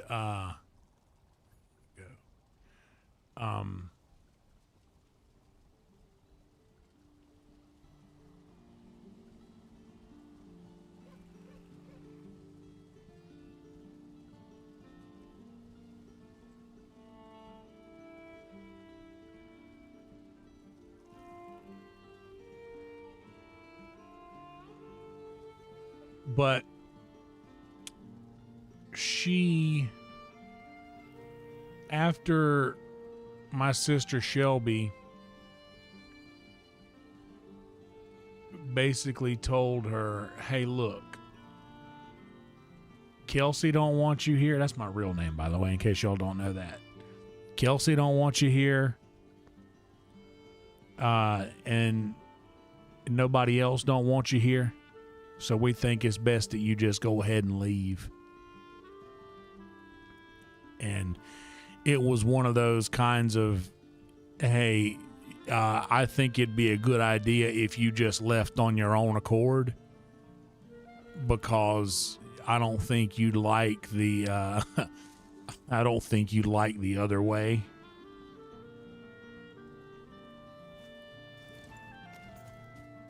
Of leaving. So, probably best if you just go ahead and leave by yourself. And it was sick. My sister Shelby's awesome. Her and I have 3 baby sisters.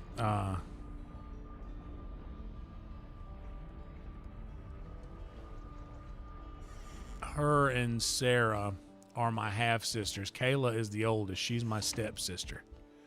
But we were both very young. Like I had just turned 3, and Kayla was just born when her and my dad, when my stepmom and my dad got together. My dad adopted Kayla.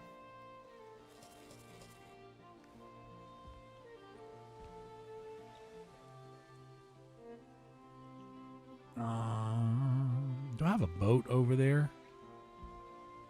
Or did I destroy it? I have portal materials. Let's just go and...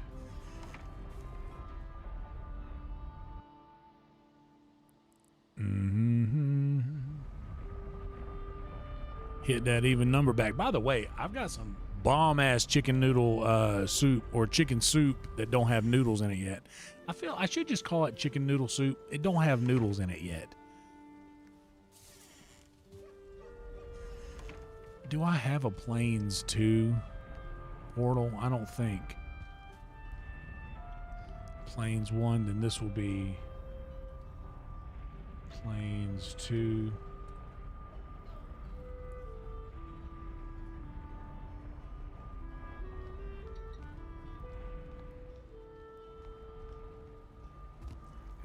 You know what? Instead of building another boat, I'll just...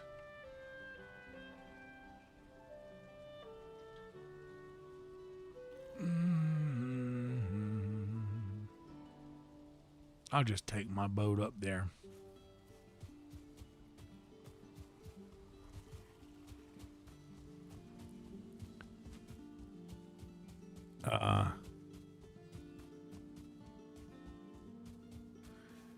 But yeah.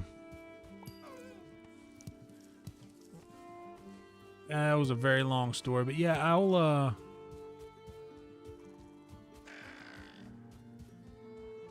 people used to say, "Oh, well, is there any nice thing you can say about her?" I will say this, like, she was very adamant about like keeping a clean house, keeping a clean room, making up your bed every day.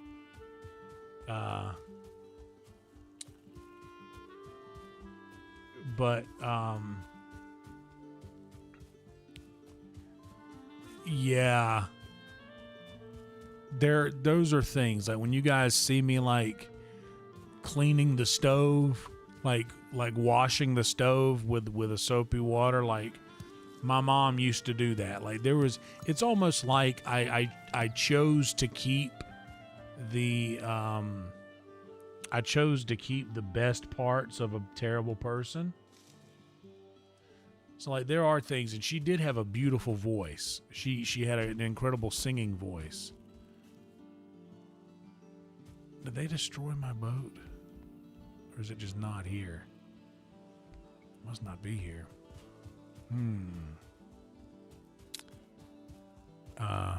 That's right, Trick. Hair down.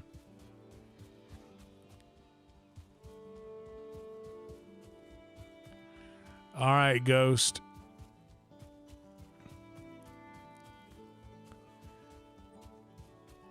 Have a good night, buddy. I hope everything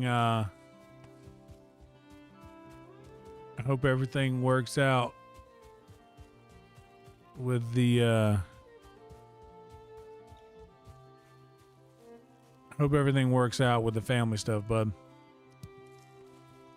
Just know that I know this might just be a lowly YouTube channel chat, but you got a crew in your corner, and we're always here to bounce ideas, emotions, all sorts of these things off of if you ever need to. So don't hesitate. New land, trader. Silver must be up here. Silver slip. Yeah, buddy. No worries, man.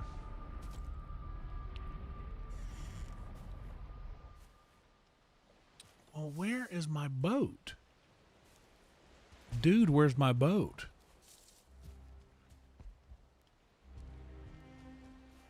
I know I've got one ship over in the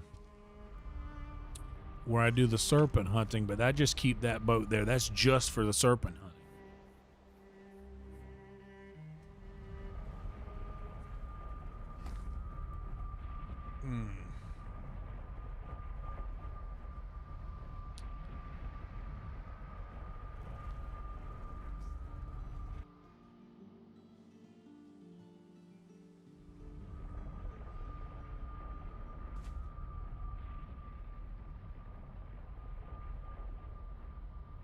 This is motor.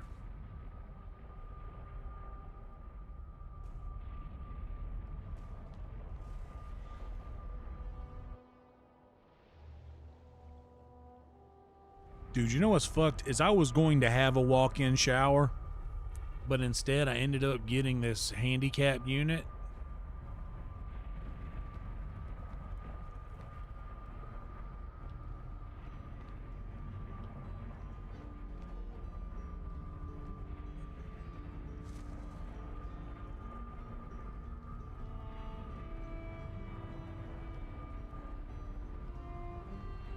I ended up getting in this handicap unit. So I have a bathtub with all these bars in it.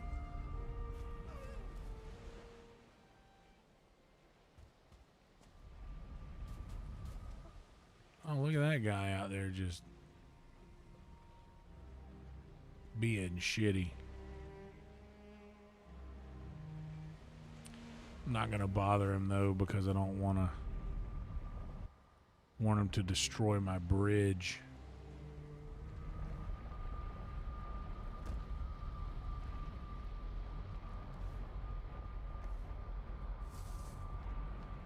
But where is my boat?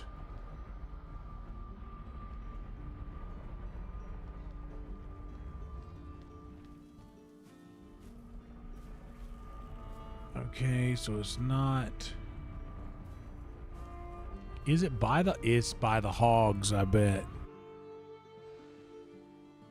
Hell yeah, Shogun. Dude, tots are the way. In my opinion, tots are the way. Please be here by the hogs. I feel like I just...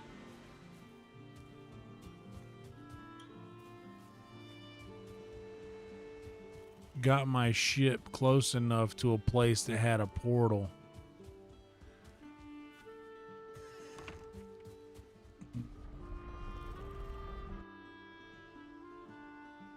No map, Valheim? Holy shit.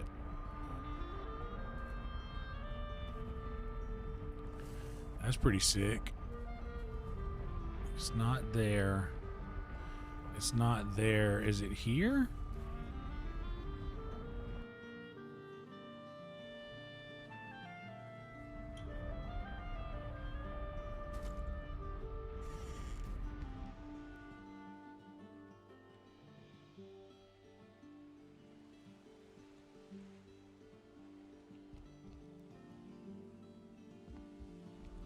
No, this is where I need the boat to be, but this is...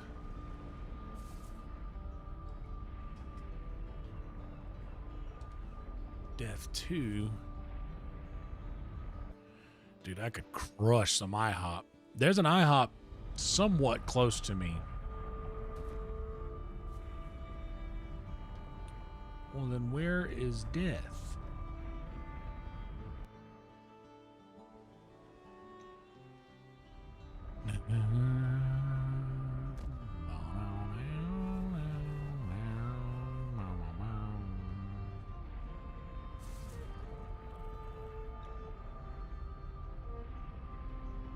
Okay, so I got a portal there and there.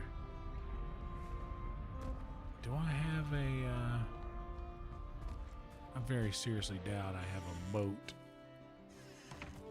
here.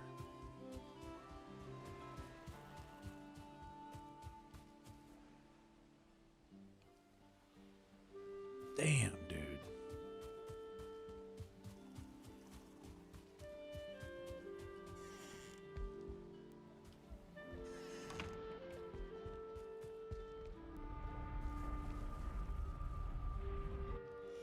I don't know where my boat is.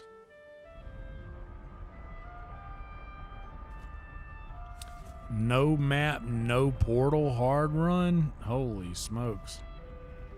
I don't know about all that. I enjoy... That's one thing that I've always said about games. A lot of people want to, like, make them difficult. I am not like that. The boat is at Bone Mass. Will M. Holy smokes, Will. Did you go back and find my boat, bro? For real, bro? Will. That's incredible. Holy smokes. Is that real, Will?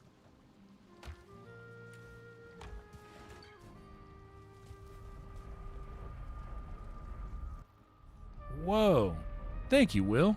That's MVP. That is MVP actions right there, brother.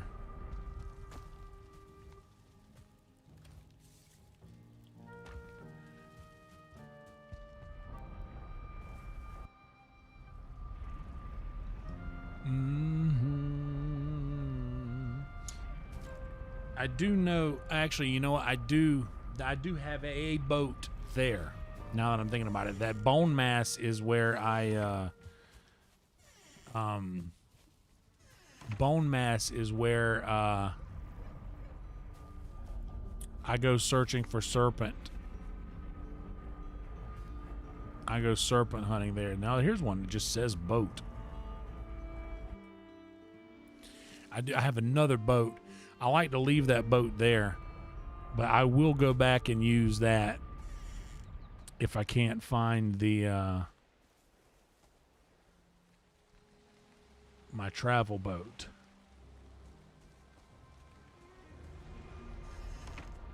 But thank you for going back and looking for that, dude. That's awesome.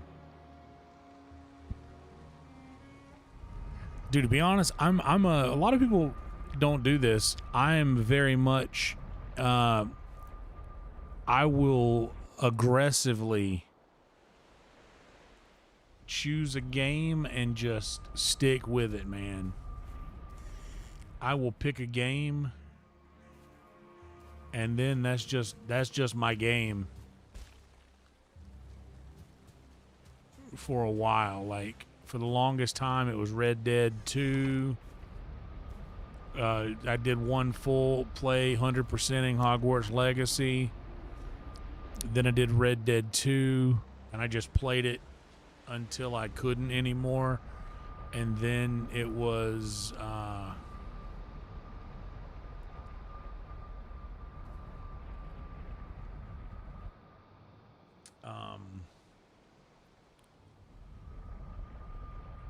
then it was Skyrim.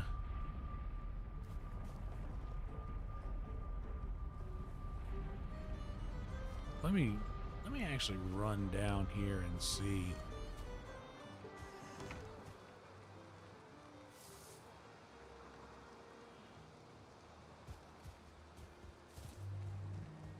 Oh wait, now that I'm here at the trader, let's get a oh well, I'll have to get money and come back. That's fine. I want to get a locks. Oh yeah, Baldur's Gate, Jason. I forgot about Baldur's Gate. Good call. But I will pick a game and stick with it. Hell yeah, Will. Thank you.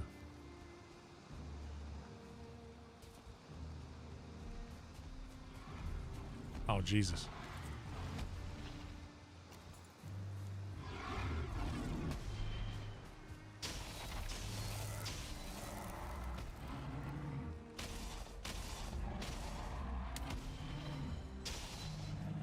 Get out of here. Dude, what do you want? Did you see I just killed a troll? An actual giant? All I want is the money. I don't care about any other shit.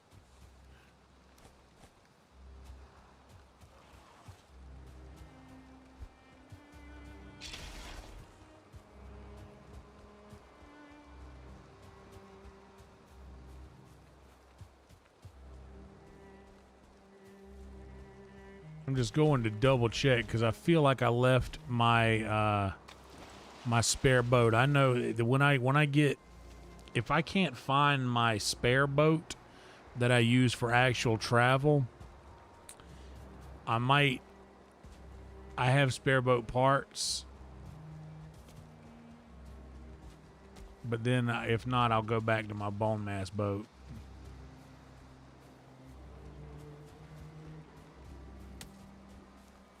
But there's a chance.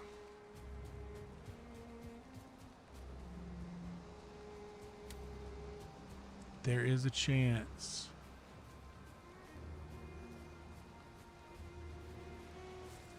Nope, not here.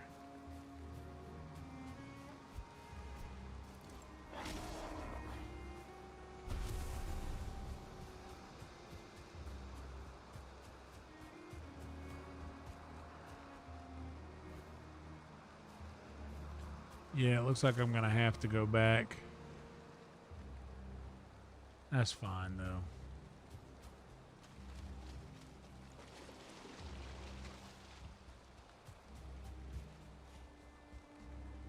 Oh, yeah, Control. I forgot about Control, too. But see, those are games I think I only played those once. Control was fun. I'm actually kind of excited about Control 2.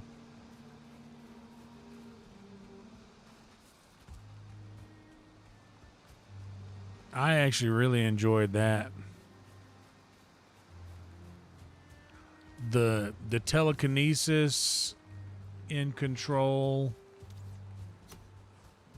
Who's talking shit? And where they talking it from?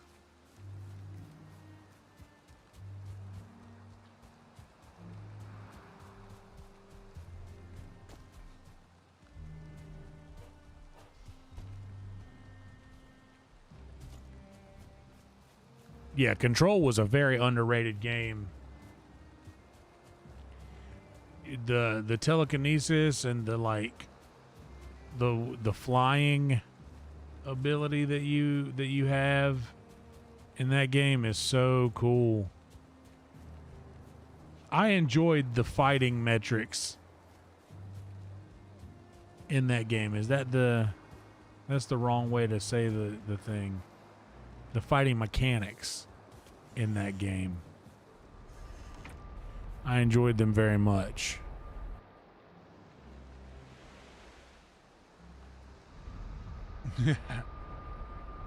It's an all right boat.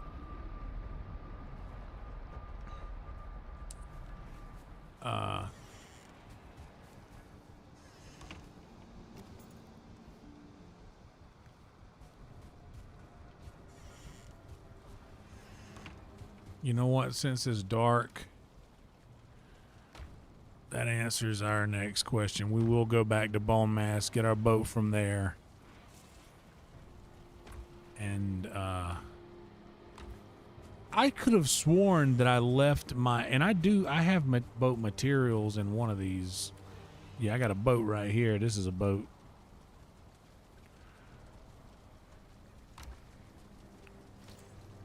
But I think I need more fine wood.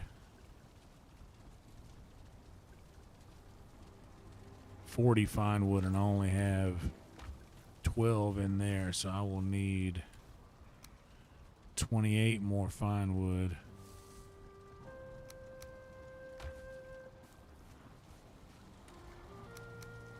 But that's enough for a boat right there. And I think I also need 40 ancient bark.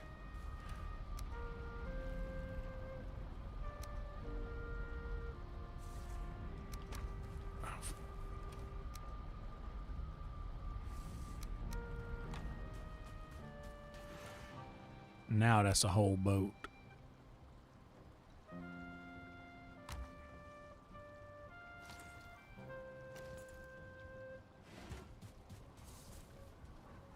What's in the boat?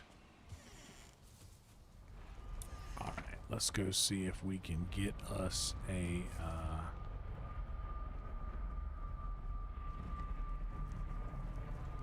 let's go see if we can get us another serpent, and if not, we'll just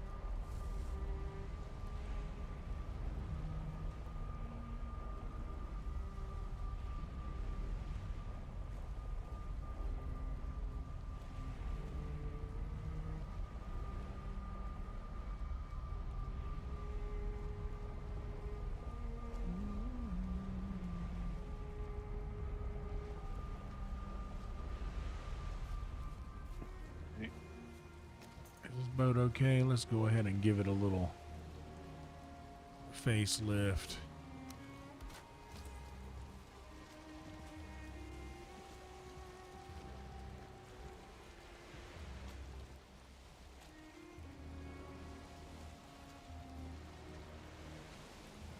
Now you're good. You're good, John.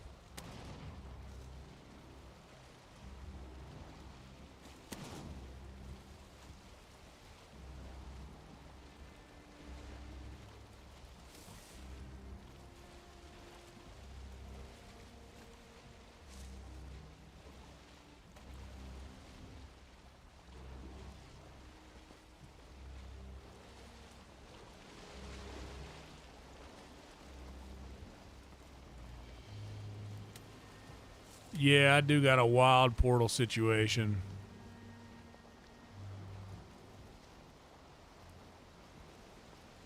This is only my second playthrough.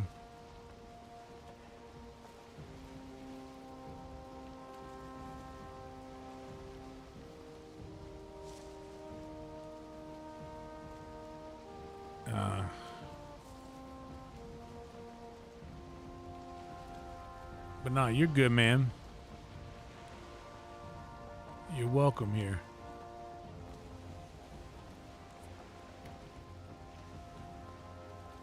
We're just gonna do a pass and see if we can't get this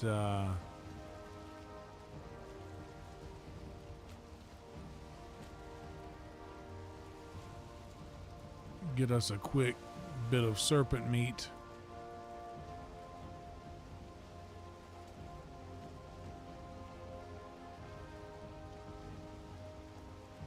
I like having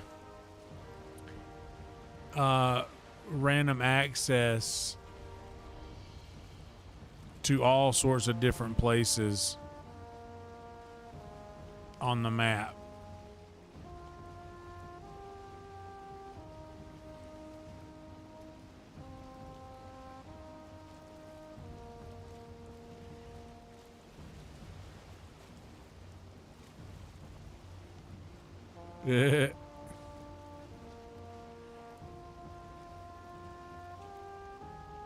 Yeah, I have portals. I have a portal to my castle, which is kind of across the yard, which is nice. Oh, dude, in life, I would love to just have like a portal to work. I would love to have a portal back to my hometown.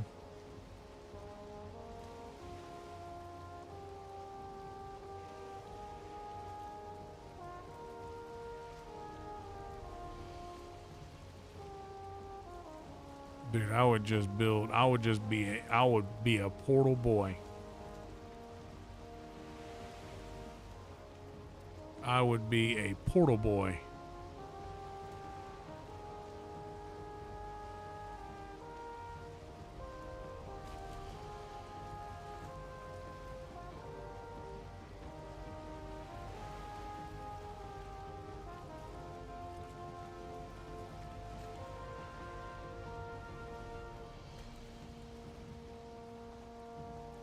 He's not out here anywhere, is he? I don't see him. Or even see any bubbles from him.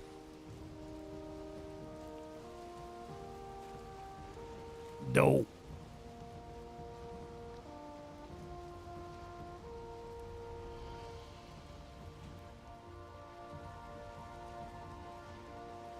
We have a Quickie Mart here in Austin. Like a real Quickie Mart.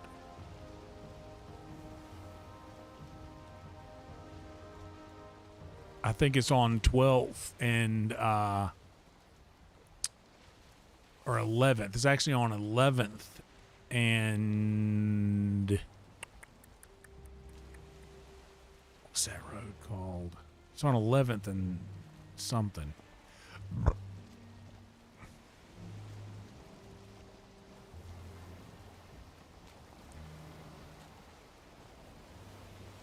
It's a funny sounding road.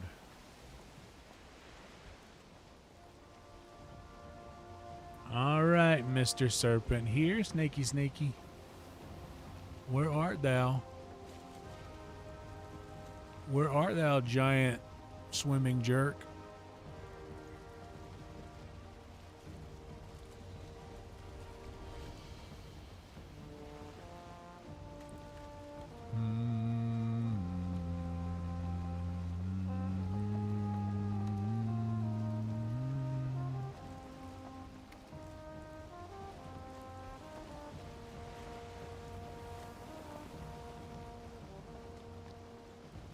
We're not gonna find him, are we?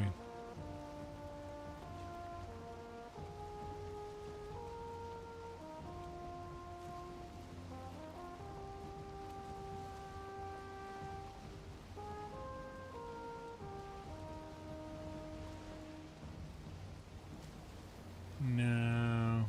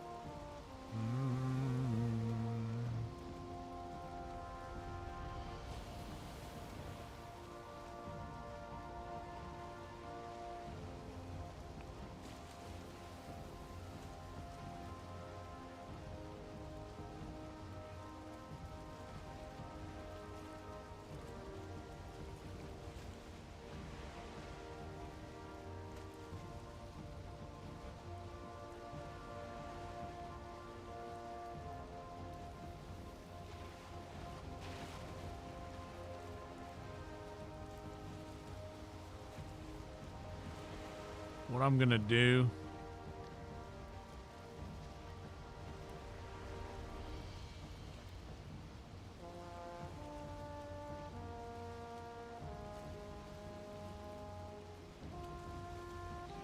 is... Wait, what happened?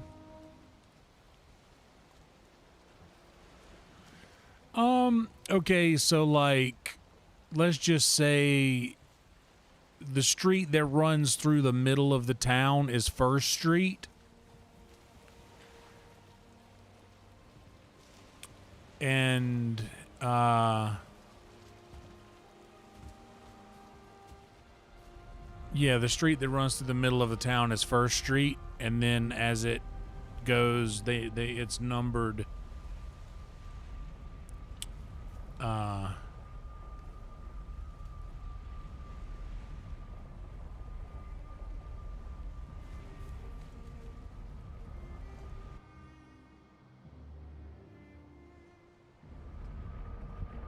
So like I work on 6th Street.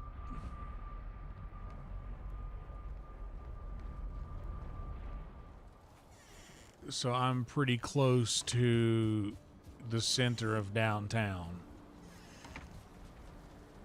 All right, let's go to spawn point. I'm going to need motor power.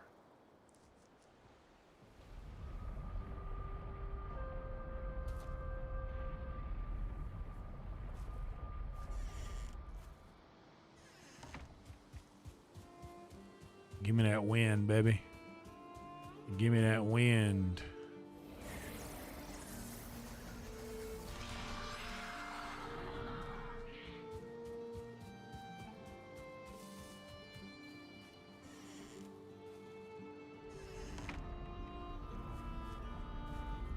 Yep.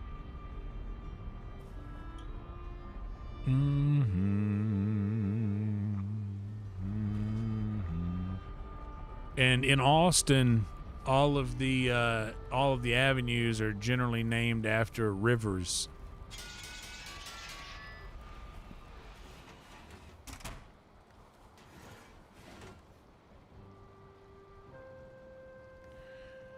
Except for Congress Avenue, which runs straight to the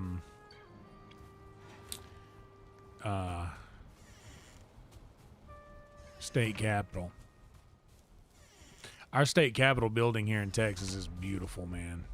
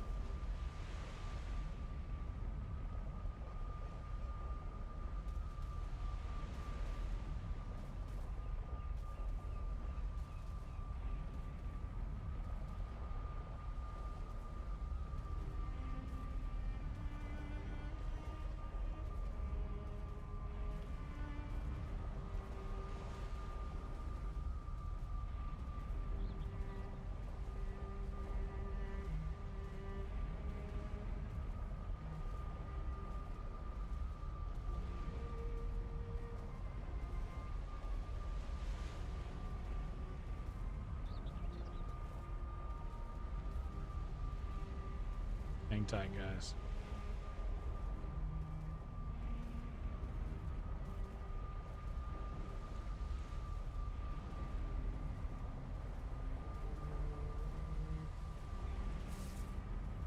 Wait, what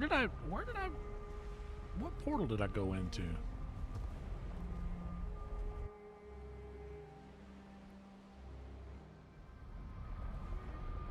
Oh, that's interesting. I didn't know that. Oh, went in the wrong.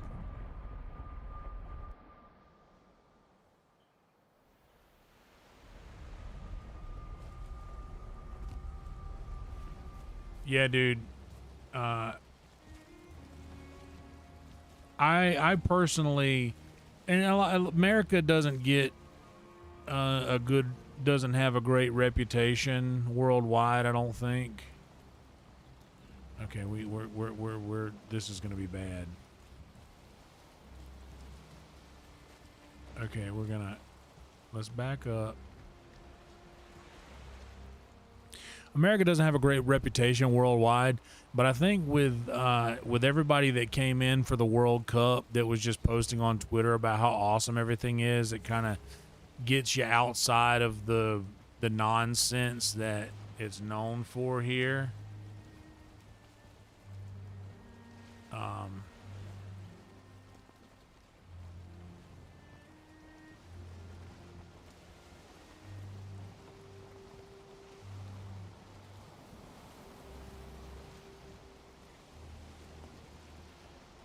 Okay, so I basically want to ride all the way around here to there.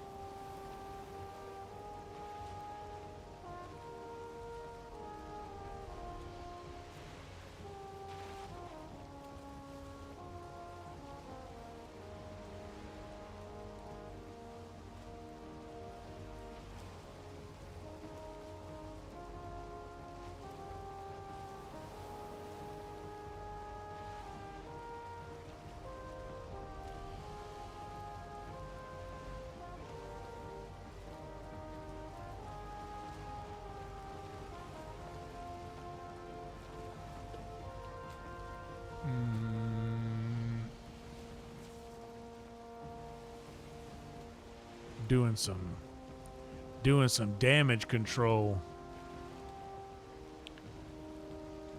Wait, is that plane's right there? Well, let's just go here.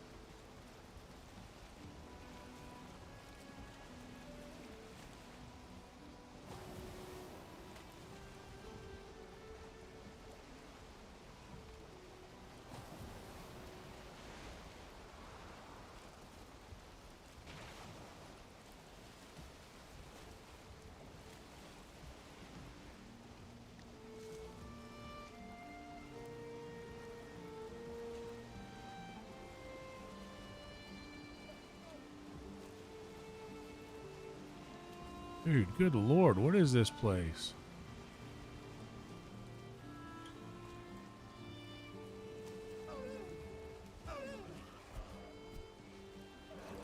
This is like a Disney movie out here.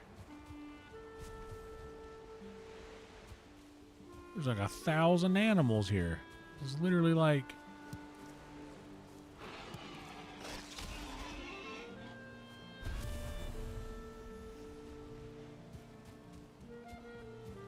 Alright, just in case something happens.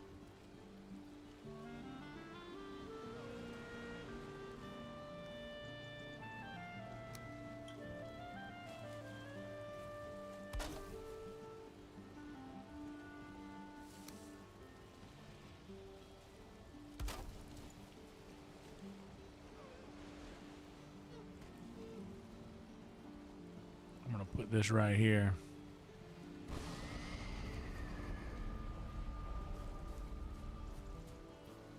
Just in case something happens.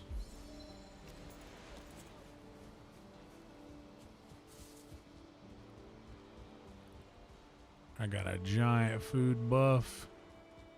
Let's go see what these fools are talking about. Hey guys, just a random question. Have you guys heard of a one YAGLUTH? I'm looking for him. How about you? Do you have any information on the whereabouts of a one YAGLUTH? I do not have a last name.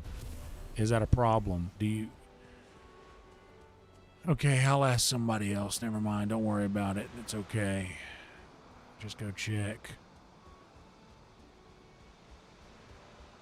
Over here.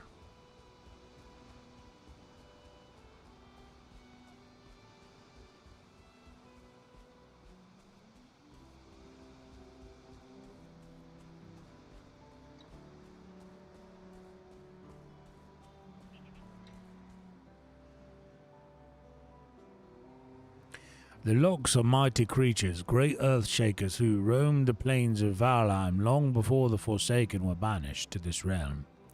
They are quick to anger and will crush any who are foolish enough to approach them unguarded. But they have known the hand of man and can be taught to love it again. Wonderful. Wonderful.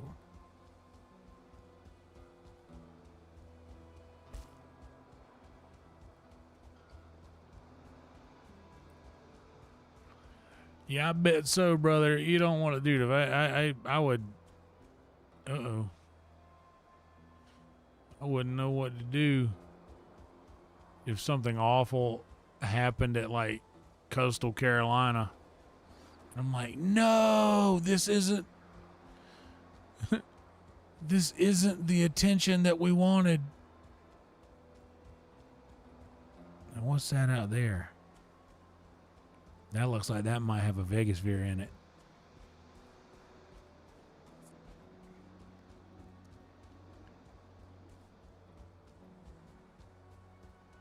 I do have to keep my eye on the sun.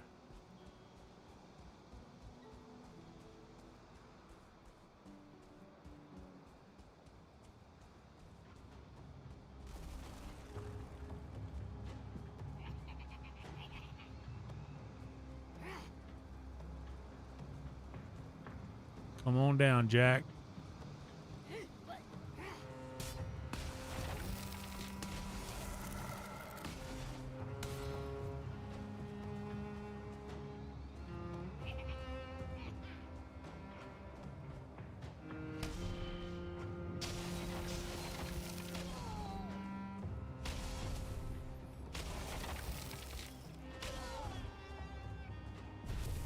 Yeah, we got a totem. How many totems do I need to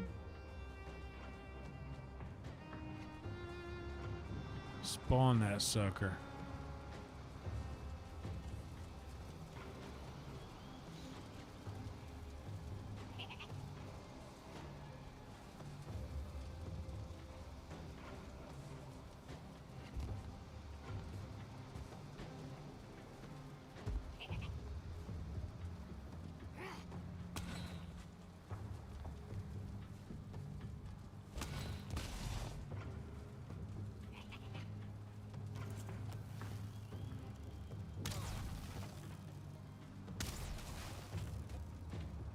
we go.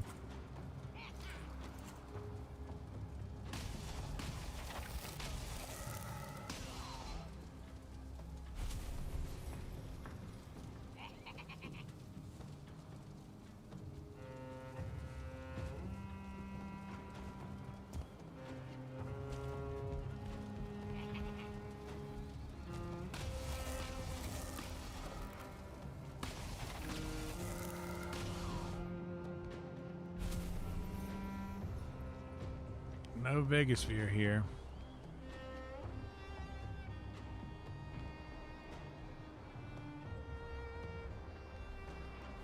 But there's a big old locks guy.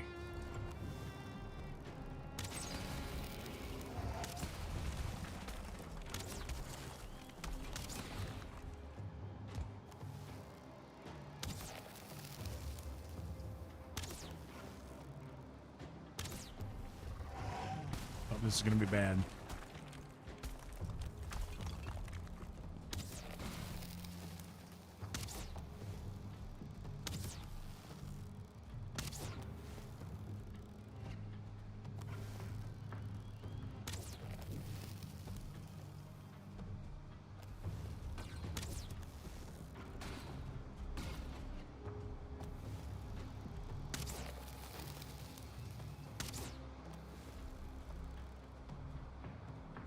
Oh, almost at 30 likes.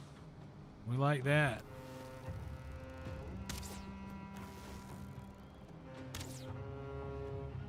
Got him.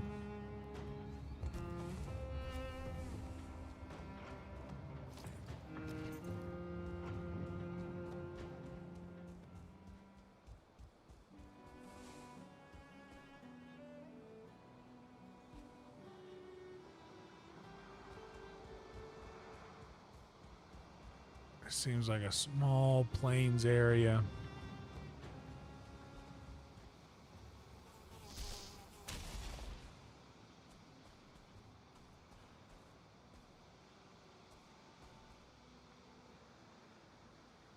Oh, wait, what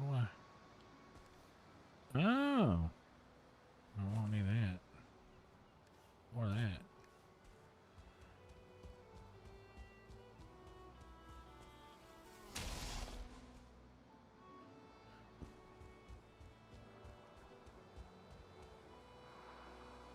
Alright. We should start heading back to that portal.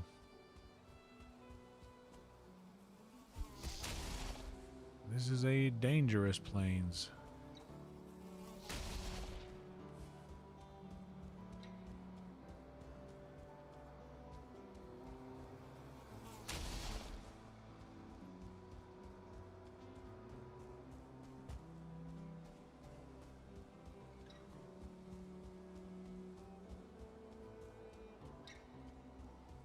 What's up, Satch?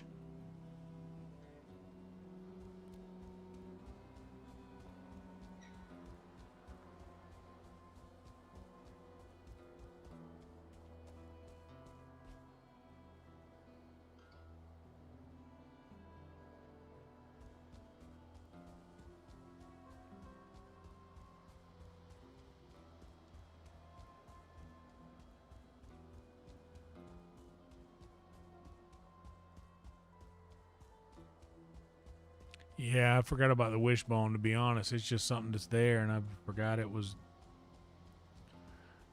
You know, it's like you're holding something in your hand for so long you forget you're holding it.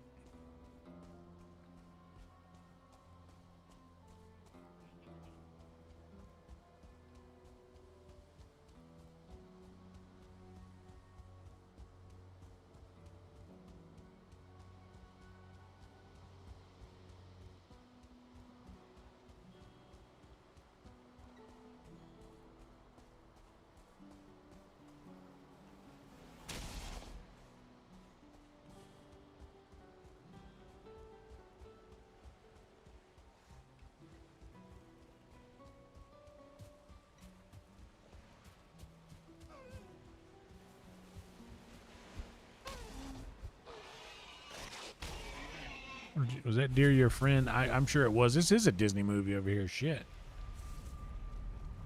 Oh, I don't need any of that.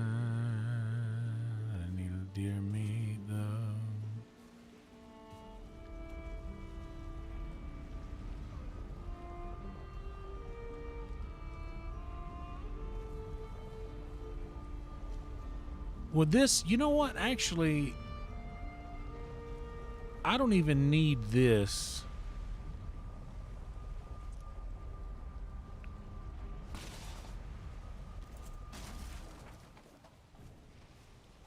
Um,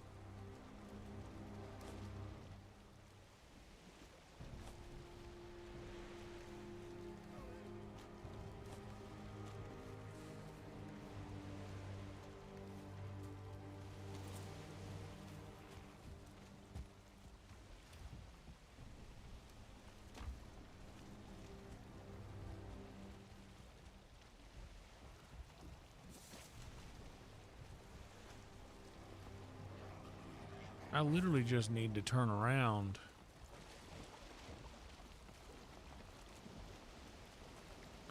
Because I can get to this plains area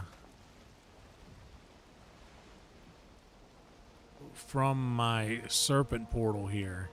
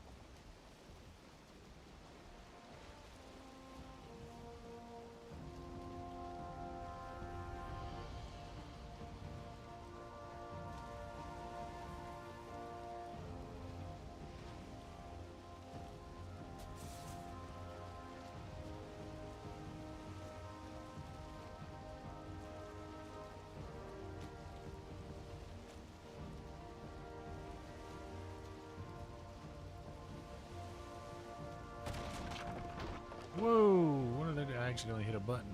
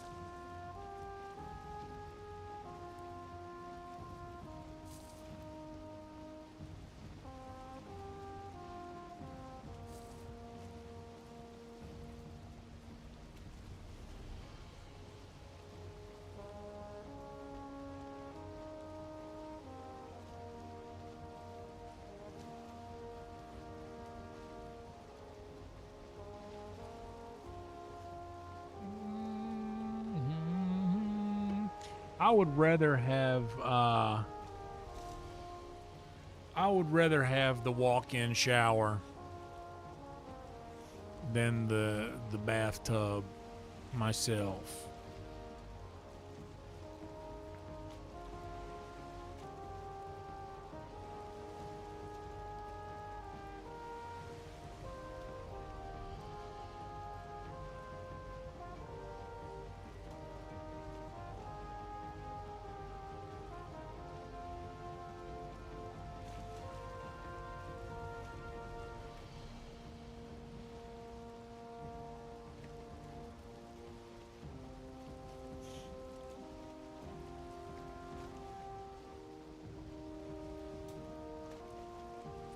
I had the walk-in shower at my old house.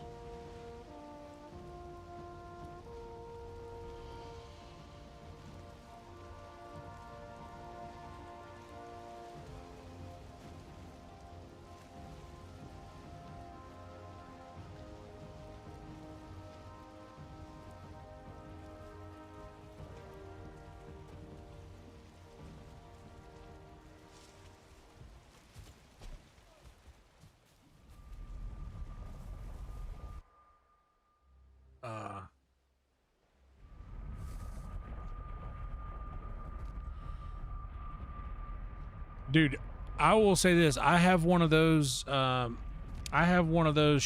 heads that I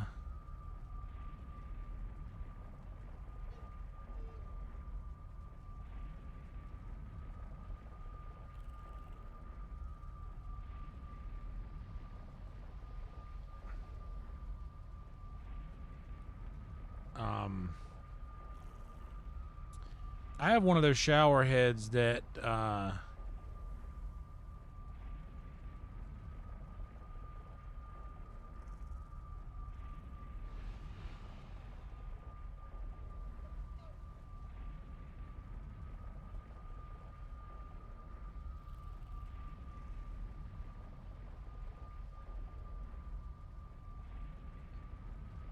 um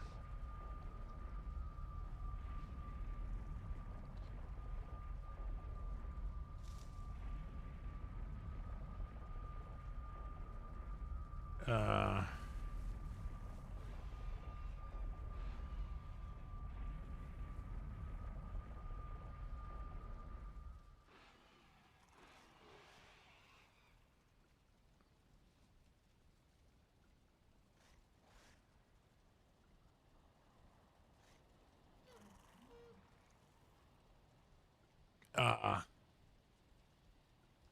I have one of those shower heads that like is I get it off of Amazon. It's called No Same, NOSAME, one word.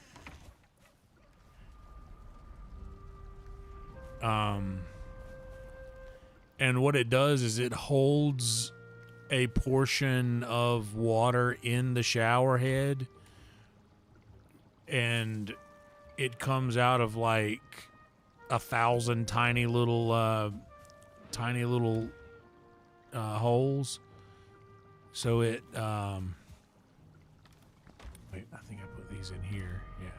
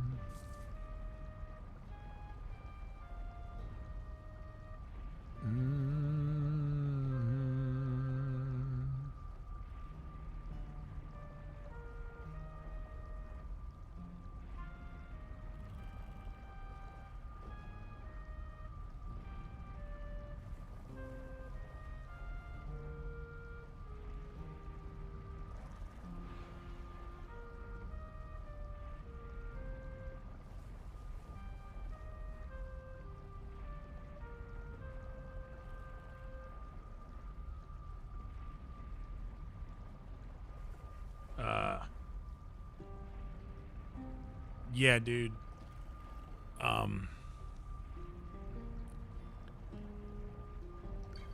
What was I just doing? Where am I at?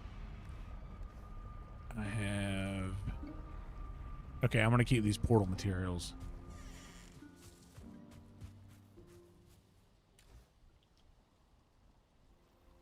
Doing some damage control in the background as well.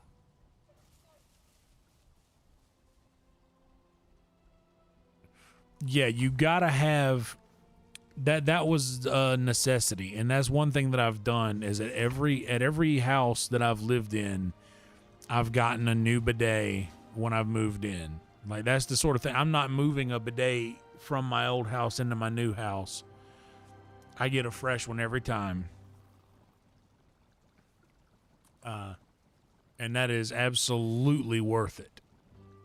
More so than, dare I say, any other, like you say, any other item, that a cleanliness item that I possess in my house. The bidet is the most necessary. I go Tushy every single time. That's the same one I get every single time.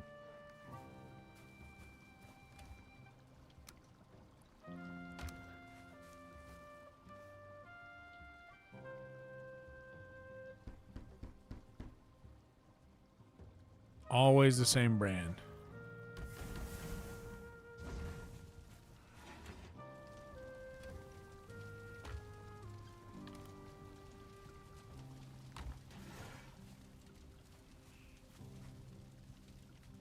Because the Tushy is not, it's not like crazy expensive, but it is crazy reliable. We should start up a day company.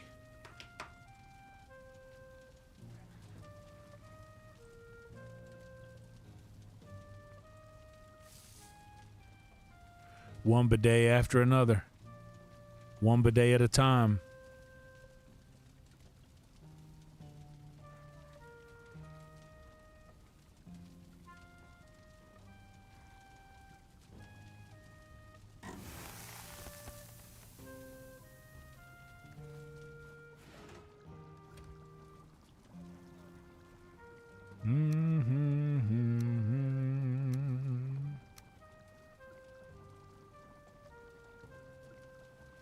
Bio bidet slime edge. I don't know about that. Slim edge, but it looks like slime edge.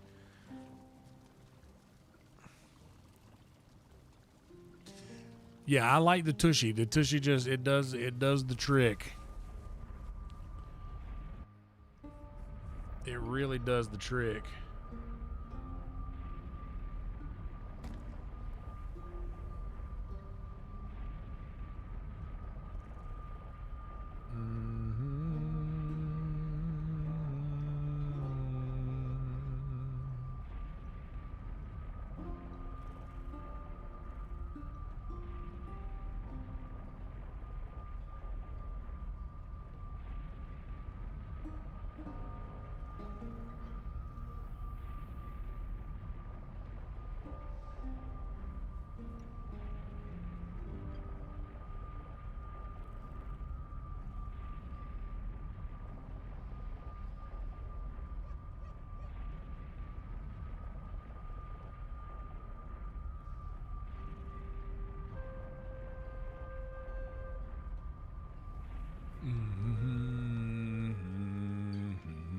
What did I come here for? Oh. Feed my dogs.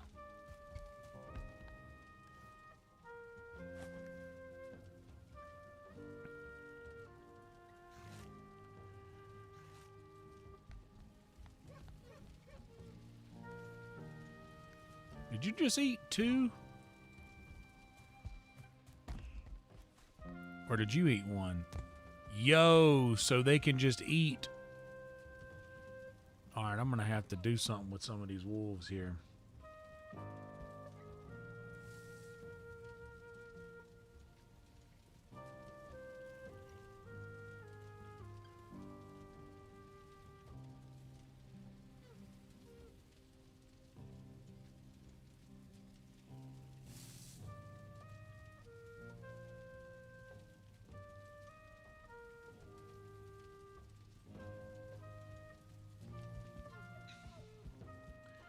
Yo, I got too many. There's too many dogs. I haven't even noticed. I gotta do something about all these dogs. Hang tight. I gotta go grab my knife.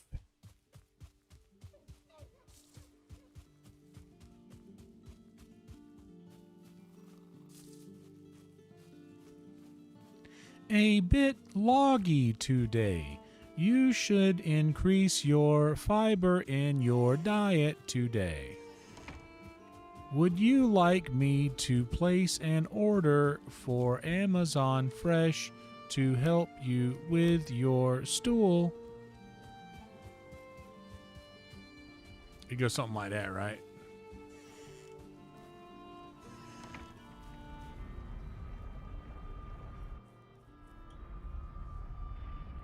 Yo, Shogun, I'm fully in support of Tushy. In fact, I need to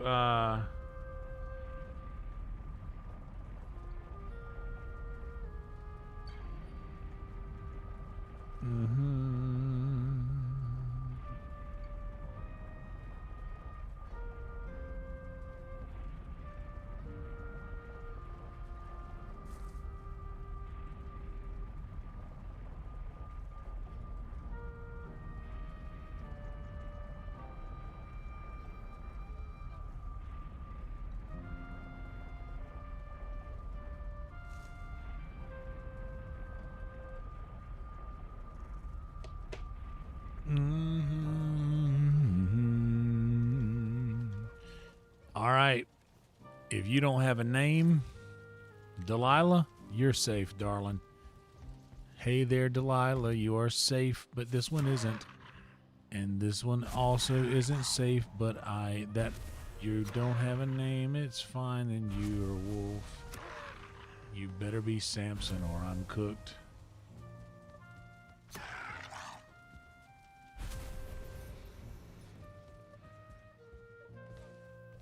Samson and Delilah, they're the only ones we need. Delilah, have you eaten yet? You're hungry. Let's feed you. Because I think Samson has eaten. There you go, and Samson's full. Yep, Samson's good.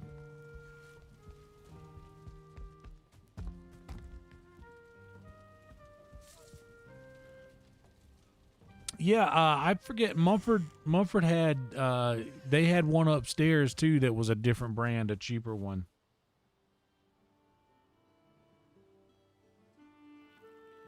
All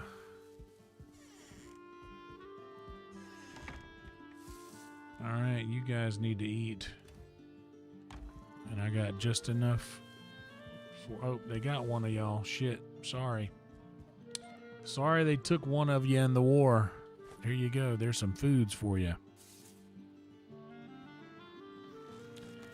A Toto toilet. Now that's a thing, right? That's like, you got the fancy, that's a fancy toilet, yeah?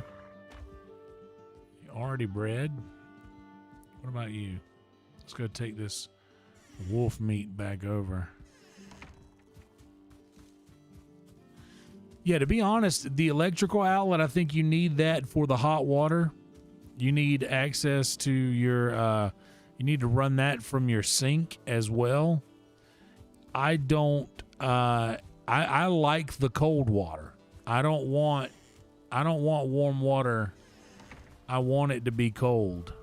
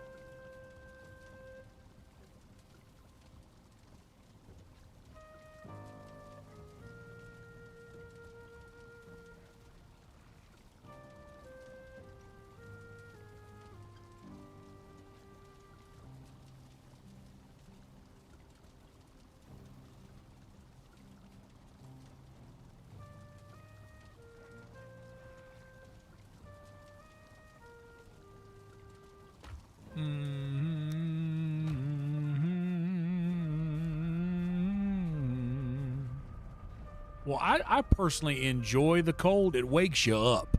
Like, for me, it kind of gives you a little boost. I hear that, Shogun. And also, having the Tushy that I have has the front option as well. Yeah, dude. Not bad. It has the rear option and a front option. depending on which way you turn the knob. I will say I do fully endorse Tushy. In fact, I should honestly put the one that I have. I should get the.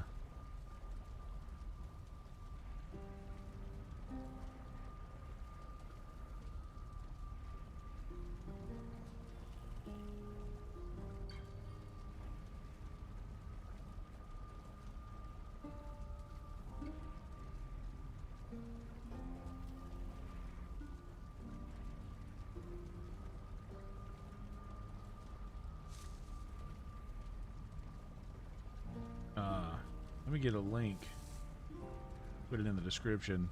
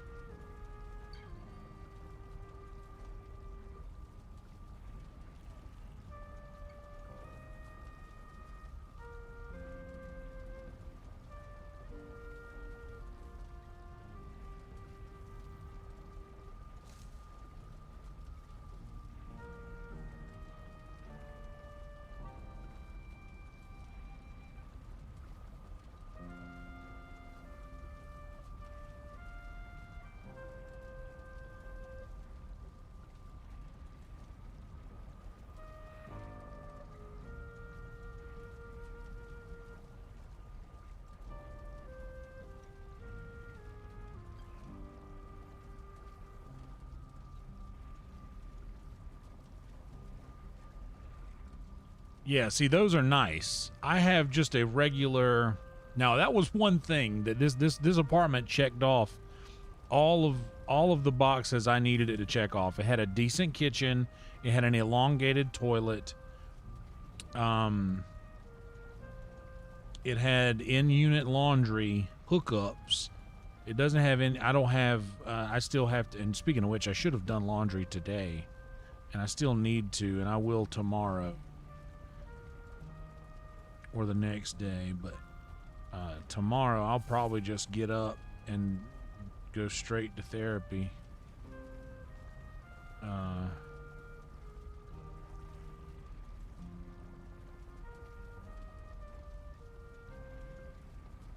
I don't have to do anything to do it. I just get on. Wait, where is it? I've scrolled back pretty far. I've definitely ordered it since I've ordered the gloves to clean it with. Because that was the old one. I ordered that at the old house. That's old house order. All this is old house orders.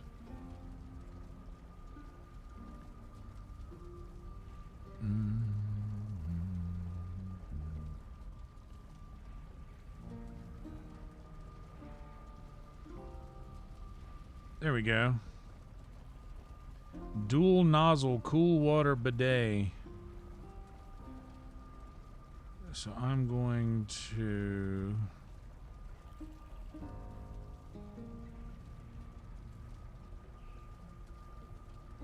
Yeah, let me copy that.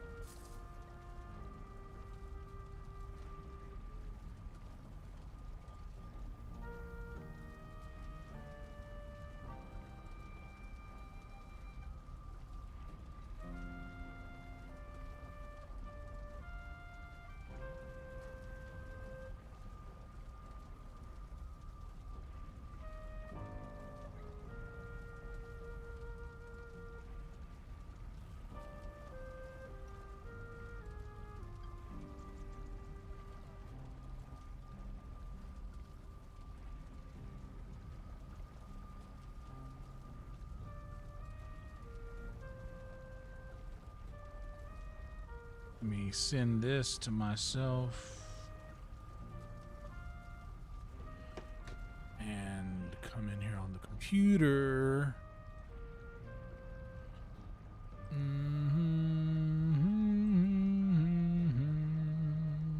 Copy link.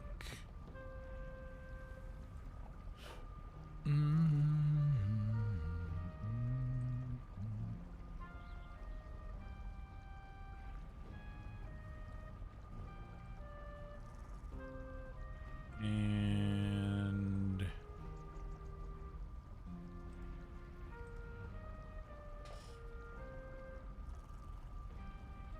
I'm going to add in the description here. Where do I? Oh, wait. I can just do that through stream settings, right? Edit. Yes, there we go.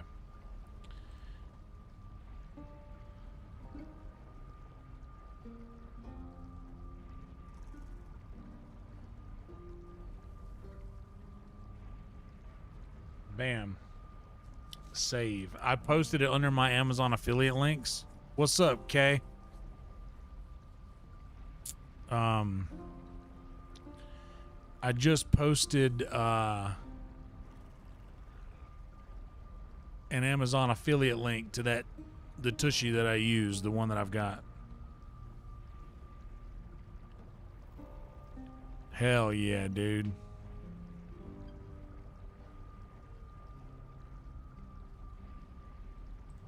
So if you can get them in, if you can get that one in Australia, Shogun, I do recommend that one.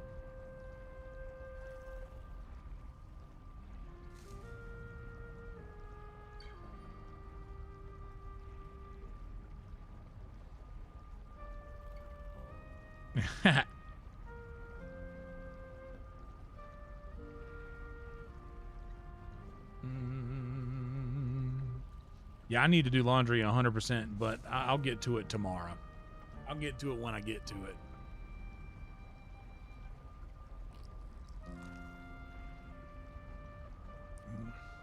It'll happen when it's supposed to.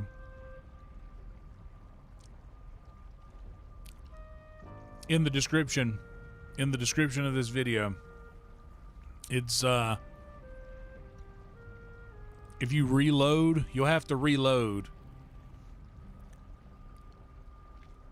the you have to reload the stream or close out and come back in, and then whenever you click the description under more, it's the top set of links that say Amazon affiliate links. I posted the soap that I use and the Tushy bidet.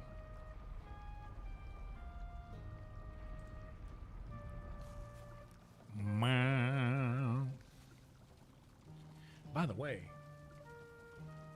yo, hang tight. I got a let me go run and grab this crock pot real quick.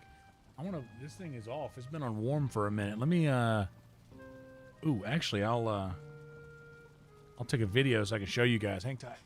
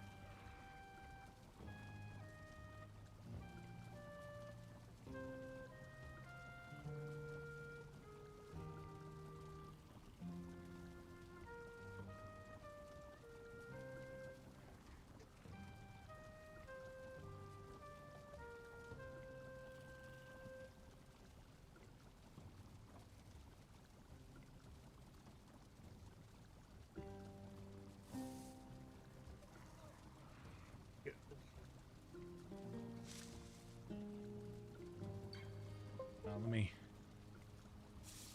unlock this.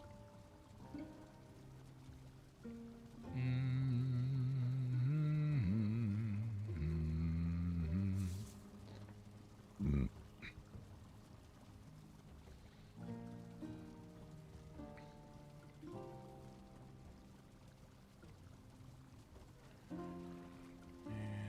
there's that. Whoop.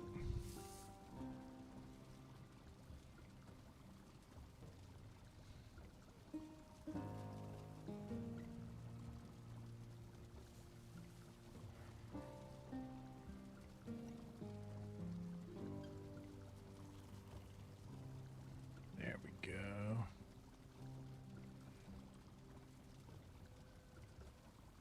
Drag this over. Where is it?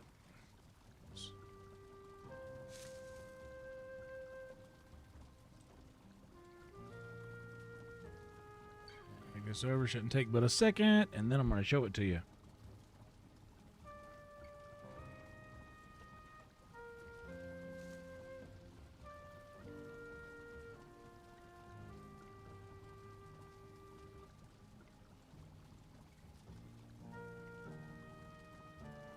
A lot of people will say, really? In the summertime, you're going to be doing crock pot chicken soup? Yes, I am.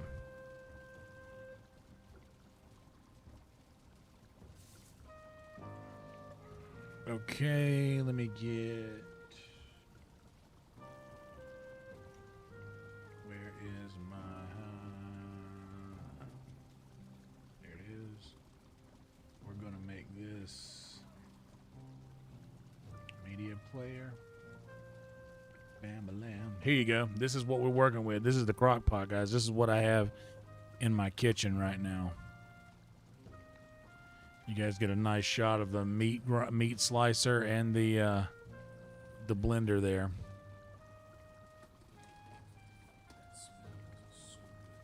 It does smell so good. And the chicken is like made one big block of chicken there in the middle.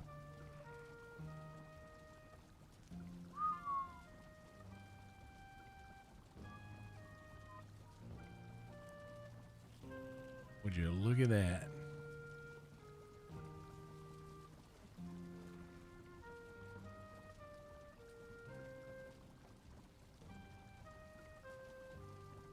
The chicken's just pulling apart on its own, bro. I love dark meat so much, man.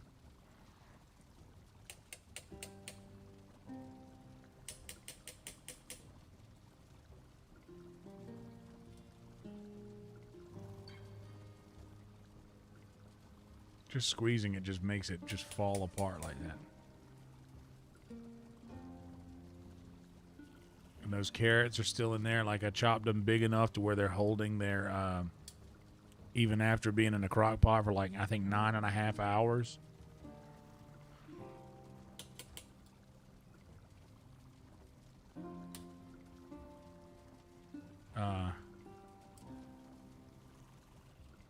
Found the other bay leaf.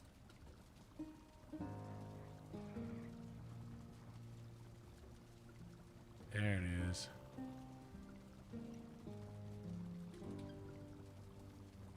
Ended up looking pretty good. I'm sure it'll taste good because I made it, and I know I'm a.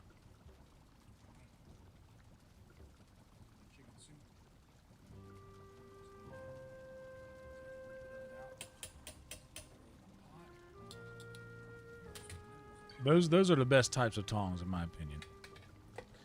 And now I just got to put some. I'm gonna take a couple scoops of that out and put it in a pot with the noodles.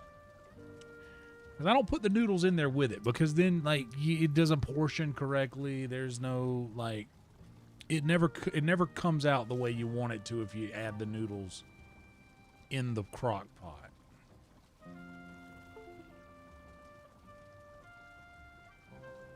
Oh, but it's so good. But yeah, if you guys if any of you guys are members, by the way, this thing, once I plugged in my other phone,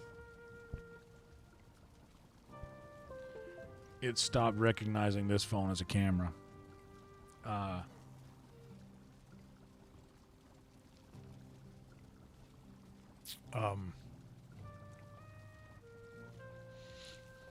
Yeah, the noodles just get soggy when you add them too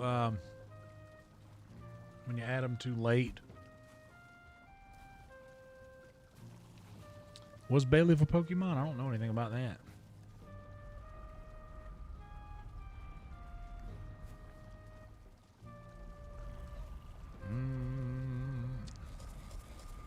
Never been a Pokemon guy.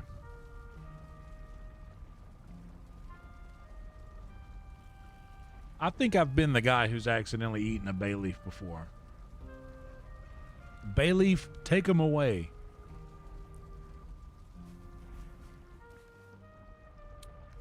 I do want to find somewhere to put that other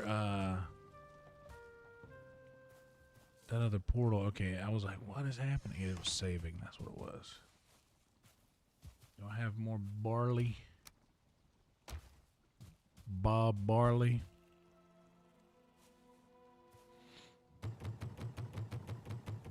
And that's what I reckon. Ooh. Shogun, our friend, Thek, the K, who's in here a second ago, is, one of our Aussie brethren. Long time homie.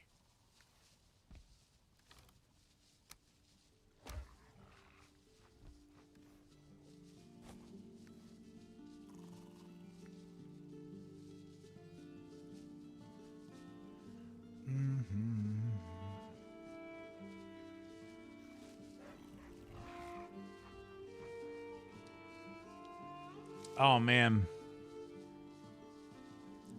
So is a bay leaf fine if you chop it fine like that?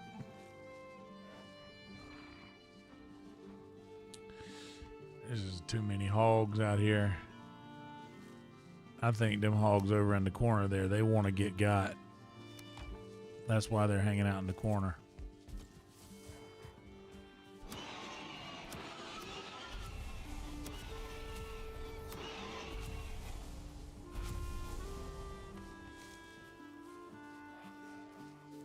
The rest of them are good.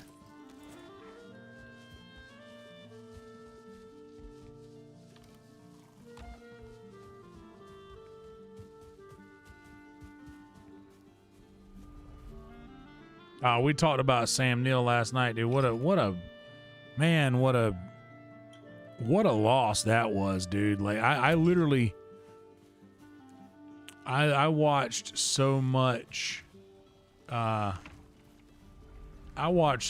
Jurassic Park in my life. It is insane. And I'm not even exaggerating. I've probably seen Jurassic Park. I really don't think I'm exaggerating when I say I've probably not actively sitting down and watching the movie, but I have probably seen Jurassic Park play, or it is played in my presence.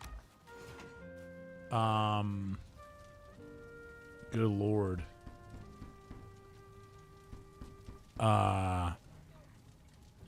No exaggeration, at least 1,000 times, and I'm not making this number up. I mean, I'm kind of making a number up, but like, I don't think I'm far off. Because that movie played on a loop in my house on a TV that never turned off in my bedroom. It was an old TV. It was one of those TVs that when you turned it on, it would make that boom. It was one of those TVs in my room that stayed on for like a year or two. So, I mean, easily 1,000 times. You know, him and Pat Sajak do have a little bit of similarity there to him, don't they? Yeah, that's what I'm saying. That is a conservative estimate.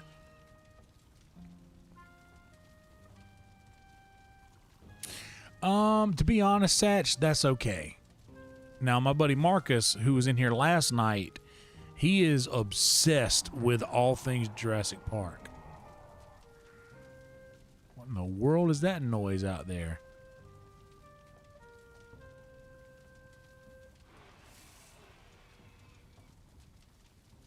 Oh,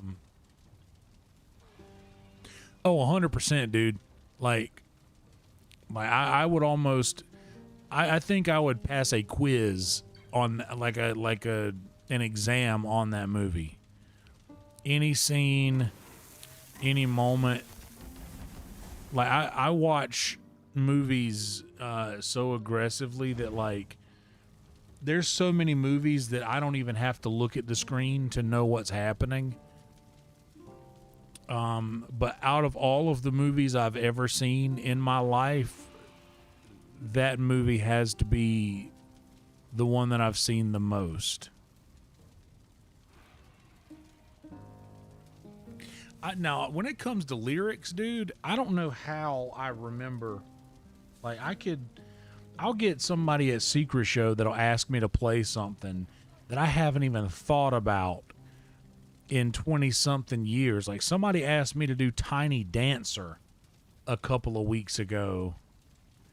And, dude, it was Barbasol.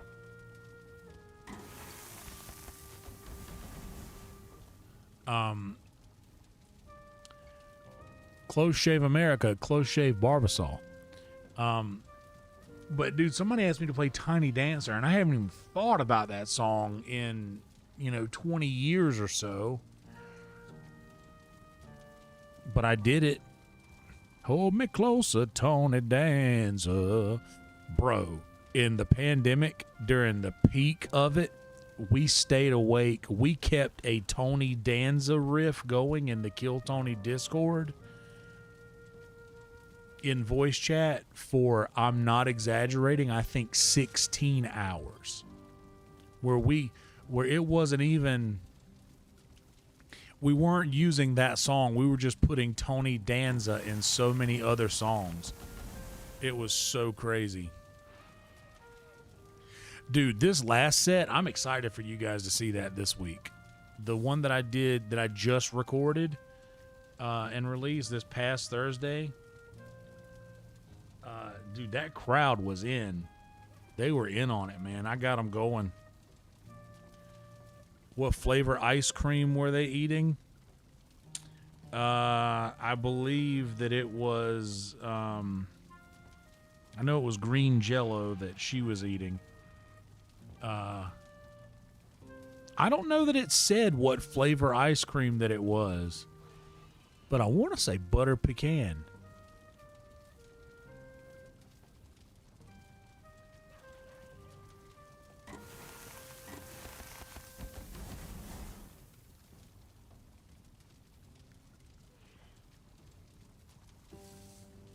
Or pistachio. Might have been pistachio.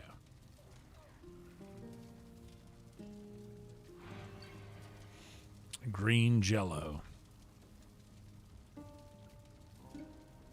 There you go. How about that?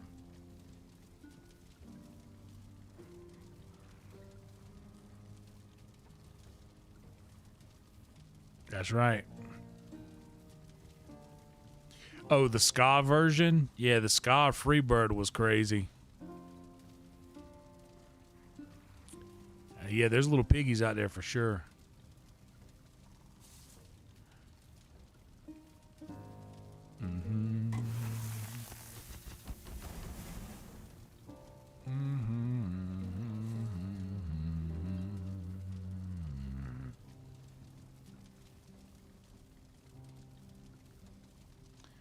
Hold me closer, Tony Danza.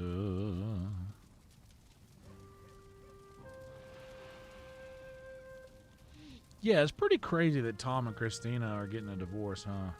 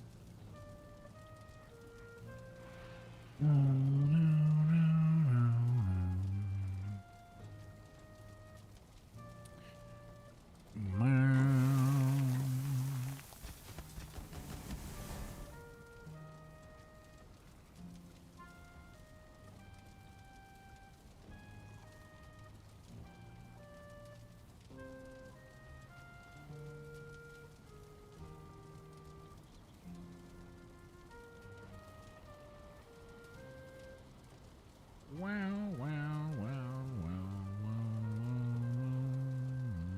wow.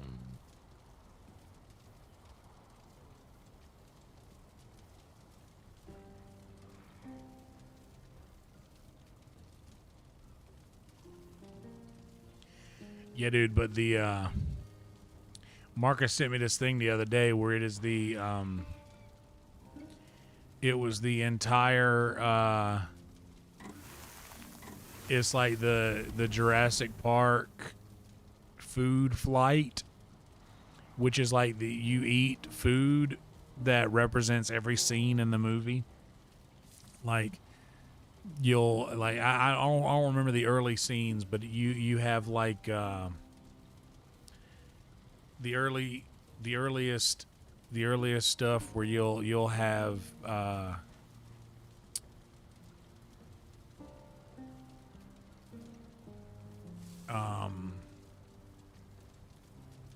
like a start off with a glass of champagne because they pop the bottle in the very beginning.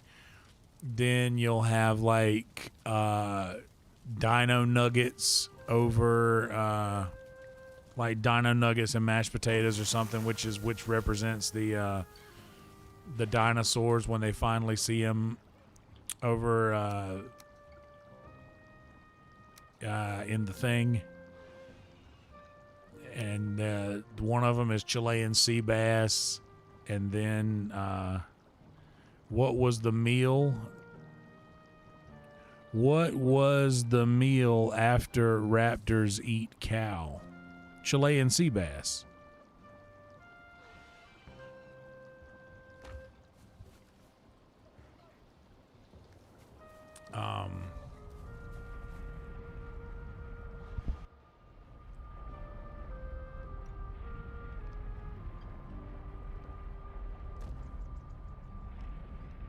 Oh, look, it's a puppy.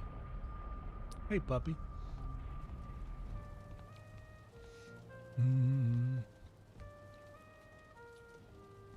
All right. Well, here's what we're going to do. It is all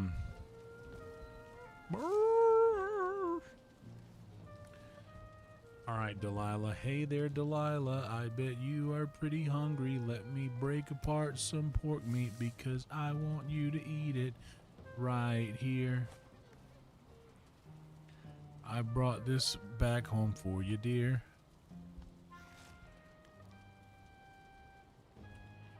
Where's Samson?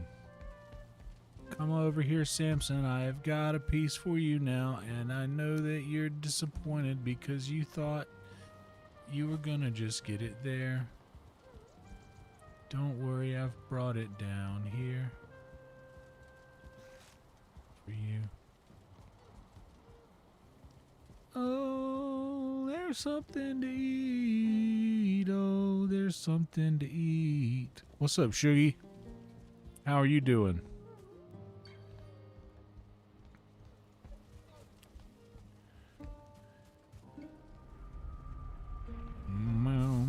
Thank you for smashing the like button.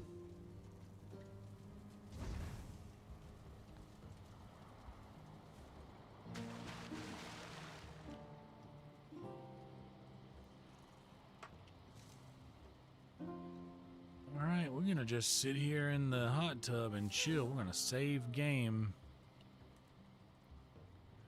Chilling in the hot tub.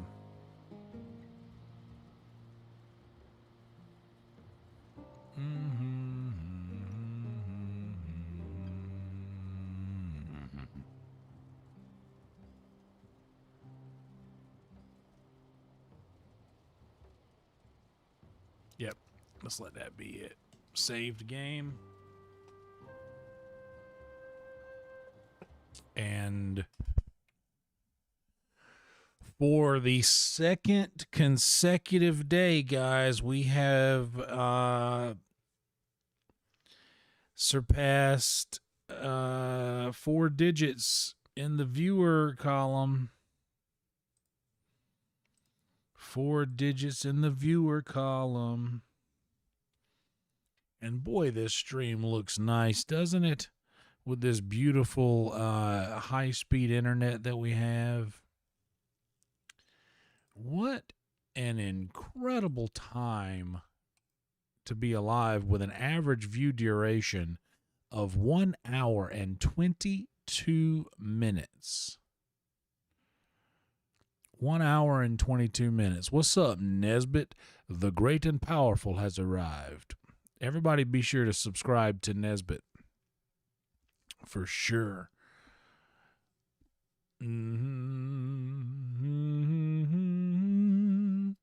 Yep, the podcast will technically be tonight for you, Satch. It'll be tomorrow for me. Because I still got to go to sleep. But it's technically early tomorrow morning for you.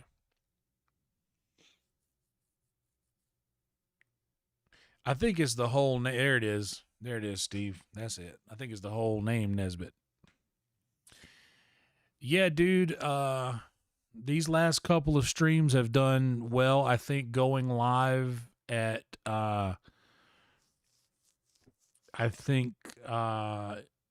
live at 10:30 versus going an hour and a half earlier than I usually do has been the difference. I also kind of changed up my thumbnail a little bit to accommodate the biome that I currently play in.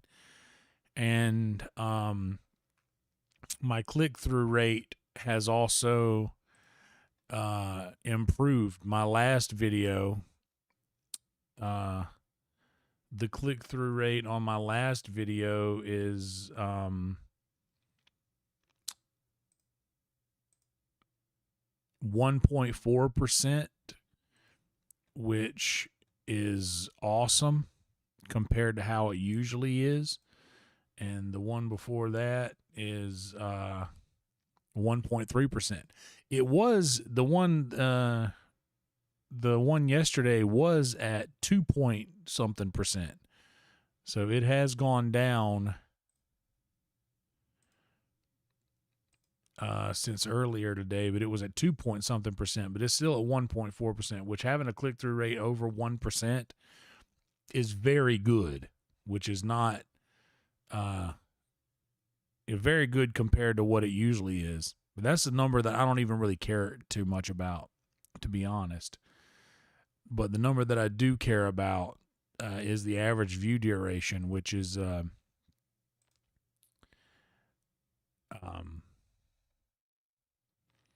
oh, actually, let me reload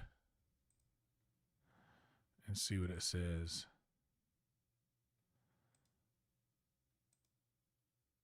Okay, it still says the same thing after the reload, but this stream wasn't there.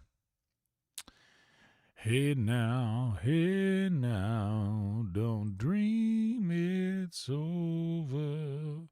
Hey now, when the world comes in, they come.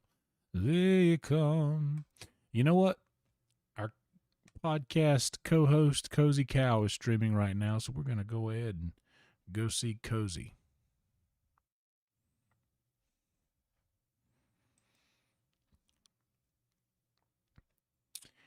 Well, guys, this has been awesome. We got up to about 1,200 and something viewers tonight. Last night we made it up to 1,700. And those are things that I greatly appreciate. Those are it's like a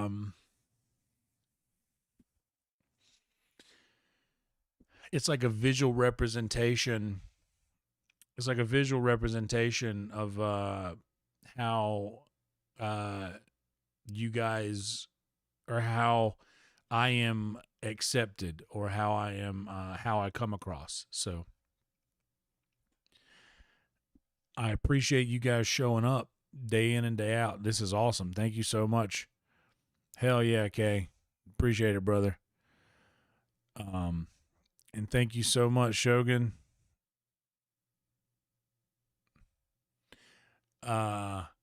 Yeah, I'm kind of beside myself, because it was like, you guys saw how sad and depressing it is when things are going, things were going so well for so long, and then all of a sudden it just kind of they took a turn for the worse on one day, just one random day. Everything just kind of shit the bed, for lack of a better term. And then all of a sudden, just sticking to it, going back to what made us get to this point to begin with,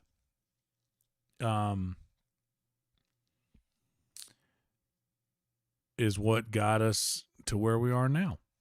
So I'm excited about this. And once again, not counting my chickens or anything, but I'm very excited for what's happening right now. And I'm grateful that you guys are here for it as well. Guys, please do me a favor and like this video and subscribe to this channel if you have not done so yet. If you were asleep and the algorithm has blessed us with your presence, I hope that you wake up rested and ready to take on your day or do whatever it is. If you have been asleep, I hope this song is calm enough to not wake you up. But if you do wake up and you're not completely upset with everything that has just happened, please subscribe to the channel. We are at 29:30 right now. I'm going to go enjoy myself a little chicken noodle soup for my soul. And I will be seeing you guys in here tomorrow night. Good Lord willing, and the creek don't rise around 10:30 Central Time. It's not blasting. Good to hear. Good to hear, Steve. I like to keep it at a comfortable volume for you. But anyway, thank you guys so much for being here. Like the video, subscribe to the channel. Do the same thing for Cozy when we get over to her stream. And as always, be good people. It ain't that hard. Do something nice for somebody this week, and don't tell anybody that you did it. Just do it and move on with your life. And if you guys are members, there's a lot of members-only videos for you to check out. I got a couple more coming for you. And, yeah, that's all I got for you. Everything's back. I went Nesbitt. I went straight back to how it was whenever I was doing all right. And honestly, ever since then, things have kind of turned around. So it was a good idea to go back to where we were. So everything is back to normal. I put everything back like it was. Thank you guys so much. And I will see y'all on the flip side. Roll Tide, everybody. Night, night.